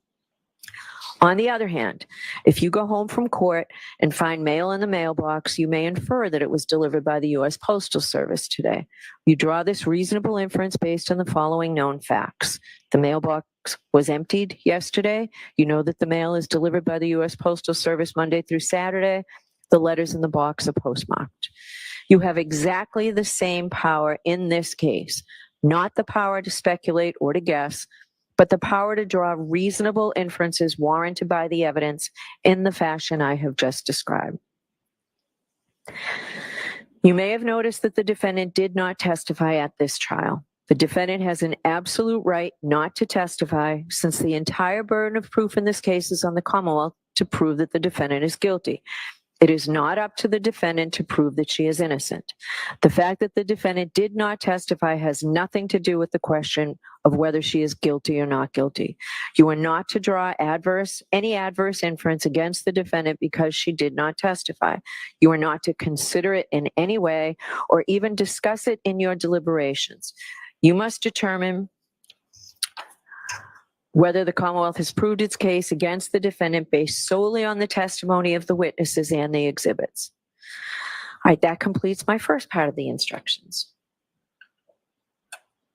Now I'm going to turn to the elements of the charges against Ms. Reed. The Commonwealth has alleged that on January 29th, 2022, Ms. Reed did assault and beat John Okeefe with the intent to murder him, and by such assault and battery did kill and murder John Okeefe. Ms. Reed is charged with second-degree murder. In order to prove murder in the second degree, the Commonwealth must prove the following elements. First, the defendant caused the death of John Okeefe. 2, the defendant intended to kill John Okeefe or intended to cause grievous bodily harm to John Okeefe, or intended to do an act which, in the circumstances known to the defendant, a reasonable person would have known created a plain and strong likelihood that death would result. I will now discuss each of these requirements in more detail. The first element is that the defendant caused the death of John Okeefe. A defendant's act is the cause of death where the act is a natural and continuous sequence, results in death, and without which death would not have occurred.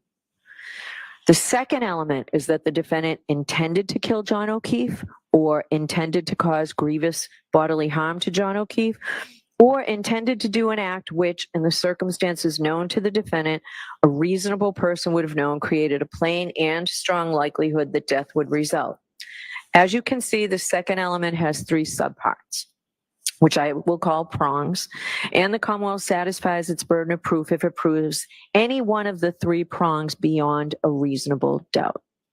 The first prong is that the defendant intended to kill John Okeefe. This means that the defendant consciously and purposefully intended to cause John O'Keefe's death. The second prong is that the defendant intended to cause grievous bodily harm to John Okeefe. Grievous bodily harm means severe injury to the body.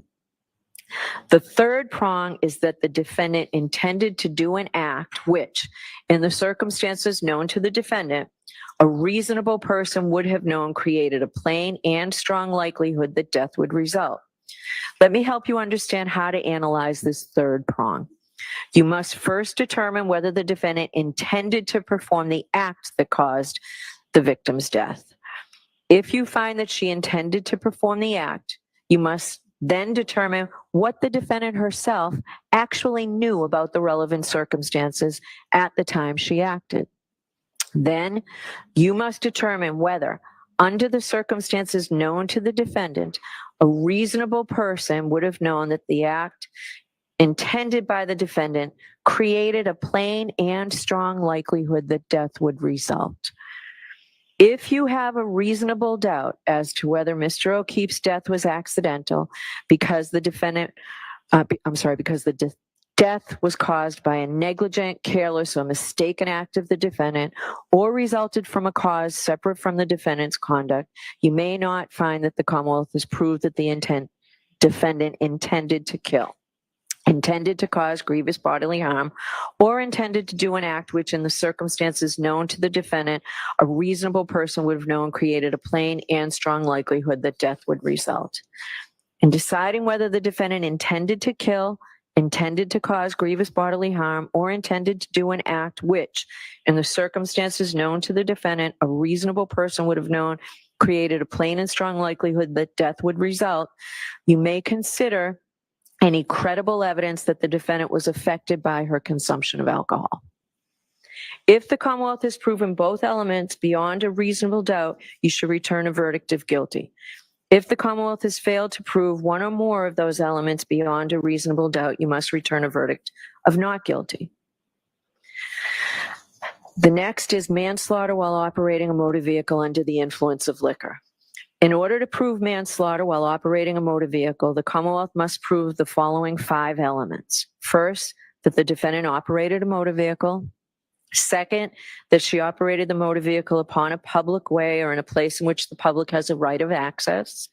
Third, that while the defendant was operating the motor vehicle, she was under the influence of intoxicating liquor and or the percent of alcohol in the defendant's blood was a 0.08 or greater. You'll have both these choices on the verdict slip.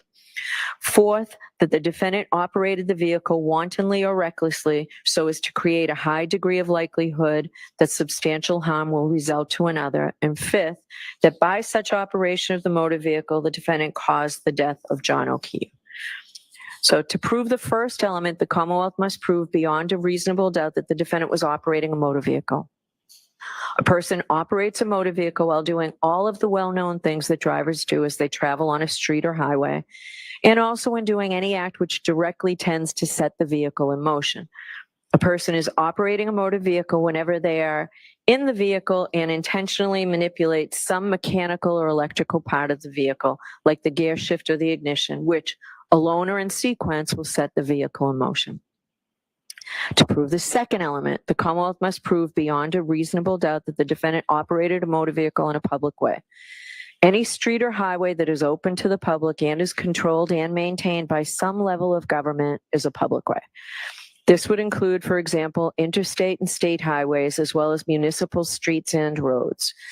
In determining whether any particular street or road is a public way, you may consider evidence, if any, about whether it has some of the usual indications of a public way. For example, whether it is paved, whether it has street lights, street signs, curbing, and fire hydrants, whether there are buildings along the street, whether it has any crossroads intersecting it, and whether it is publicly maintained.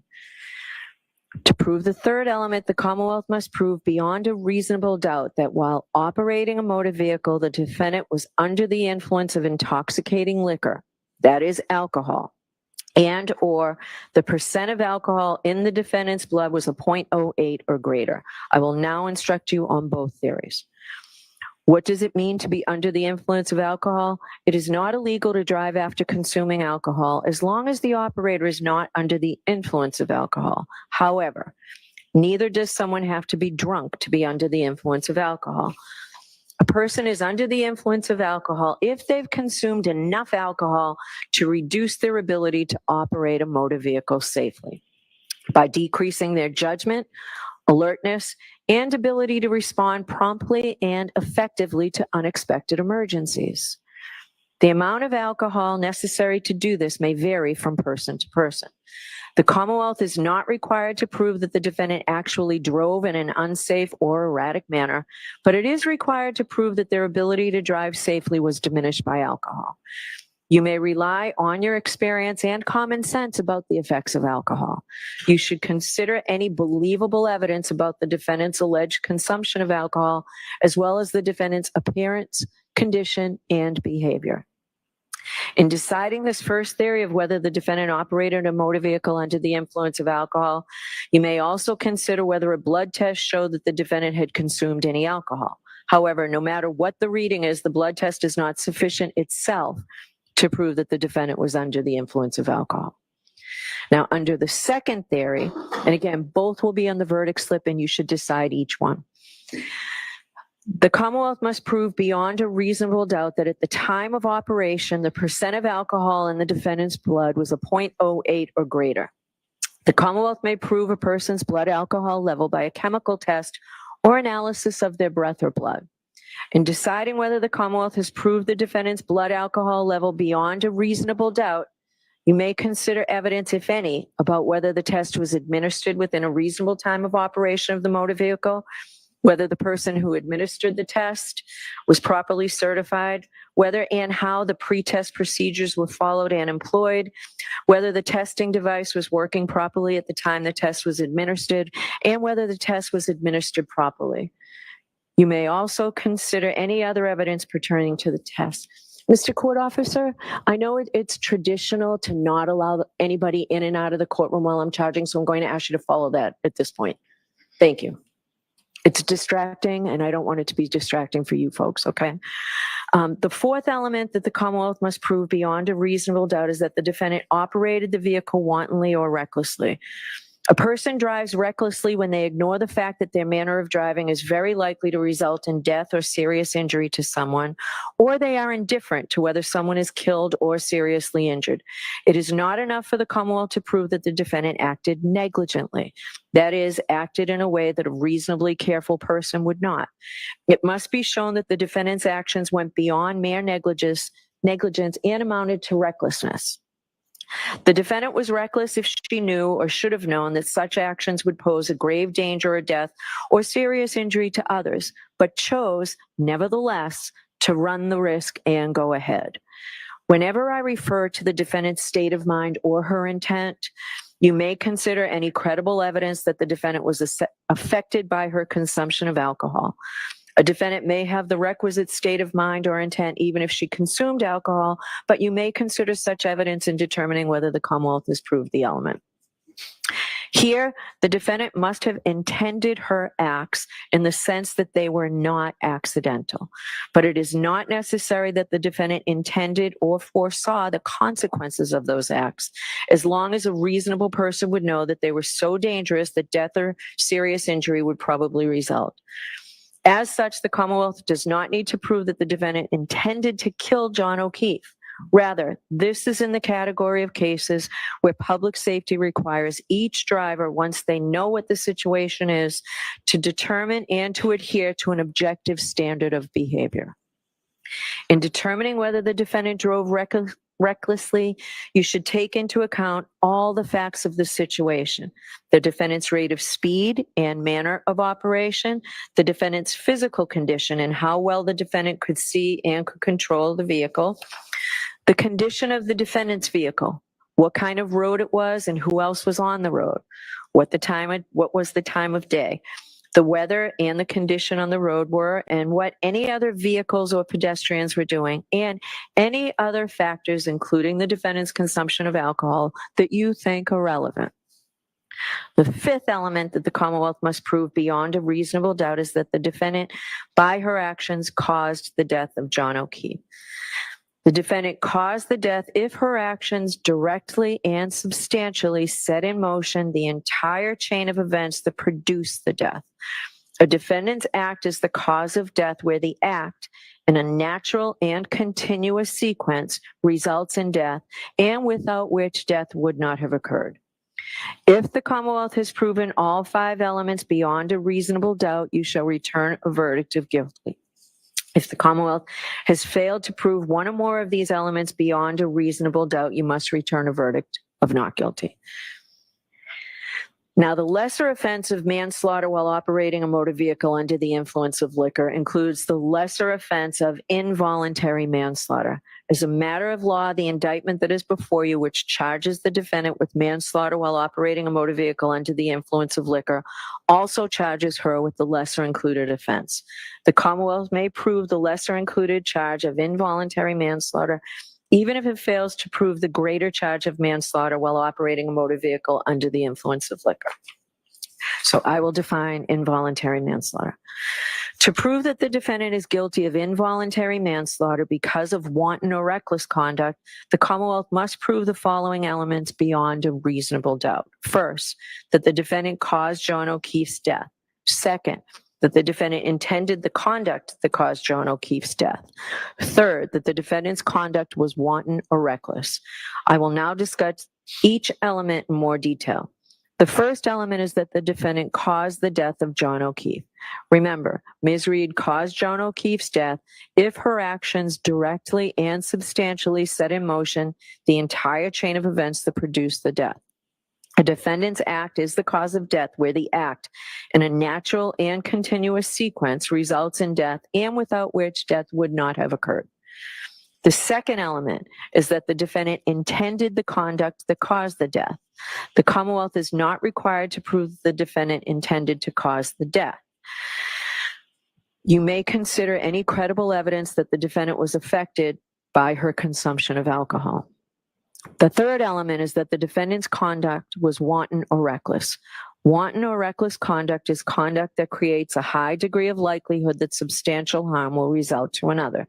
It is conduct involving a grave risk of harm to another person that a person undertakes with indifference or with disregard of the consequences of such conduct. Whether conduct is wanton or reckless depends either on what the defendant knew or how a reasonable person would have acted knowing what the defendant knew. If the defendant realized the grave risk created by her conduct, her subsequent act amounts to wanton or reckless conduct, whether or not a reasonable person would have realized the risk of grave danger. Even if the defendant herself did not realize the grave risk of harm to another, the act would constitute wanton or reckless conduct if a reasonable person, knowing what the defendant knew, would have realized the act posed a risk of grave danger to another. It is not enough for the Commonwealth to prove the defendant acted negligently, that is, in a manner that a reasonably careful person would not have acted. The Commonwealth must prove that the defendant's actions went beyond negligence and amounted to wanton or reckless conduct, as I have defined them. In deciding whether the defendant knew or should have known her conduct created a high degree of likelihood that substantial harm would result to another, you may consider credible evidence that the defendant was affected by her consumption of alcohol. A defendant may have the requisite knowledge even if she consumed alcohol, but you may consider such evidence in determining whether the Commonwealth has proved this element. Now, the offense of manslaughter while operating a motor vehicle under the influence of liquor also includes the lesser offense of motor vehicle homicide, felony OUI liquor, and negligence. As a matter of law, the indictment that is before you, which charges the defendant with manslaughter while operating a motor vehicle under the influence of liquor, also charges her with the lesser included offense. The Commonwealth may prove the lesser included charge of motor vehicle homicide, even if it fails to prove the greater charge of manslaughter while operating a motor vehicle under the influence of liquor. You may find the defendant guilty of motor vehicle homicide only if you are not convinced beyond a reasonable doubt that the defendant is guilty of manslaughter, and you are convinced beyond a reasonable doubt that the defendant is guilty of motor vehicle homicide. So I will define that for you now. In order to prove the defendant guilty of motor vehicle homicide, the Commonwealth must prove the following 5 elements beyond a reasonable doubt. First, that the defendant operated a motor vehicle. Second, that she operated the motor vehicle upon a public way or in a place in which the public has a right of access. Third, that while the defendant was operating the motor vehicle, she was under the influence of intoxicating liquor and or the percent of alcohol in the defendant's blood was 0.08 or greater. Fourth, that while operating a motor vehicle, the defendant did so in a negligent manner so that the lives or safety of the public might be endangered. Fifth, that by such operation of the motor vehicle, the defendant caused the death of John Okeefe. Elements 1, 2, 3, and 5 are the same as manslaughter while under the influence of alcohol, as I've previously instructed you just moments ago. The difference between manslaughter while operating under the influence and motor vehicle homicide is the 4th element. To prove the 4th element of motor vehicle homicide, the Commonwealth must prove beyond a reasonable doubt that the defendant drove negligently in a manner that might have endangered the lives or safety of other people. A person acts negligently when she fails to use due care. That is, when they act in a way that a reasonable person would not act. This can happen either by doing something that a reasonable person would not do under the circumstances, or by failing to do something that a reasonable person would do. The defendant acted negligently if she drove in a way that a reasonable person would not have, and by doing so created an unnecessary danger to other people, a danger that could have avoided, that she could have avoided by driving more carefully. The defendant's intent does not matter, so do not consider it in determining whether or not the defendant was negligent. There is no requirement that the Commonwealth show that the defendant intended to act negligently or unlawfully. Under our laws, public safety requires each driver to determine and to adhere to an objective standard of reasonable behavior. Therefore, what the defendant may or may not have intended to result from her actions is irrelevant. The issue is whether or not she drove as a reasonable person would have under the circumstances.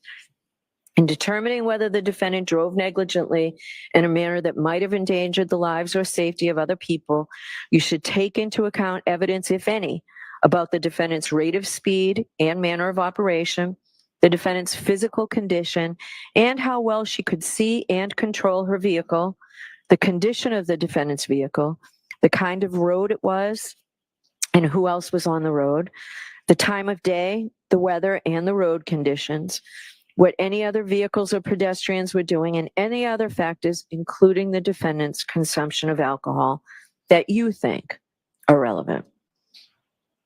The next indictment is leaving the scene of an accident resulting in death. In order to prove the defendant guilty of leaving the scene of an accident resulting in death, the Commonwealth must prove 6 things beyond a reasonable doubt. First, that the defendant operated a motor vehicle. Second, that she operated on a public way or in a place in which the public has a right of access. Third, that the defendant knowingly collided with John Okeefe. Fourth, that the collision caused injury to John Okeefe, resulting in his death. And fifth, that after causing such injury, the defendant failed to stop and provide name, home address, and registration number of the motor vehicle. And sixth, that the defendant failed to do so for the purpose of avoiding prosecution or apprehension. Jurors, I've already instructed you on the first and second elements. The other 4 elements should be given their plain meaning, and the parties agree that I do not need to define them any further. Save a little time for you. As a general rule, you are permitted but not required to infer that a person who intentionally uses a dangerous weapon on another person intends to kill that person or cause him grievous bodily harm, or intends to do an act which, in the circumstances known to him, a reasonable person would know creates a plain and strong likelihood that death would result. An item that is normally used for innocent purposes can become a dangerous weapon if it is used in a dangerous or potentially dangerous fashion. The law considers an item, in this case a motor vehicle, to be used in a dangerous fashion if it is used in a way that it reasonably appears to be capable of causing serious injury or death to another person. In deciding whether an item was used as a dangerous weapon, you may consider the circumstances surrounding the alleged crime, the nature, size, and shape of the item, and the manner in which it was handled or controlled. Now that completes the second part of my instructions. I will now turn to the final instructions. In order for a jury to return a verdict, that is, to reach a decision in a criminal case, the law provides that there may only be 12 persons on the deliberating jury, and you will note that there are still 14 of you. To avoid the need for a new trial, if one or more jurors becomes ill or has to be excused for some good reason, we customarily impanel extra jurors at the beginning of a trial, as we did in this case. However, when you begin your deliberations, the law of Massachusetts is that there can only be 12 jurors. Therefore, at the conclusions of my instruction, the clerk will reduce your number to 12 on a random basis. The jurors not selected to serve in the jury will become the alternate jurors. If you are selected as an alternate juror, please do not feel that your efforts in this case have been wasted because, as I've indicated, it is important that we have extra jurors in the case of emergency. If we did not impanel extra jurors and a juror became ill or for some other reason had to be excused, we would have to try the case all over again with a new jury. In the event that a juror has to be excused once the jury starts deliberating, then an alternate juror will be chosen to take that juror's position, and the jury will be required to start their deliberations all over again from the very beginning. Therefore, it is important that the alternates not discuss the case with anyone, including each other, for if an alternate becomes a member of the jury for deliberations, the alternate's views should be his or her own and not influenced by anyone else. Now, different states and jurisdictions use different means to select a foreperson of the jury. In some jurisdictions, the jurors select their own foreperson. In Massachusetts, the judge is responsible for selecting a foreperson. A foreperson of a jury has been described as the first among equals. He or she is responsible for organizing the deliberations, communicating with the court if necessary during deliberations, and presenting the verdict following your deliberations. The foreperson has no greater say or vote in the jury's deliberations, however, in that sense is exactly equal with all the jurors. I am going to ask juror in seat number 1, juror number 400. Would you be our foreperson, please, sir? Thank you. When you return to the jury room to deliberate, the court officers will deliver to you all of the exhibits in this case, as well as the verdict slips that you will use in returning your verdict. Your foreperson will be given verdict slips setting forth the charges against the defendant. 12 jurors must agree before you have a decision as to any charge. That means that to find the defendant guilty, all 12 must agree. To find the defendant not guilty, all 12 must agree. You should continue deliberating until you have reached a final verdict on each charge. You should not begin deliberating until all 12 jurors are together in the jury room, and should cease deliberating if any one juror is not present in the jury room. It is important that you not communicate with anyone outside the jury room about the deliberations or about anything concerning this case. Further, I instruct you that no juror is better qualified to determine the truth of the facts in dispute or to deliberate on a verdict solely because of education, background, or experience. The parties and I have chosen each of you as fair and impartial jurors, and your voices have equal weight. To reach a unanimous verdict, each juror must agree. Jurors have a duty to consult with one another and to deliberate with a view to reaching an agreement if it can be done without violence to individual judgment. At the same time, each juror must decide the case for himself or herself, but only after impartially considering the evidence with his or her fellow jurors. Don't hesitate to re-examine your views and change your opinion if convinced it is wrong, but no juror should surrender an honest conviction to the opinion of fellow jurors simply for the purpose of returning a verdict. Although how you conduct your deliberations is up to you, I urge you not to begin conducting an immediate straw vote. Rather, I encourage you not to take any votes until you have completed a careful and thorough collective view of all the evidence. At this point, I want to remind you of an important issue that I raised with you at the beginning of this trial. I told you that our system of justice depends on judges like me and jurors like you being able and willing to make careful and fair decisions. All people deserve fair and equal treatment in our system of justice, regardless of their race, national origin, religion, age, ability, gender, sexual orientation, education, income level, or any other personal characteristic. I also pointed out that we all have our own built-in expectations and assumptions, even if we are not consciously aware of them. And I talked about some of the ways we can try to deal with them. First, slow down. Do not rush to a decision. Hasty decisions are the most likely to reflect stereotypes or hidden biases. Take time to consider all the evidence. Second, as you start to draw conclusions, consider what evidence, if any, supports the conclusions you are drawing and whether any evidence casts doubt on those conclusions. Double check whether you are actually using unsupported assumptions instead of the evidence. Third, as you think about the people involved in this case, consider them as individuals rather than as a member of a particular group. Fourth, I might ask myself, would I view the evidence differently if the people were from different groups, such as different racial, ethnic, or gender identity groups? Fifth, listen to your fellow jurors. They may have different points of view. If so, they may help you determine whether you are focusing on the facts or making assumptions, perhaps based on stereotypes.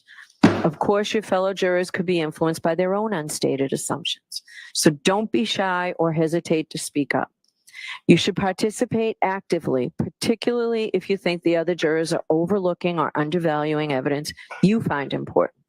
In fact, when you explain your thoughts out loud to other jurors, you are also helping yourself to focus on the evidence instead of assumptions. If you use these strategies, then you will do your part to reach a decision that is as fair as humanly possible. That is your responsibility as jurors. Now, during the course of your deliberations, you might have a question concerning the law in this case. I'm not suggesting that you will, but you might. Perhaps I said something you did not understand. If you have any questions, please feel free to bring them to my attention by writing a note dated and signed by the foreperson and sending it to me by way of the court officer. Because your role as the jury is to determine the facts of the case, I cannot answer any questions you have concerning the facts of the case. I have no role in this case when it comes to deciding what the facts are. Neither is it possible to provide you with a transcript of the testimony, even though we've had a phenomenal court reporter throughout this whole trial. If you send a question to me, I will respond after consulting with the lawyers. Please do not ask a court officer or anyone else to answer any questions concerning anything material to the case. We will not answer a question or take a verdict between 1 and 2. You'll have lunch brought into you and decide whether you want to stop your deliberations during lunch or deliberate. At the end of the day, if you're still deliberating, I'll send in a note asking if you want to continue deliberating or break for the day and return tomorrow morning. Don't tell anyone, including me, how the jury stands numerically or otherwise on the questions before such time as you have reached a unanimous verdict. You are going to notice shortly that the court officers are going to take an oath, and you will hear from that they too, as well as all other persons, are forbidden to communicate in any way or manner with any member of this jury on any subject touching on the merits of this case. Remember that the decision of the jury must be unanimous, and the foreperson should be certain that each member of the jury is in complete agreement with the verdict. After the final vote of the jury, the foreperson should check the appropriate boxes as to each charge, then sign and date the verdict slips and notify the court officer that you have reached a unanimous verdict.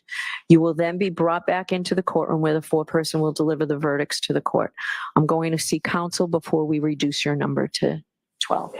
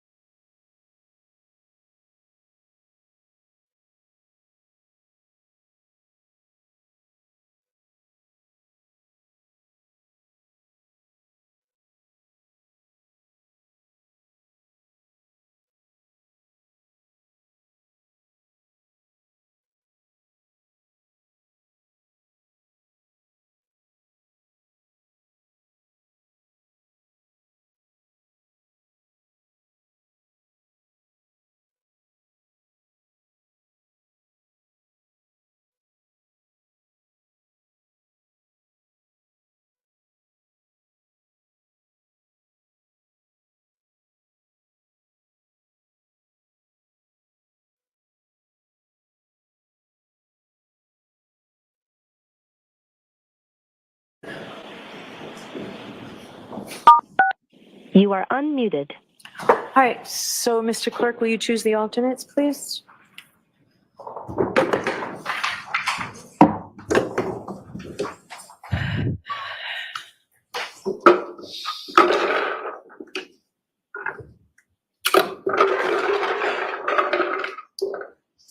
Could the juror sitting in seat number 3, who is juror 79, step down and take your place as an alternate? And the juror sitting in seat number 2, juror 14.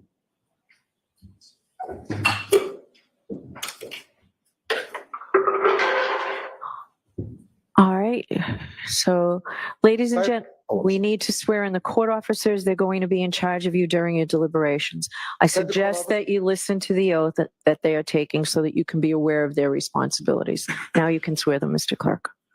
You swear that you will keep this jury and alternates in some separate but convenient place until they agree, that you not suffer any person to speak to them, nor speak to them yourselves, nor ask them if they are agreed, nor suffer them to disperse until they discharge of their verdict, except by further order of the court, so help you God. Thank you. All right, so jurors, I need not remind you that you have an important responsibility, but I believe that you will bring to bear all the wisdom and the judgment and conscience that you possess in reaching your verdict in this case. All that we can expect from you is that you decide the case with integrity and with principle. We all expect you to reach an impartial verdict dictated by your logic, without bias, without prejudice or sympathy, and not prompted by any facts except those that you have heard here in the court during trial.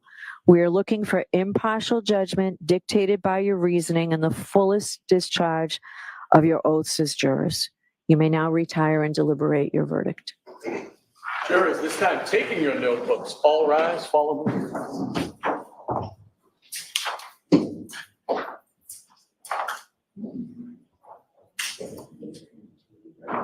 All rise.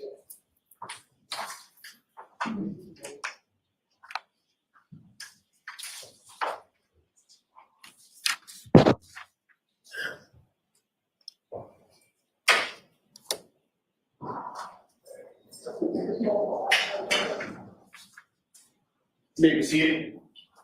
All right, so counsel, I'll give you a few minutes to work with Mr. McDermott on the verdict slip, and then I'll come back out. Thank you, Your Honor. All rise for the court, please.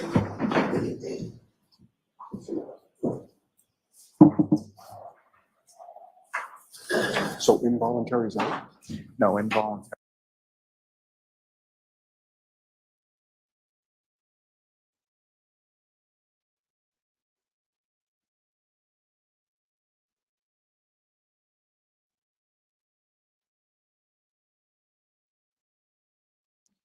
Hey there, Karen Reed, trial watchers. You know what a lot of the trials we cover remind me? It's that you gotta be careful who you surround yourself with, who you let into your life. Do you really know? I mean, it's a scary thing to think about. Well, that's why I'm so thrilled to talk to you about the sponsor of this week. Great. So I'm gonna leave this up, guys. Once he stops talking, because I don't want to.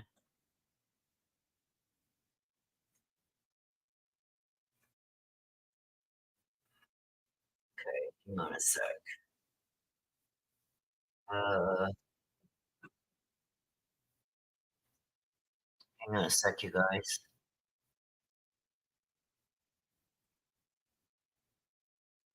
I gotta bring up a photo here. Hang on.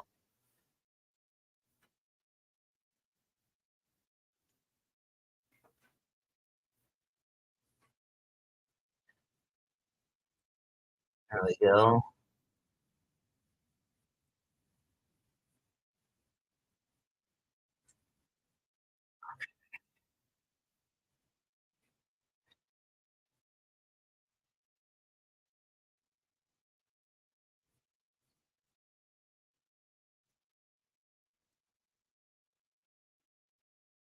Okay.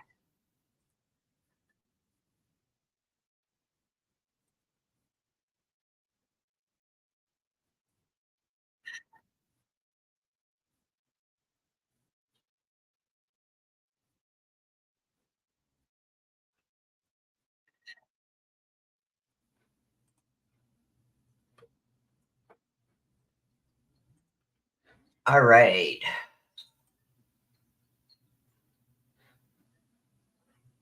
So let me just, whoops.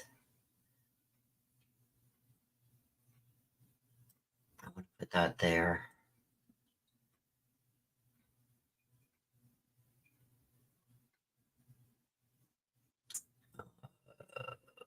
Move it down a bit and over.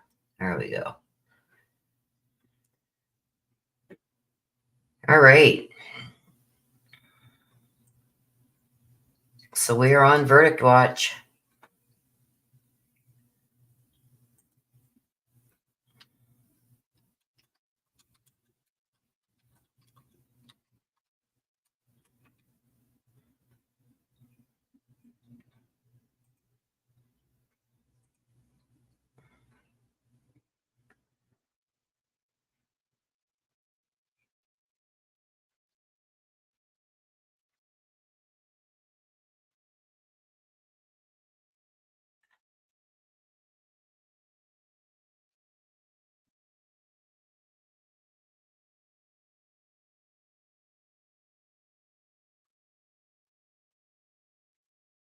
Okay, so as soon as I hear anything, you guys, I will pop back on here and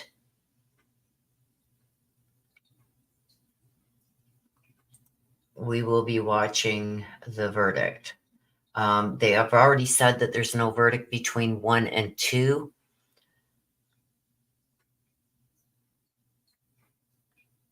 So we will stay in this state right here, what you see, until either they're done for the night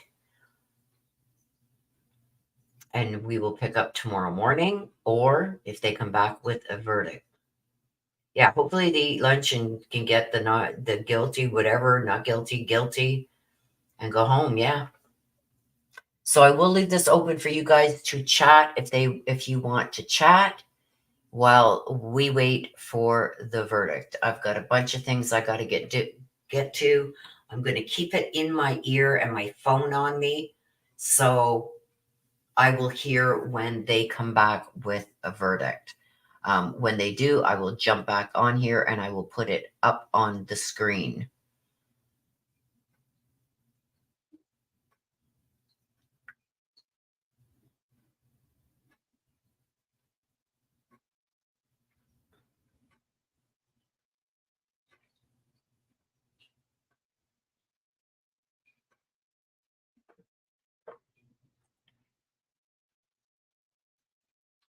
Hope so, Nana.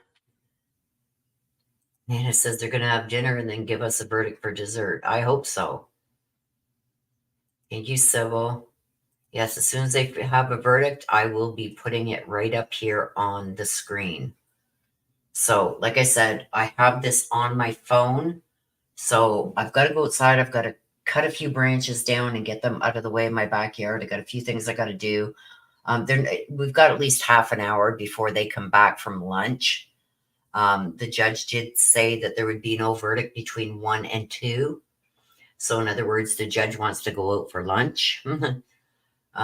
So yeah, it would be nice. I don't think they're going to come back within the first hour or so. So we're going to see. I'm going to keep this up and we will see what happens. Like I said, as soon as I get the notice that the verdict is in, then I will put this back up on the screen and we can watch the verdict come in together. Okay? So I'll see you guys. I'm going to mute myself. I'll see you guys in a bit. Feel free to chat.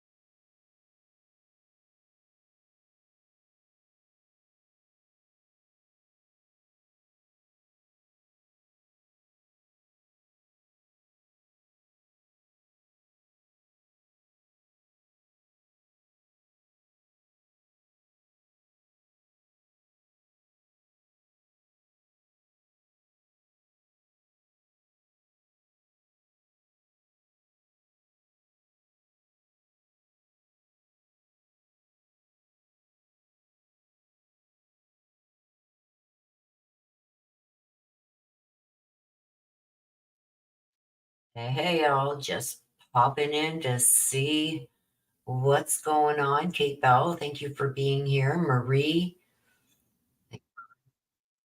Oh, yeah.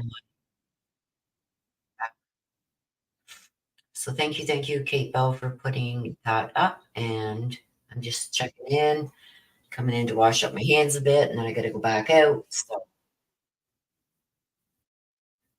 laundry out of the dryer. You guys got it in my ears. So said I will hear it when it comes back. If they come back today. They have been back now for about half an hour. So they've been able to deliberate for about half an hour. It's 2:30, and the judge had said no deliberations between 1 and 2. So now they are back.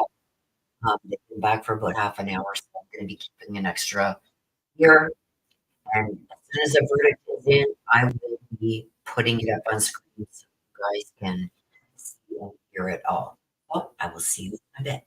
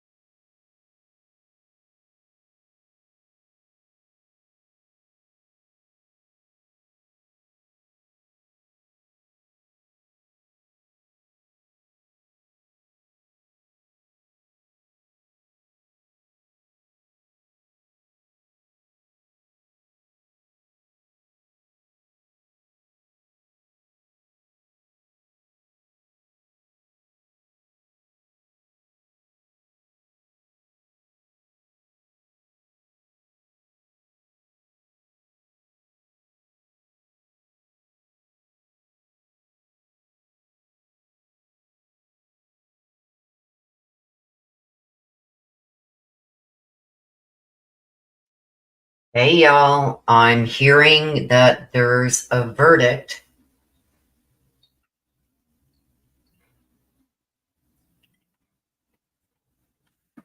I'm going to go and check and make sure.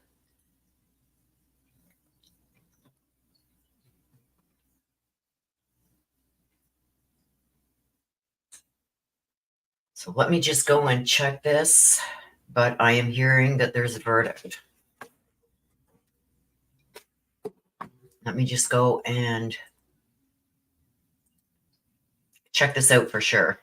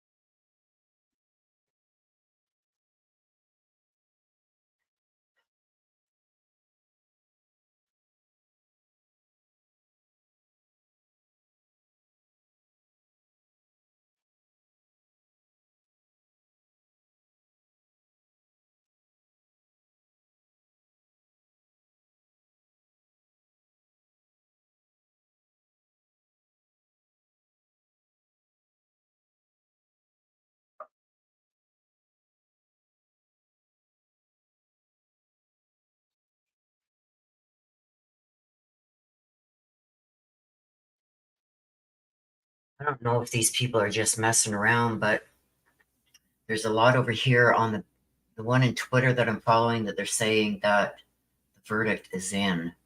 But the clock is still going, so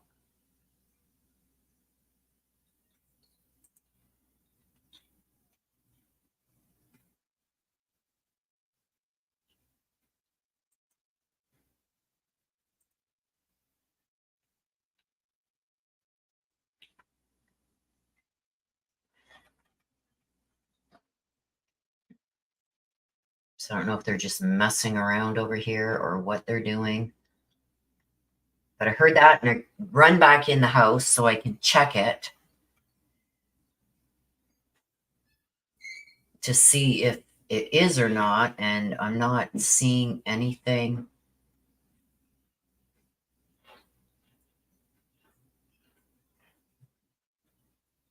So apparently the crowd outside of the courthouse is quadrupled.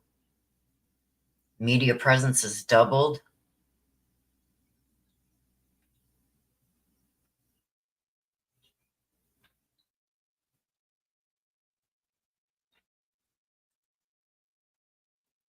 Okay, give me a second, you guys.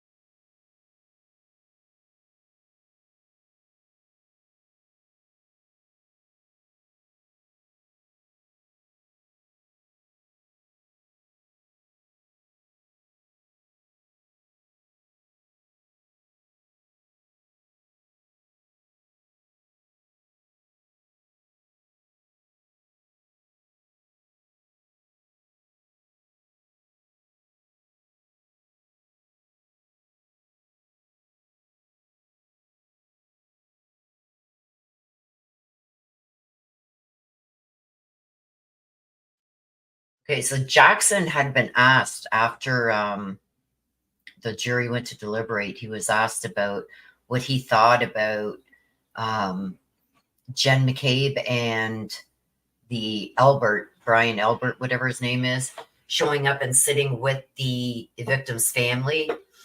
And he said that it was to show almost like an intimidation towards the jury, whatever that means.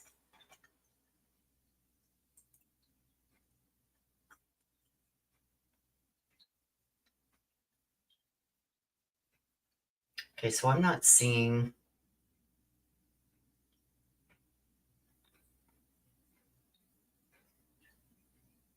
I'm not seeing anything about it from the news channels, so I'm going to call fake on that.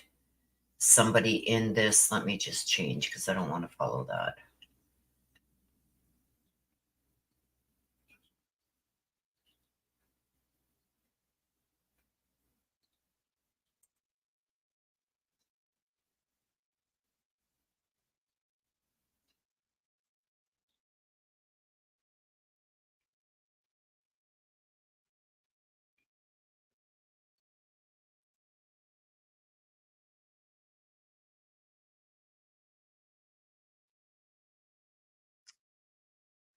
Let me just see here. I'm looking for a different channel here to follow.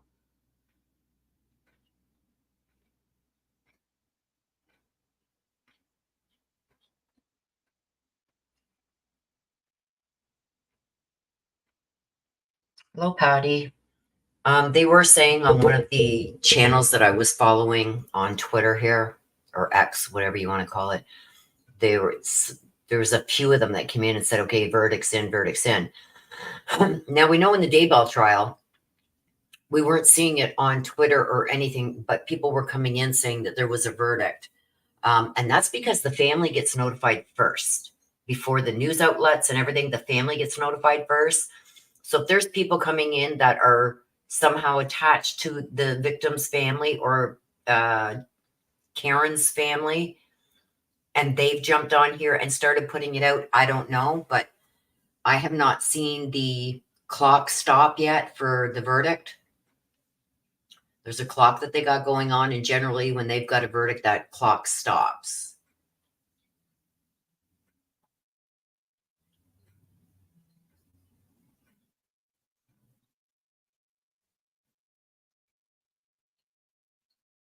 As far as I'm seeing, the clock is still going, so. Okay, Nana.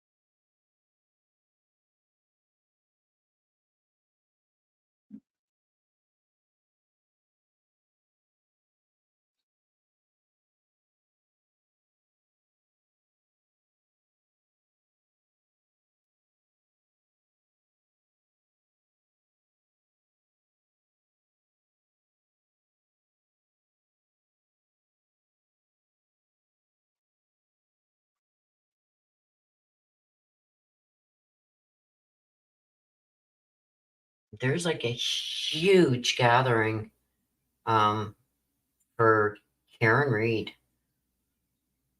Like huge, it's massive.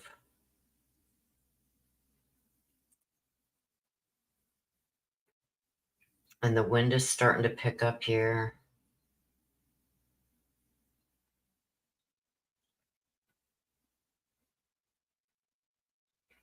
Okay, let's see what this says.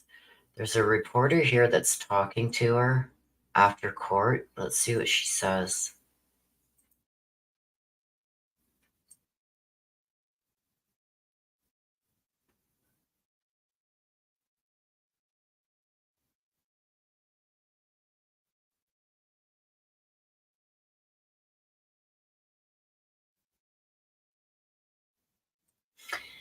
She's so when Karen Reed was asked, she says, I'm just waiting for it all to be done. She says, I've been dealing with this for 3 years. I just want it done. But I could hear, I don't know if you guys could hear the screaming in the crowd in the background. Like she's got a huge following there. I can see your chat now, Nana. Make sure you got live chat selected at the top.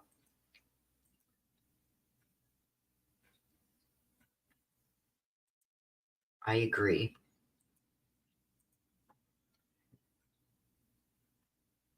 So I'm following 1, 2. Let's see what they're saying here.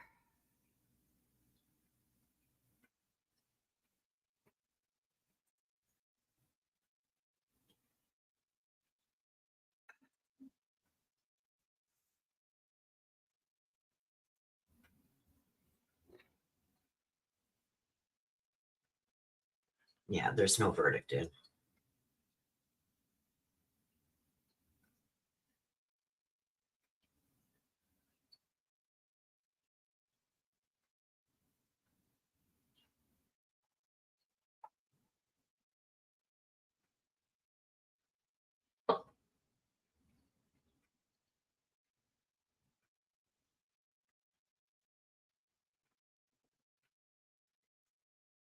Player B says, I haven't followed this case at all due to the young children cases that were going on. I saw headlines wherein she may have been railroaded.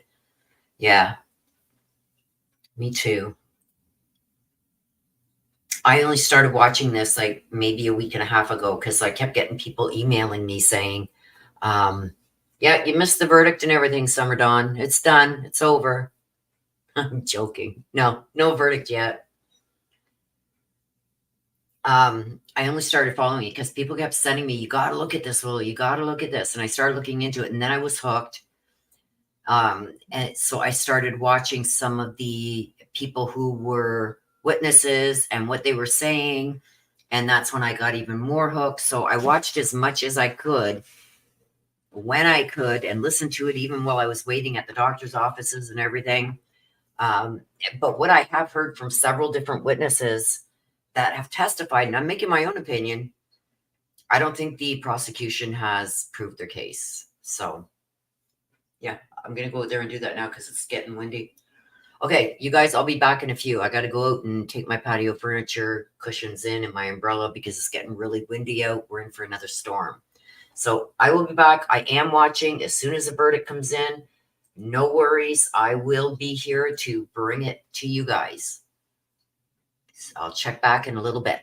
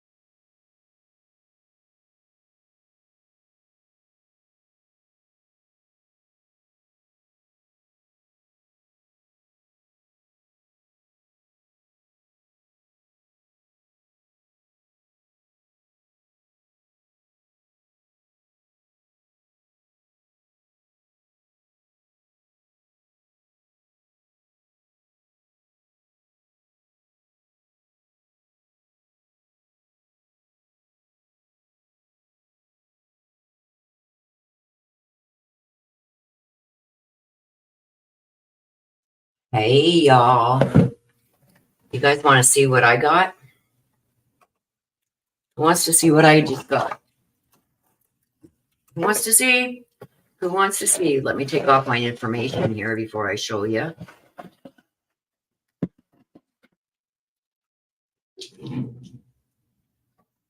I got a parcel. Who's here? I was going to wait till Wednesday, but it just came now. So whoever's here and wants to see what I got, and I will be going over this with you guys. There's Kate Bell.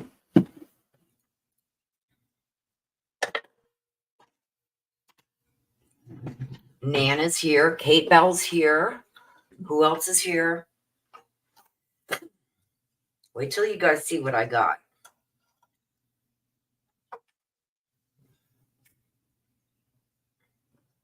I'm going to open it right in front of you. I haven't even opened the box yet. It just came. I said, oh, whoever's in chat is going to be able to see it.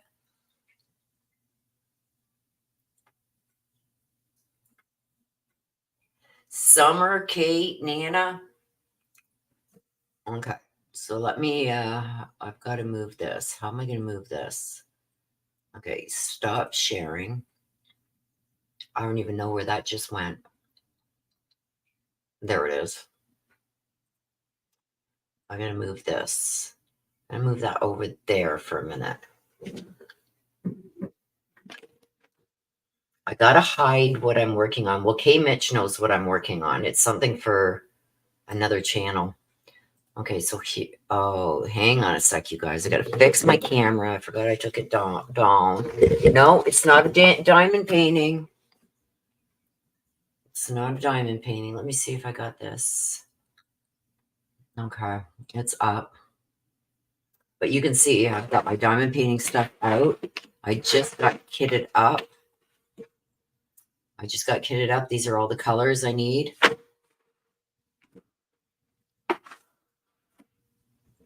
Okay, so here's the box. I just ripped off my name and everything. I have not opened it yet. Look at, I'm not opened it yet. It's still wrapped up tight. So who's gonna guess? I'll open it from this side.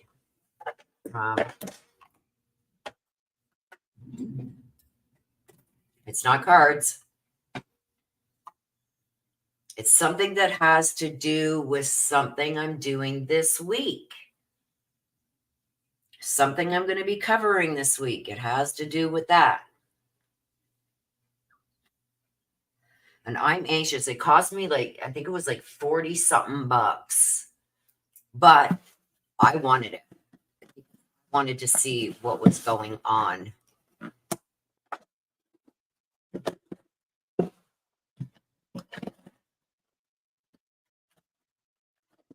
I haven't seen it yet. Nope, it's not cards. It's not a spirit box. I got a spirit box, so hang on.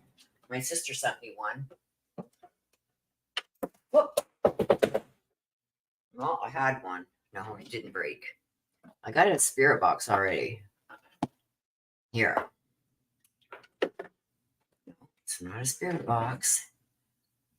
Is this open yet? It's open.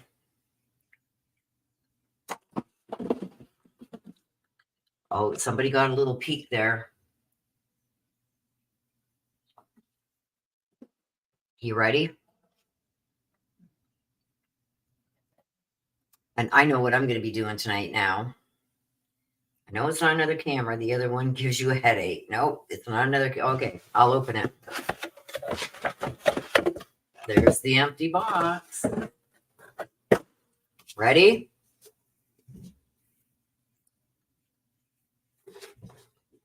Look what I got. It was just released today. So I got the book, and oh my God, is it ever tiny print? I need my magnifying glass to read this. This is the Howard Blum book.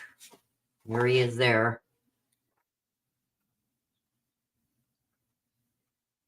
This is the book that has been under a lot of scrutiny. You gonna read it to us? Yeah. Can you imagine? I've become an audiobook channel. No, but I'm gonna keep you guys up to date as to what I'm finding out in here because oh, they're back. They're back. Hang on.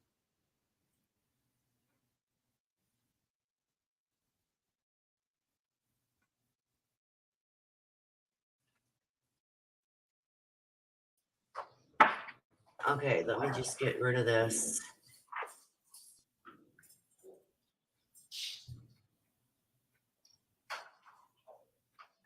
I'm hearing stuff. Do you guys hear it? That's the judge. This goes back over there. 2 hours and 53 minutes by this clock.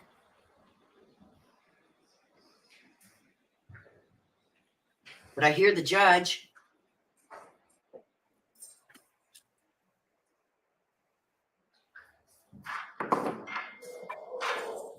Nana, go out and come back in. I'm going to crank it up. There we go. Oh, this is great. Thank you.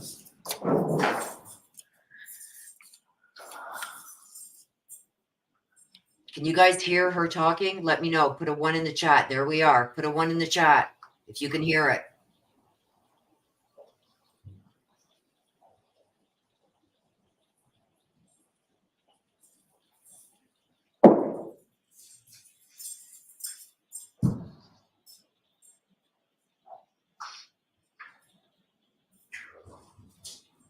Nana, you got to exit and come back in. If they're back, you're right, Summer. You're right.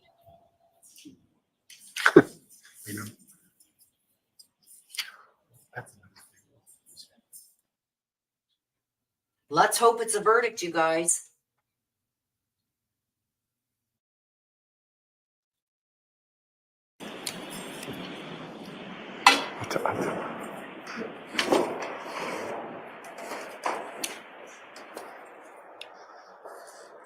I don't know. She's looking around and she looks kind of antsy, so maybe it is a verdict. Everybody's got their arms crossed and oh my gosh, you guys are flipping out.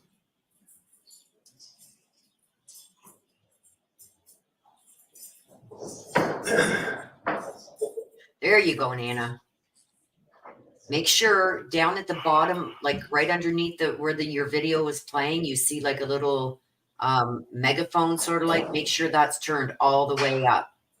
It's right beside like the pause button in that, where you push play or pause and then hit the volume button. Oh, you can't see it on here because I've got my banner. Make sure your volume is all the way up. Let me take the banner off. Okay, see right here, you'll have this button right here. Okay, here comes the jury, you guys.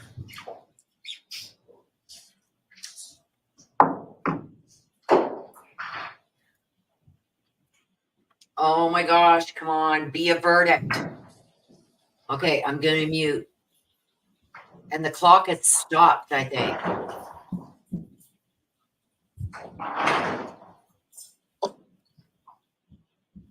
Okay, I'm gonna mute. Thank you. Be seated. All right, jurors. So as you know, I sent you in a note at 4 o'clock asking if you wanted to go home and come back tomorrow. You said yes. I apologize. It took us so long to get everybody together to do this. So I'm going to excuse you for today. When you come back tomorrow, you will start again. Damn it. After coming into the courtroom. So I do have to give you those 3 cautions. And the cautions also concern the alternate. So please do not discuss this case or any aspect of this case with anybody. Do not do any independent research or investigation into this case. If you happen to see, hear, or read anything about this case, please disregard it and let us know. We've all worked so hard for this last 8, 9, 10 weeks, however long it is. Let's just make sure that you continue to be as secure in how you've done things as you can. We really appreciate it. So we will see you tomorrow morning. Have a good night. Good, all rise, jury up. Jim? That.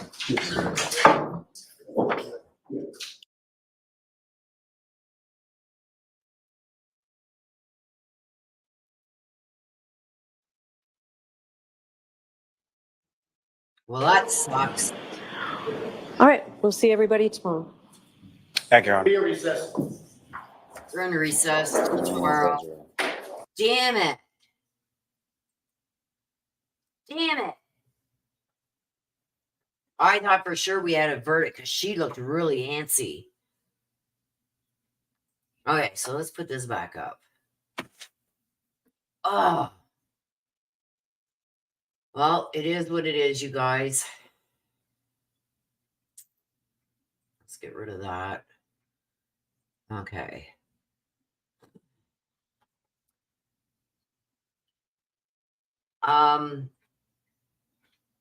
Barbie says, do you think she's guilty or innocent? I don't know. I don't know. I'm gonna take the night to digest it. But I feel like somebody in that house did it to him and threw him out there. I feel I'm torn. I'm torn. Grimway says, no, I've just watched this judge letting everyone go earlier than scheduled. Yeah. And it's funny because in a lot of other cases, you guys, they'll let the jury go till 10, 11 o'clock at night if they want, because they want to come to a verdict. They want a verdict. They want to go home because now they're being sequestered. They're being sequestered. So they can't see their family. They can't make phone calls. They can't do nothing.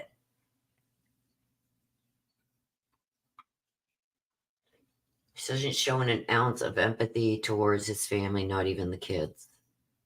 I know, that's sad. But I mean, she's probably been told by her lawyers not to reach out to them, not to talk to them, nothing. She would have been told that by her attorneys.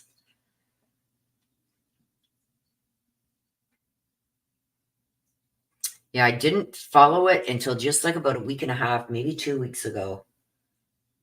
So, but anyway, this is a case that I have been following since day one. So this is Howard Blum's book that came out. This was discussed a lot over the last year and a half, 2 years. Well, since not long after Brian Koberger was arrested. Look at that. There's not even a bend. Look at that, you guys. There's hardly even a bend where it's rounded, kind of. But this was just released today. I've had it on pre-order for I don't know how long. In Canada, it costed me like $48 or something. Just get my glasses on. It doesn't even say on here the price. It usually tells you. Well, there. It says Canada, $37. But when you pre-order it, it was like $38 US. So then you take the exchange, because I'm in Canada, you take the exchange into account, and then the shipping, because it came from the States. How many pages? Nancy, how many pages? Well, right to the very back, there's 224, but this is just like where he got his notes on sources. This is all notes on sources. This is all acknowledgments here. And this is the end. So of the actual story is 212 pages. And the writing is tiny. Like this writing is tiny. Cheap. To me, it's cheap. Like none of the pictures are in black and white. The pictures are all black and white. There's no color pictures for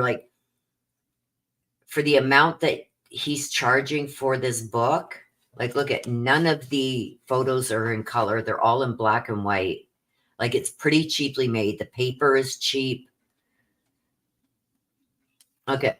All black and white. All black and white photos. Let me see. Let's see what other photos are in here, if there is any. Oh, yeah, there's another one.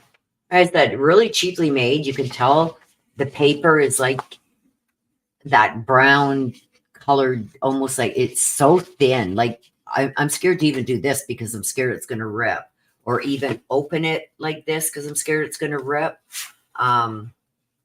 It's really cheaply made. Tiny, tiny print and very cheaply made. That's one thing I can say. Oh, there was another one there. Hey, look at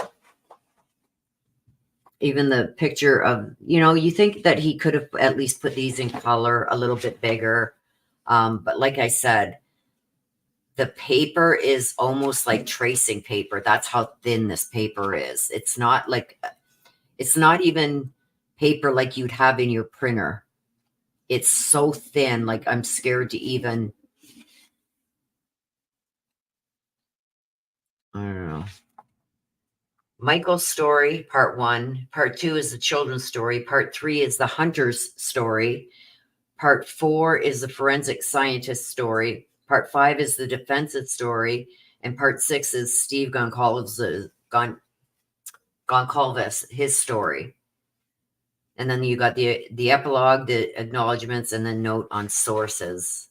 Let's see what some of his sources was.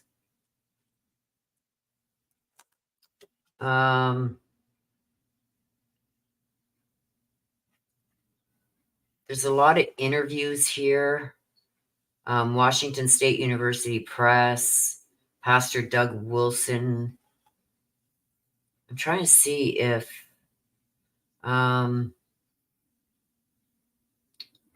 Washington State Criminal Justice Department, DeSales University, Catherine Ramsled.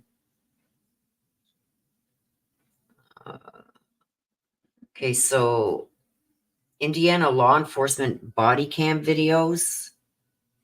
These are all sources for him. Chapter 7, Moscow police body cam video.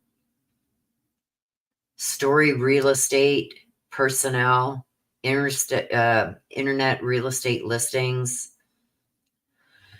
Public relations officer from the University of Idaho. There's some student interviews. Ashland Couch family interview. Idaho criminal conviction reports, ICR.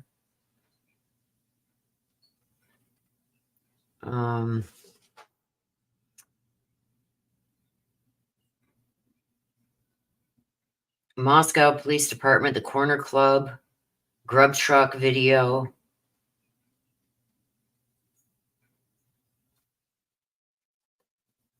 Kansas City? What's Kansas City Police Department? Moscow police interviews conducted prior to the gag order.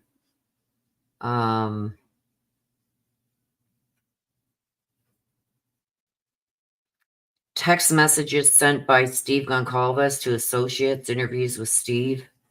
Olivia interview.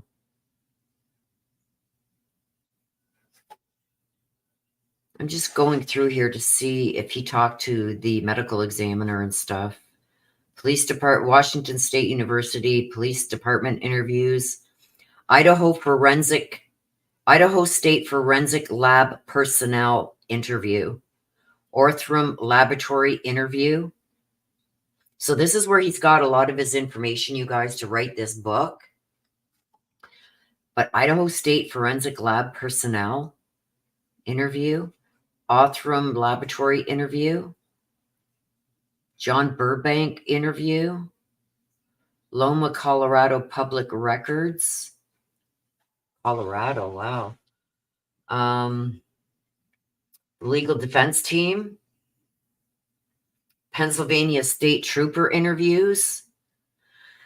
And interviews with the associates of the state troopers from Pennsylvania.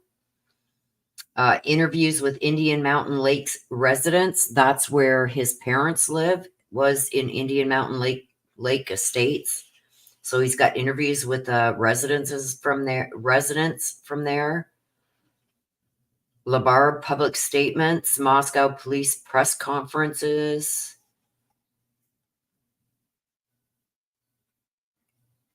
Reddit. So Idaho and Washington State criminal records, Caden Young death investigation, including interviews with detectives, recordings made by police with principals, and interviews with the legal aid attorney. Christopher O'Flaherty interviews. Emma Bailey DUI video. I don't know what this has to do with him. Police recording of Kimberly Bailey interview. Washington State University interviews with Tanner Aspire interview. Interview with mayors. Coach family interviews.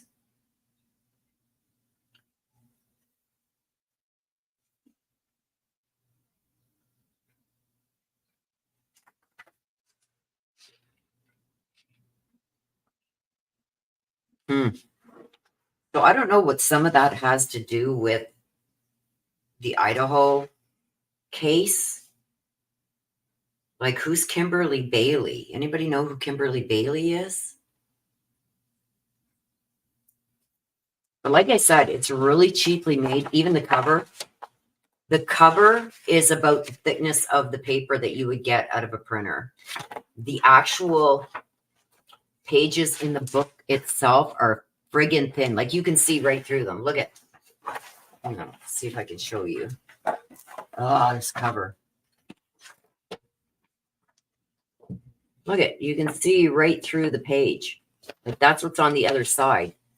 Watch here. You can see right through the page. It's so thin, you guys. Look at, you can see what's over here right through the page. That's how thin the paper is. It's like cheap. So Howard Blum, shame on you. And that's it. Here, there's the only color picture in the whole book is the picture of Howard Blum. All the rest, like I said, even the photos that he does have in here of Kaylee and Maddie and all that, they're all black and white. Like, all the photos. Look at, and so tiny, you'd need a magnifying glass. Look at, nothing is in color. Look at, you can see the writing through the page that's on the next page. Look at, this page is blank on one side. On this side, it's blank.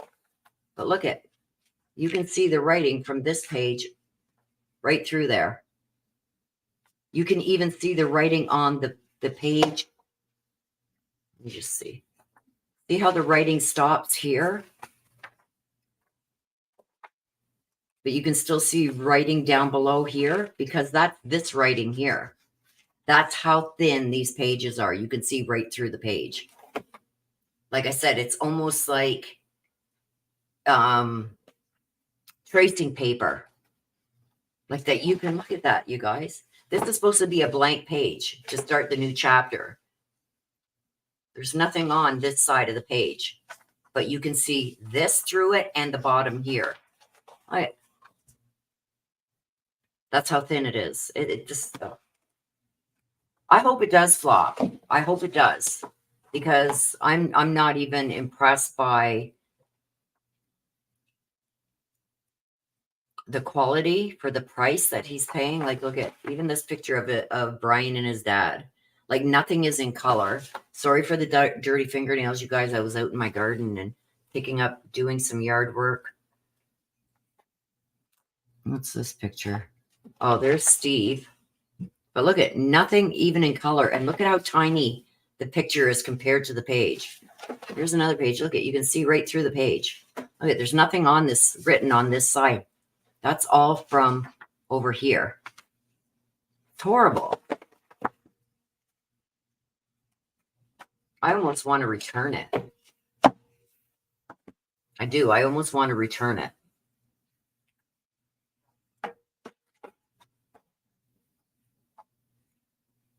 It is so cheap. Like, you can see, like I said, I'm scared to even turn a page real quick because I'm scared it's going to rip. That's how thin the pages are. Look at, you can see right through them. This is this over here.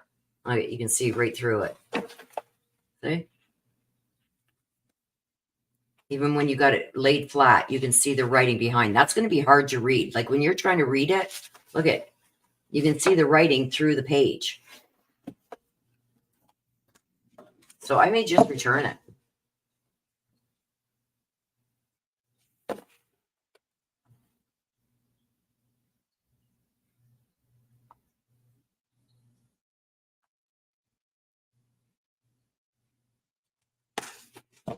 I don't know.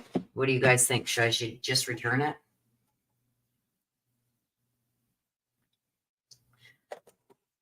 Like, and I wasn't keen on him writing a book before the trial even starts. Like, I'm in Canada. There's no way I would ever be called for jury duty there anyway. So does it matter if I read it or not? No.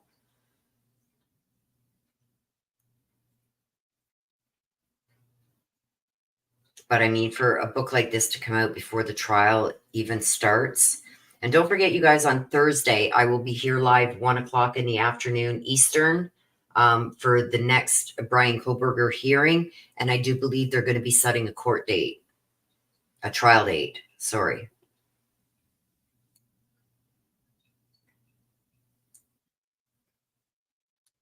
The old cliche is not worth the paper it's written on. Yeah. I was hearing before it even came out, I was hearing really bad things about, I guess, some of the things that he's going to put in here. That's why I wanted to get it, to see if I could find those things. And apparently in here, he says, I'm trying to get some of this dirt out from under my nails. It's disgusting. Well, we don't know yet, Kate Bell, but I do think they may be setting a court date from for the trial.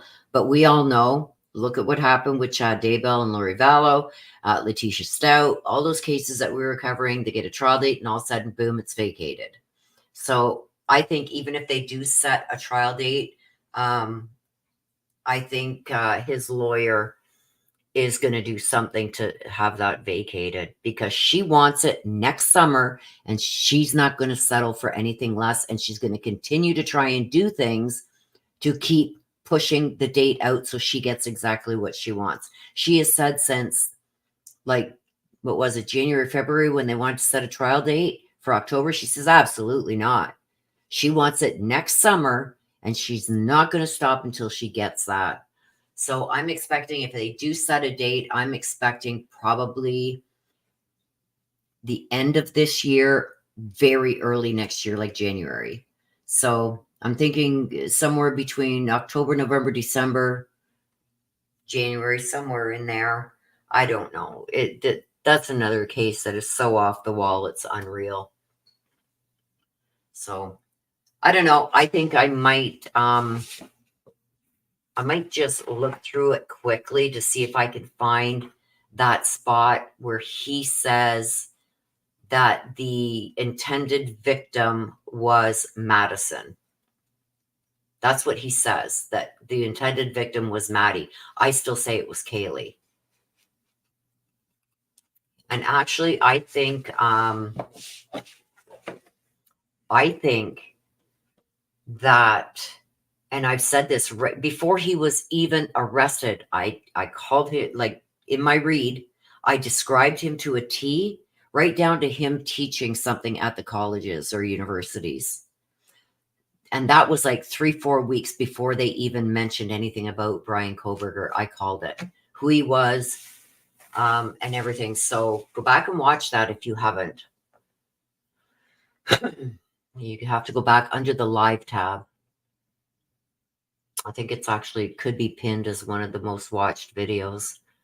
But I described him to a T. I also said this was like December 5th or December 6th that I did that read. And I said, police have something, but they're trying to connect.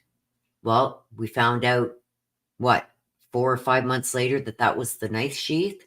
But that came out in my read like on the 6th of December, long before they even mentioned Brian Koberger's name. Patty thinks that it was Ethan that was the target. But Ethan and Zaina were on the 2nd floor. He would have had no reason to go to the 3rd floor. But he came in the kitchen, and I said all that too in that read, you guys, that he came in through the kitchen and went directly upstairs. And we found out later, that like 4 or 5 months later, we found out that that's exactly what it was. That all came out in my read, like just a week or two after this happened, before we knew anything. But I also believe that I think he came upstairs and he went to the right into Maddie's room. And I think Kaylee's dog started barking. She heard somebody come up the stairs.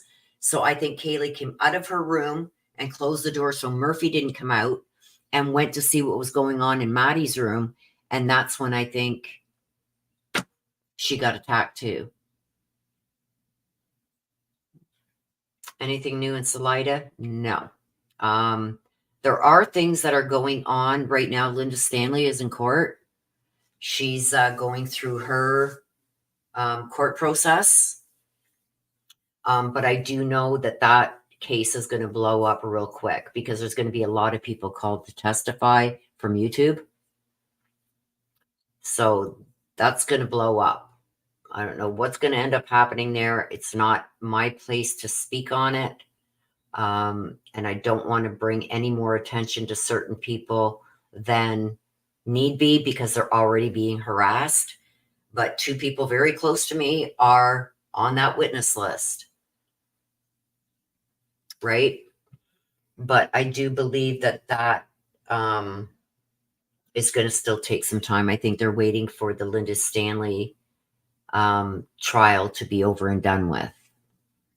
So, but yeah, I believe that he went upstairs. He went to the right. I think Madison maybe screamed or something or yelled, which got Kaylee's attention. I think she was in her room with the dog. She wouldn't leave the dog locked up in her room by itself. If she had the intention that she was going to sleep in Maddie's room, she would have had the dog in there with them. So I do believe she was in her own room. And when she heard the commotion in Maddie's room, she left the dog in the room, came out to see what was going on, and she was attacked too. Because don't forget, she was found crouched up in the corner, the farthest wall from the door, in the corner of that room, which would be the bathroom wall, separating the bathroom from Maddie's room, in that back far corner on Maddie's bed, up like with her legs up and whatnot. She was found in the corner there. I'm not on that Linda Lane train. Summer, it's something that I would, like, I know you, like, you know what I mean? I would talk personally about it. But like the mods, I don't have any problems with. It's just, I think you guys know most of what I'm trying to say anyway, without saying people's names. I just don't want any more attention drawn to them than what's absolutely necessary. There's going to be enough attention when they're called to court. So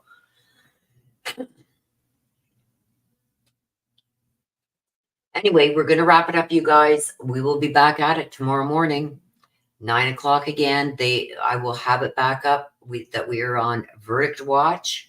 I'll actually put the thumbnail up as soon as I close out this live here. You know who I'm talking about, Summer Dawn. So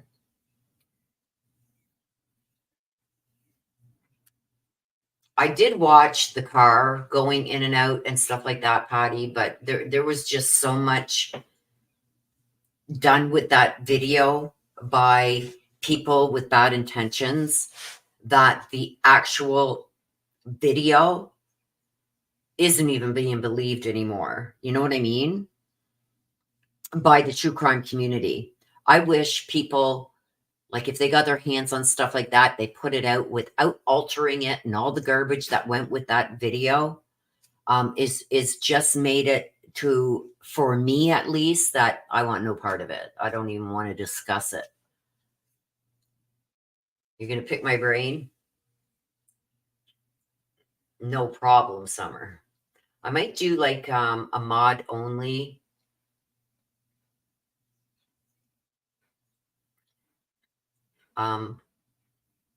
Get together.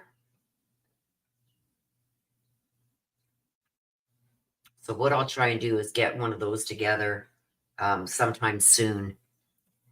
And I'll send each of you a link to the meeting.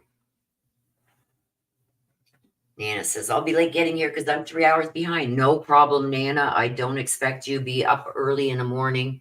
I get up at around 6:30 so I can wake up a bit and feed my fish and mosey around and kind of wake up and get the cobwebs out and have my coffee and my cigarette and make sure everything is set right and everything before I start, because here I'm on the same time zone as they are in court.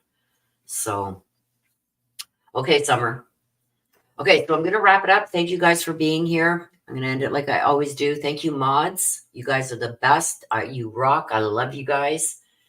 Going to end it like I always do. Please take care of yourselves. Please stay safe. Always be aware of your surroundings. I love you guys to the moon and back. Bye-bye for now.